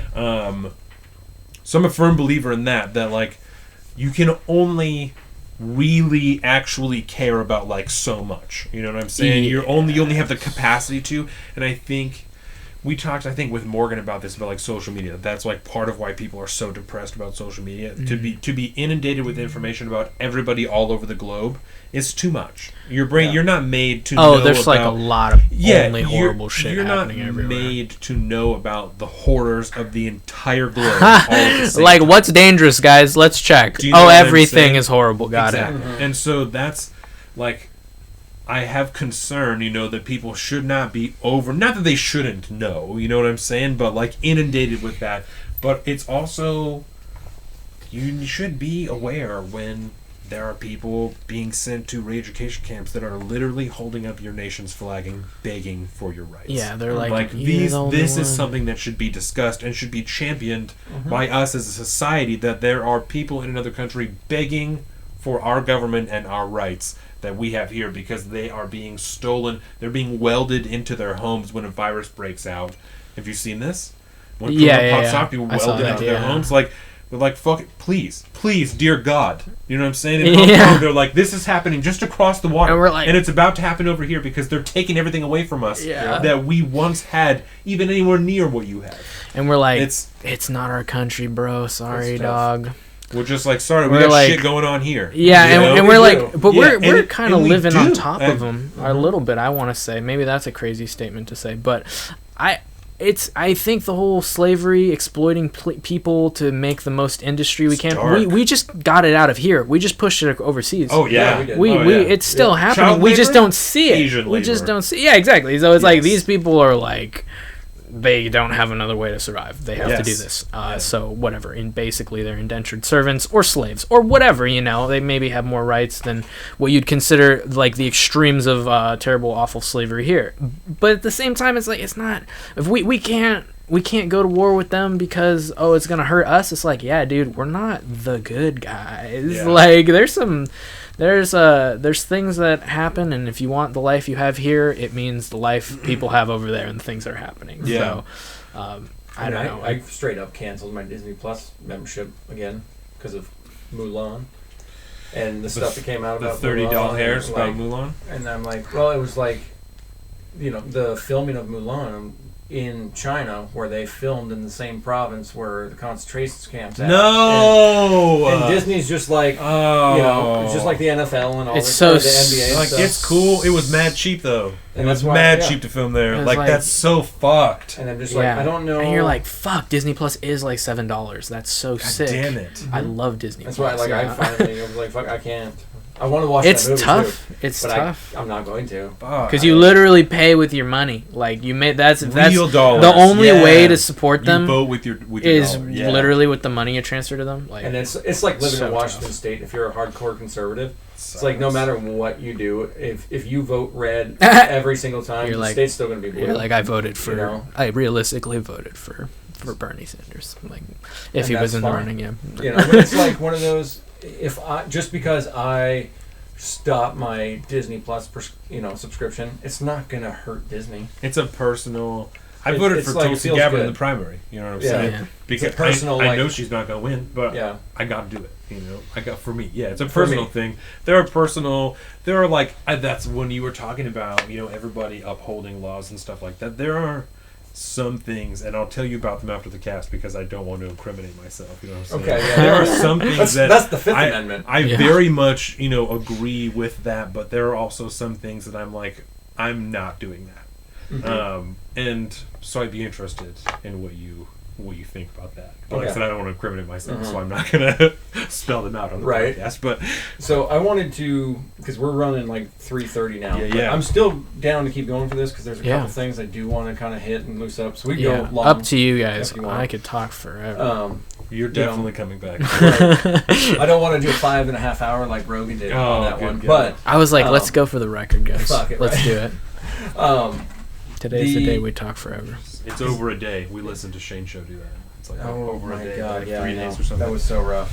So part of the kind of the spin-off from the social unrest I wanted to talk about was like we haven't necessarily gone through and broken down how hard it is. I mean, how the length that we need to do to justify why. You know, if I was to say that we are the closest that we've ever been as a nation to having a civil war, like a real life, you know, national conflict, you know, I think we are the absolute closest we've ever been to that. And so there's 1.5 million reasons, and maybe one of these days we have a show coming up where we don't have any guests scheduled, right? Maybe we can just spend a show talking John Satak deeply is our about last guest scheduled. Okay. Yes. And so maybe we'll save the in-depth one for that one because that could probably, me and you can do that for probably 3 hours on our own. But just in this specific context, right, looking at the overall civil unrest around the country, and the sharp divide between roughly half the country and the other half from where they believe the direction of the country should go in November. When we're talking about who's going to get elected, we're not talking about if there's going to be more riots. It's who's going to be rioting, essentially. Where? What city is going to be destroyed? Exactly. And so I want to just take a few seconds to talk about, or a few minutes to talk about the fact that there appears now to be a group of roughly half the country that more or less does not believe in our founding principles, the core principles that kept us America. That there is a large group of people nowadays that appear to think that is wrong and evil. And it comes from wrong and evil things, so therefore it can never be anything but wrong and evil and must be destroyed. What are these people? What are they in support of that you're speaking about? These people? Are you talking about the people who are in favor of like a more Marxist, communist, socialist type of deal? More or less. Okay. Just so that we all understand. I mean, and some of it's because it's a big tent. Yes. There's those types of people. There's the anarchist types. There just are non-American people government that just want to tear the system down because it is an evil system. And we've seen this pushed in multiple institutions. We used to talk about, when people would go off to university and major in, the kind of stereotypical one is like, you go major in lesbian dance theory. And then like, well, what kind of job are you going to get with that, right? Is that a real thing? No. It's just like, you go get a degree in some kind of sociology where you're talking about... The two that I called out when John were here, and I called it out boldly, was women's studies and history. That I think that they're great things, but as far as... I refer to them as practical application post-education, or practical application post-education, that there's like limited things that particular degree is going to apply to. Yes. You know what I'm saying? And in this not case, to say that you can't use it, but there's just a limited amount of things that it's going to... And in this particular case, we're talking about like the degree programs that have spun off of critical theory, like critical race theory, critical women's studies, critical sex studies, all these different things. All the shit. We all kind of nobody really took seriously for the longest time. Because it's like, well, yeah, they're going to go get that degree, they're going to waste their money, and they're never going to get a job, so who really cares, right? Well, the problem is that... History's not in that, don't... No, and history's not in that. That's kind of why I wanted to bring up the whole, like... we were just talking about, theory. Limited education or something like that when John was here. And so it's slightly different than that. So you have this group of people that got these degrees, and then we all just thought it was a joke, and they're like, whatever, it's fine. They're going to go out, and then they're going to have to get a real job. They're going to have to figure it out. But it turns out there was a market for that. There was marketplaces in think tanks and at corporate PR departments, academia, small corners of academia, and all which just feeds itself. And now it has grown to a point where these people actually have institutional power in great effect. How many times have we seen large institutions like the CDC and the American, medical journals and like all these different formally prestigious institutions, the New York Times, Washington Post, all these formally prestigious institutions now have all collectively become part of like the cult of wokeness, to the point where they're actually having institutional power. Yeah. The NAACP. Wait, I'm sorry. Can we make the connection between how the CDC is affected by critical race theory or critical... I'm not following the line, I'm sorry. When they prescribe, racism as a public health crisis. That is not a public health crisis. That is a societal problem that we need to deal with. And I might be confusing the CDC, I believe that I can look it up real quick if you like. Yeah, but I mean, there is enough of these institutions now that have bought into this shit, including civil rights institutions that now are fighting against civil rights. We have states putting up legislation. California, the state of California has on the bill in November that are people that are going to be able to vote on this thing very, very soon to strike down the...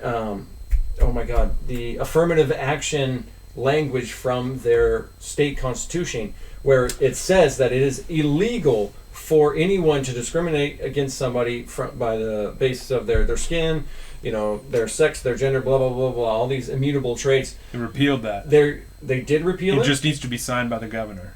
I believe that's all that it's sitting at. So if I'm wrong, correct me, but I believe that it's just sitting on the... It's not passed yet, but I believe the only thing that's stopping it is a governor's signature. Okay, so that's even more terrifying. I believe. Now. So either way, if that does get passed at some point and becomes law, that means companies and individuals now are free to discriminate against people for immutable traits, once again. All in the eyes of equity, equality. These are people that don't believe that everybody is equal. So they want to be able to start discriminating against people to balance out, equity. Okay, I understand. I understand what you're saying at this point. But it's happening. That is an entire state. That is one of the largest states in the entire union that has that situation going on, and that will probably pass. Can I add to that real quick? Because we also, when you're talking about state governments, we in this state also have a state equity task force. Yes. That was, I believe, appointed by the government. I don't think that it was publicly appointed. Yeah. And their first order was to define equity. Mm-hmm. What is equity? Yeah, and they're the equity task force. How is there not already a defined goal for something that we've just applied a task force to? We don't even know what we're making a task force for. Yeah, nothing. It's because the state isn't equitable enough. And I don't know if you have. I'm sorry, I didn't interrupt you. No, it's right. Can I put if the person through the podcast screaming about it? I feel like most of these things, it seems like, well, aren't we just trying to do good and help people who are disenfranchised by the imbalance or whatever? Aren't we trying to set things straight? Aren't we trying to help out the people who have been put down? Yeah, but the problem is there's an old saying that's been used a lot lately: is the road to hell is paved with good intentions. The reason that a lot of our inequality exists is because a lot of people thought they had some good ideas about making the playing field for everybody the level, because that's ultimately the idea. Is nobody should have less of opportunity just because they were born in a shitty neighborhood. The idea is that we should try to make that not a problem for you to succeed, right? But there's a lot of really shitty ways to go about trying to do that don't work, that cost a lot of money, that ruin more lives and actually make lives better. And the idea of getting rid of civil rights legislation so that you can discriminate in a reverse manner to bring individuals up by tearing individuals down, it's still racism no matter which way you call it. It's still prejudice one way or the other. It doesn't matter which way the scale is going. And to try to justify that with historical wrongdoings by people that have long since died and left, although there's some of them still hanging out in the Senate and shit, but because they've been there since before there's certain people that have been in power since Jim Crow laws were actually enacted. Right. Well, I guess I have also heard that racism needs a component of power, or I don't want to say the wrong thing, but there needs to be some way you see wrong. That is manifest by that definition. That definition has changed within the last 10 years. Yes. That's not... Racism is bigotry and discrimination based on someone's race. Power has nothing in the most simplest of terms. It's funny because all of those are charged words, but discrimination means literally just discerning between two different things. Yes. Based on this attribute. Discrimination based on race is racism. The new definition regarding power is within the last 10 years. Since you and I were in school, it's changed to that. And even then, racism has gotten to be pretty blanket, even in my lifetime, because as what my parents taught me, which to be fair was not a lot, very young, it came down to being one man thinks they're superior based on race. That used to be a fundamental component. It used to be because of my white race, I am mentally superior to you, and they thought that was science. And so that type of racism. So when people will say you can't say somebody is the race they are, you can't call that man Asian, that's racist. Or to bring up race, you can't say that maybe they like rice, that's racist. And I'm wait, I thought racism was saying that I'm inferior to you, not Right. referencing my race. And I think there was definitely a period where like just you cannot reference race. That's racist. And that's when you bring in power. You know what I'm saying? Power, microaggressions, like all this shit that doesn't exist in the past. You know what I'm saying? You being Asian, mentioning rice to you, because you're Asian is a microaggression. That's fucked up. Because why would I even say that? Just because you're Asian? Don't you live in America? Isn't it fair for me to assume that you would eat rice just as often as everybody else in America would eat rice? Yeah, I think it's a perspective thing, because it could be very culturally sensitive. If I actually was from Asia and you're like, do you like rice? You're like, oh my god, they know what food rice. I like. Yes. Yeah, right. Like they're trying to understand what I literally actually eat. They're trying to relate to me. And if you're trying to understand, understand, my best friend Trenton, you know what I'm saying? We've been best friends since junior high. So I and growing up where we grew up, I know many brown people. Many brown people. Yeah. And I can't tell you a single one that hasn't said, do you have any rice? Or, oh, I have rice with almost every meal at home. Or, that is extremely common. And that's a cultural fact. What I'm saying. So I know fucking John, he has rice with spaghetti instead of pasta. Yep. That kind of sounds Filipino motherfucker. Well, yeah. Like that's, you know what I'm saying? So it's not like... She's like, yeah. So, my family too. yes. So Spanish culture, rice it's everywhere. Yeah. And with a lot of cultures all around the world. But the new definition. I'll even put myself in the firing line, like with your wife. Yes. I asked, where are you from? Because I can hear an accent. I've been a person with the accent and stuff. Bro. And I think,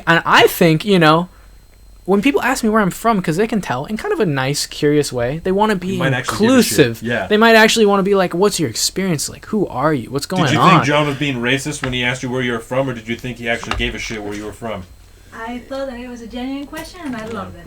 I appreciate that. One thing but it's a tough place to be, right? Because they're like, why are you fucking asking me that, dude? Yeah. Like, it doesn't matter. Like, I'm the same as you. Why would you ever assume I'm not, And one thing I wanted to add while we're talking like definitions, right, is a difference between equity and equality, right? And the easiest way that I've broken it down for everybody that I've spoken to, is that equity refers to an equality of outcome, whereas equality refers to equality of opportunity.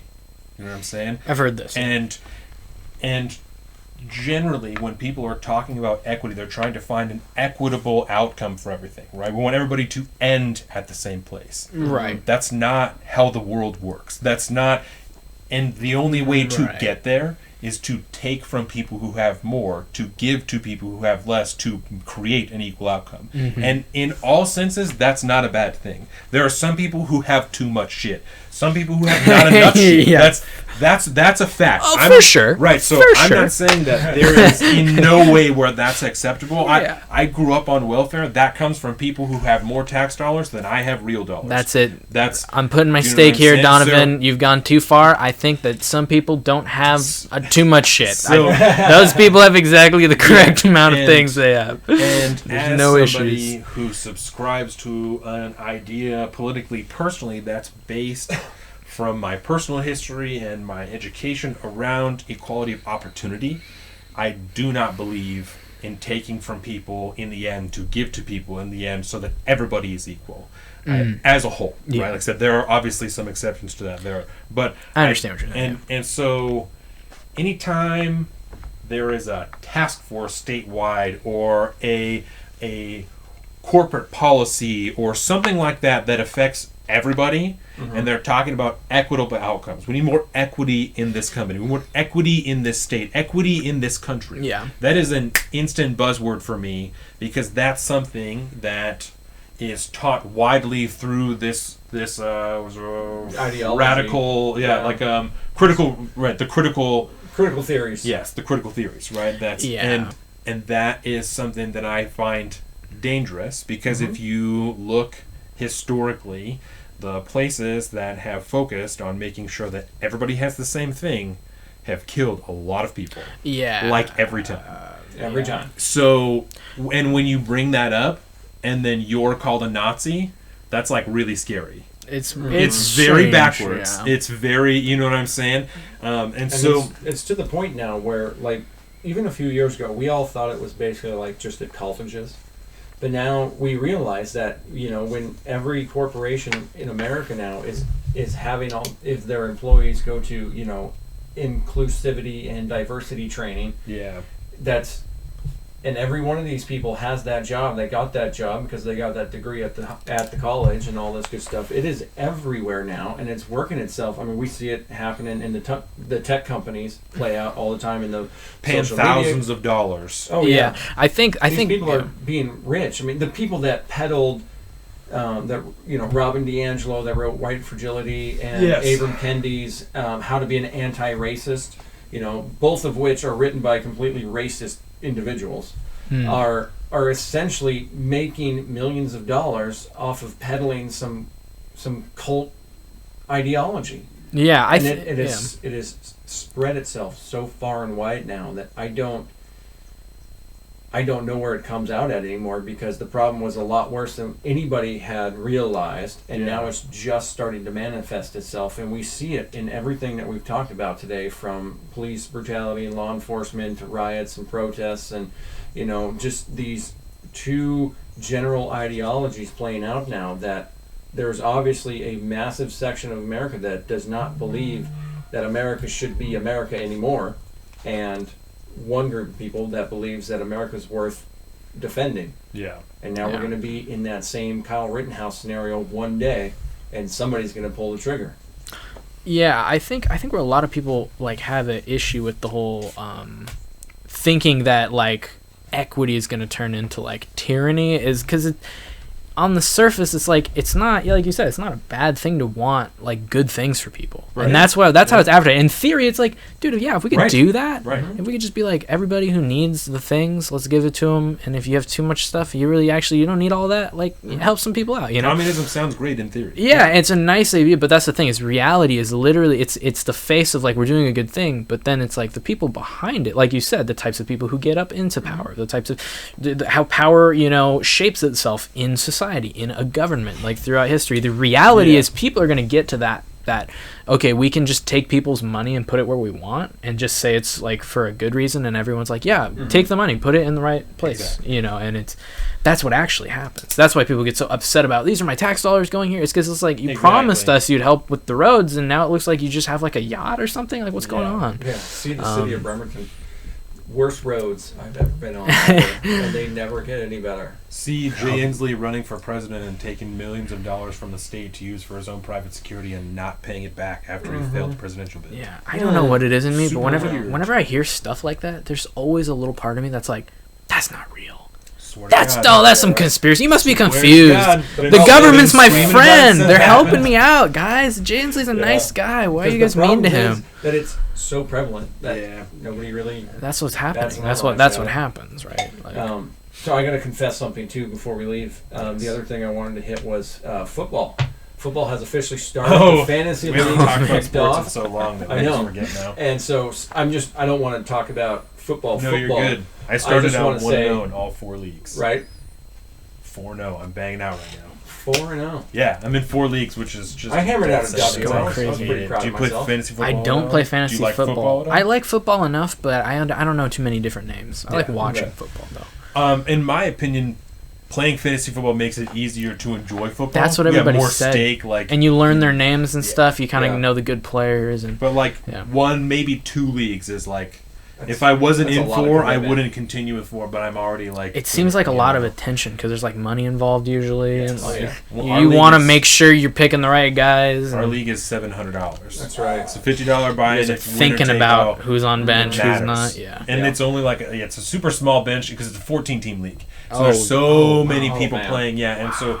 You're getting some of the dregs, man, down the bottom of the barrel. You got people you're waiting for starters to get injured so you can play these games. It's bad. Yeah. Okay. Yeah, so I'm sorry. I was going to say, I don't know if you saw me and Isaiah. You won against Isaiah, right? Dude, by 0.9 points. Yeah. It was close. It was a clencher. I beat Drew by less than a half a point this week, 0.42 points or something. Yeah, it's almost sad to win by less than half a point. But and I didn't get you. And I decided that, this time I couldn't watch any because I was driving the entirety of the evening. Right. But I decided, because you were texting me about that Thursday night game and stuff like that, about the moment of unity. Yeah, all these, and I decided at that point on, I am not gonna watch any football this year.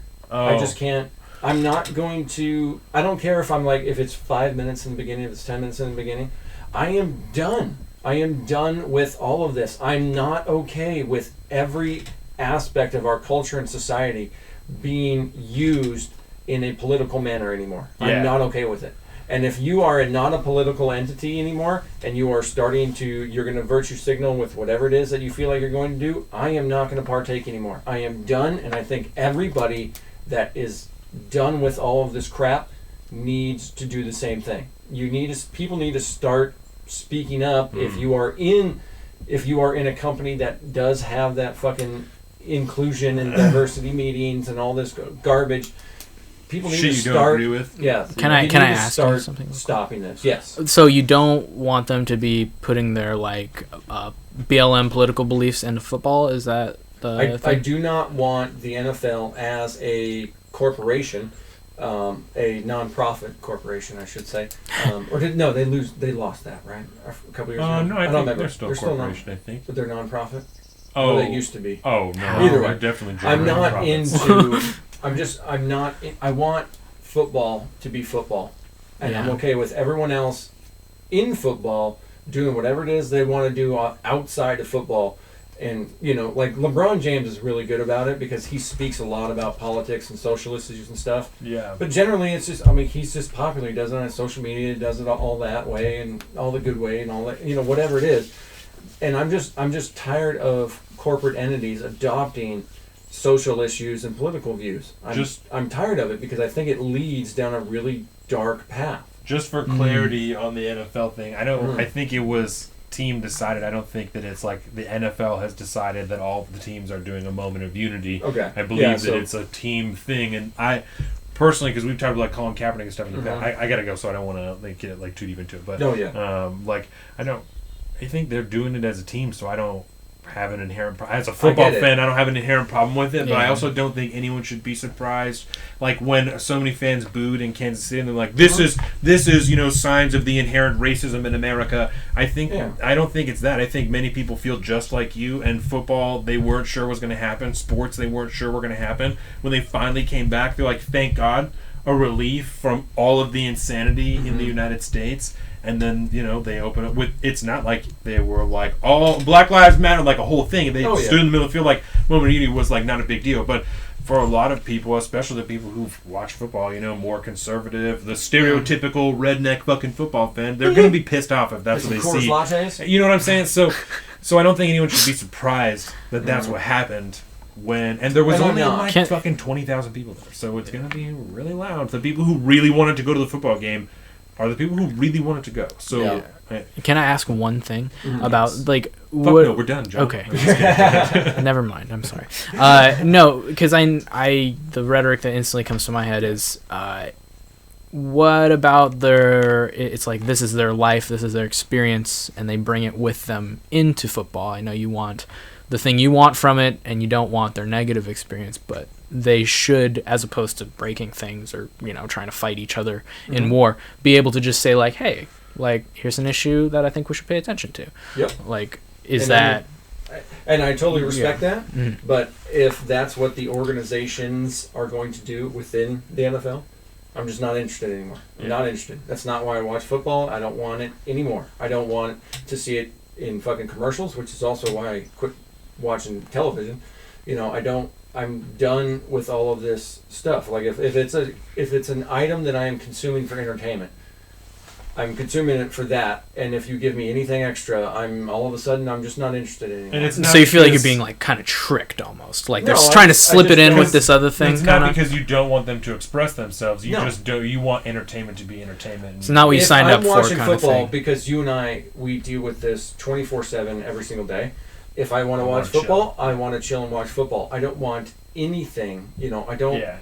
I try to watch the NBA a little bit, and with all the, the NBA is nothing but a giant virtue signal, and I can't watch that. It's pretty bad. The NBA is pretty bad. I do not know about this. Oh, you should look up LeBron James, China, NBA. Okay. Just those three things, and you'll find all the information that you need. James Harden, you'll find all the information you need. Yeah. So I'm just trying to be more, put my mouth where my mouth is. Yeah. Or, you know what I mean? My actions speak for what I'm actually what I believe in.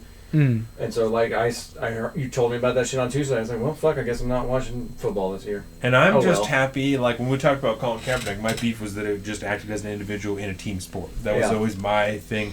We can have that conversation. And it's grown on me now to the point where I'm like, to me, it's just team. It's all team. You know what I'm saying? It's a 53-man roster. You need to act as a team. That's my only thing. I don't care what you're doing as long as everyone's doing it.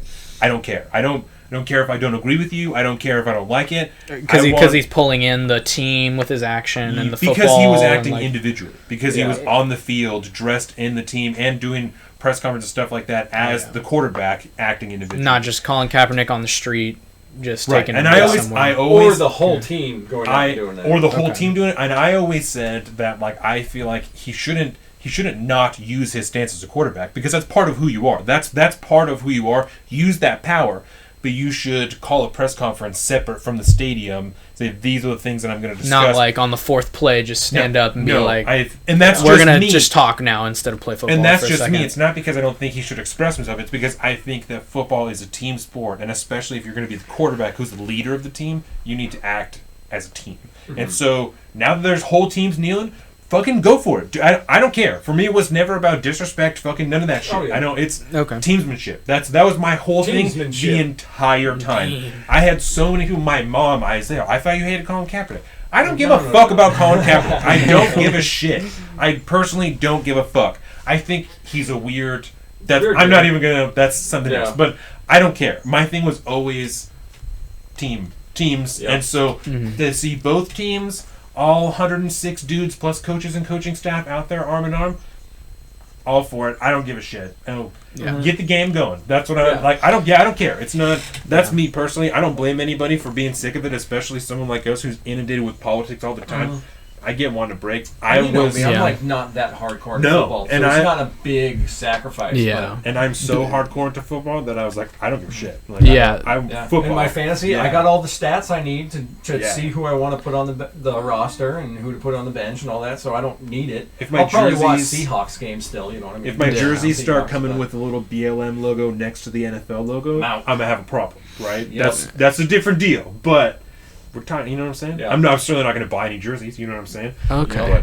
That I would have bought before. Yeah. But I'm just trying to be more of like the silent majority thing. I really put your money where your mouth is. I listened to the Joe Rogan Doug Murray podcast recently. That just came out, and everybody needs to listen to that because it is very powerful, and it got me like the silent majority bullshit's got to stop.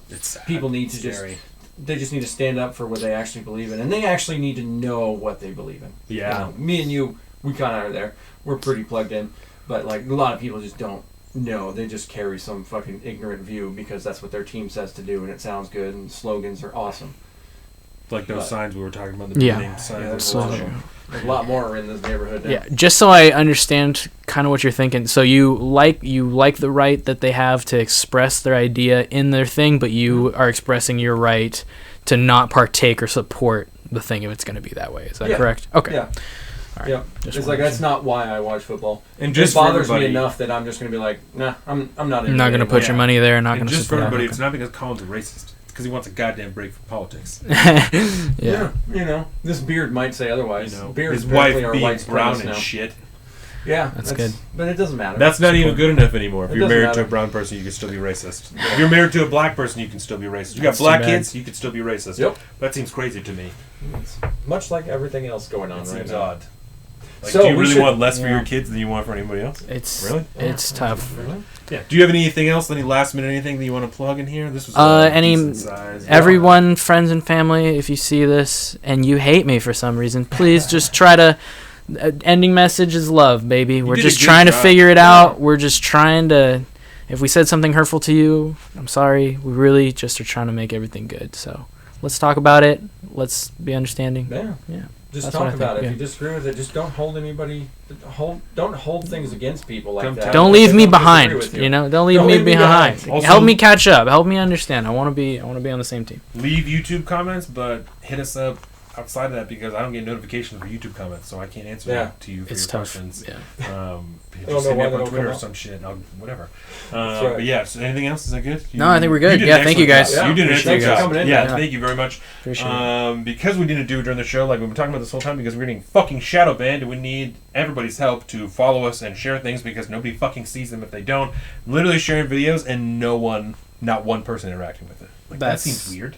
And then Seems people go, Of like "I didn't see hundreds that." of friends, maybe. On Facebook too, Yeah. like on Twitter, that's not that weird. You know what I'm saying? Because it's like you don't even always see the video. Like but on Facebook, where 9,000 people are on it all the time, for me to share a video, not one person, that's very odd. Mm-hmm. Very And then the one odd. piece of non-political stuff we put out gets a lot of hits real quick.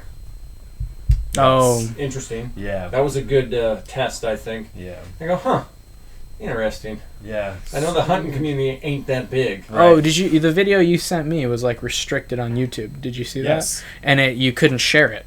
You couldn't share it from YouTube. The app. It didn't give me the option to share on that video. Which video? It was the video about the Kyle Rittenhouse situation that you sent. Oh yes, That yeah, one's you couldn't like share it this from is that. this is Okay. insensitive. I was like, not one of ours, right? 'Cause I'm about to go No, post I them. couldn't. No, I couldn't even find that original breakdown on YouTube. I had to go to another website to find an article that had the video embedded to be able to send it to him. And even then, it opens up the YouTube video. You have to press OK twice on the fact that it's sensitive or inflammatory or whatever. Yeah, It's something a like that. video from InfoWars, which the commentary is very InfoWars. You know what I'm Yeah. saying? But They support it is guns. literally all of the videos at the time of Kyle Rittenhouse, breaking them down individually and with their own commentary. But it's all one of the factual only- information other than the shit that they're spewing. You know what I'm saying? But like the videos are fucking videos. They're not edited other than slowed down, stopped, like reversed and shit. You know what I'm saying? Yeah. Super weird. But speech, that's dangerous speech. Can't put that out there. Fuck Alex Jones, right?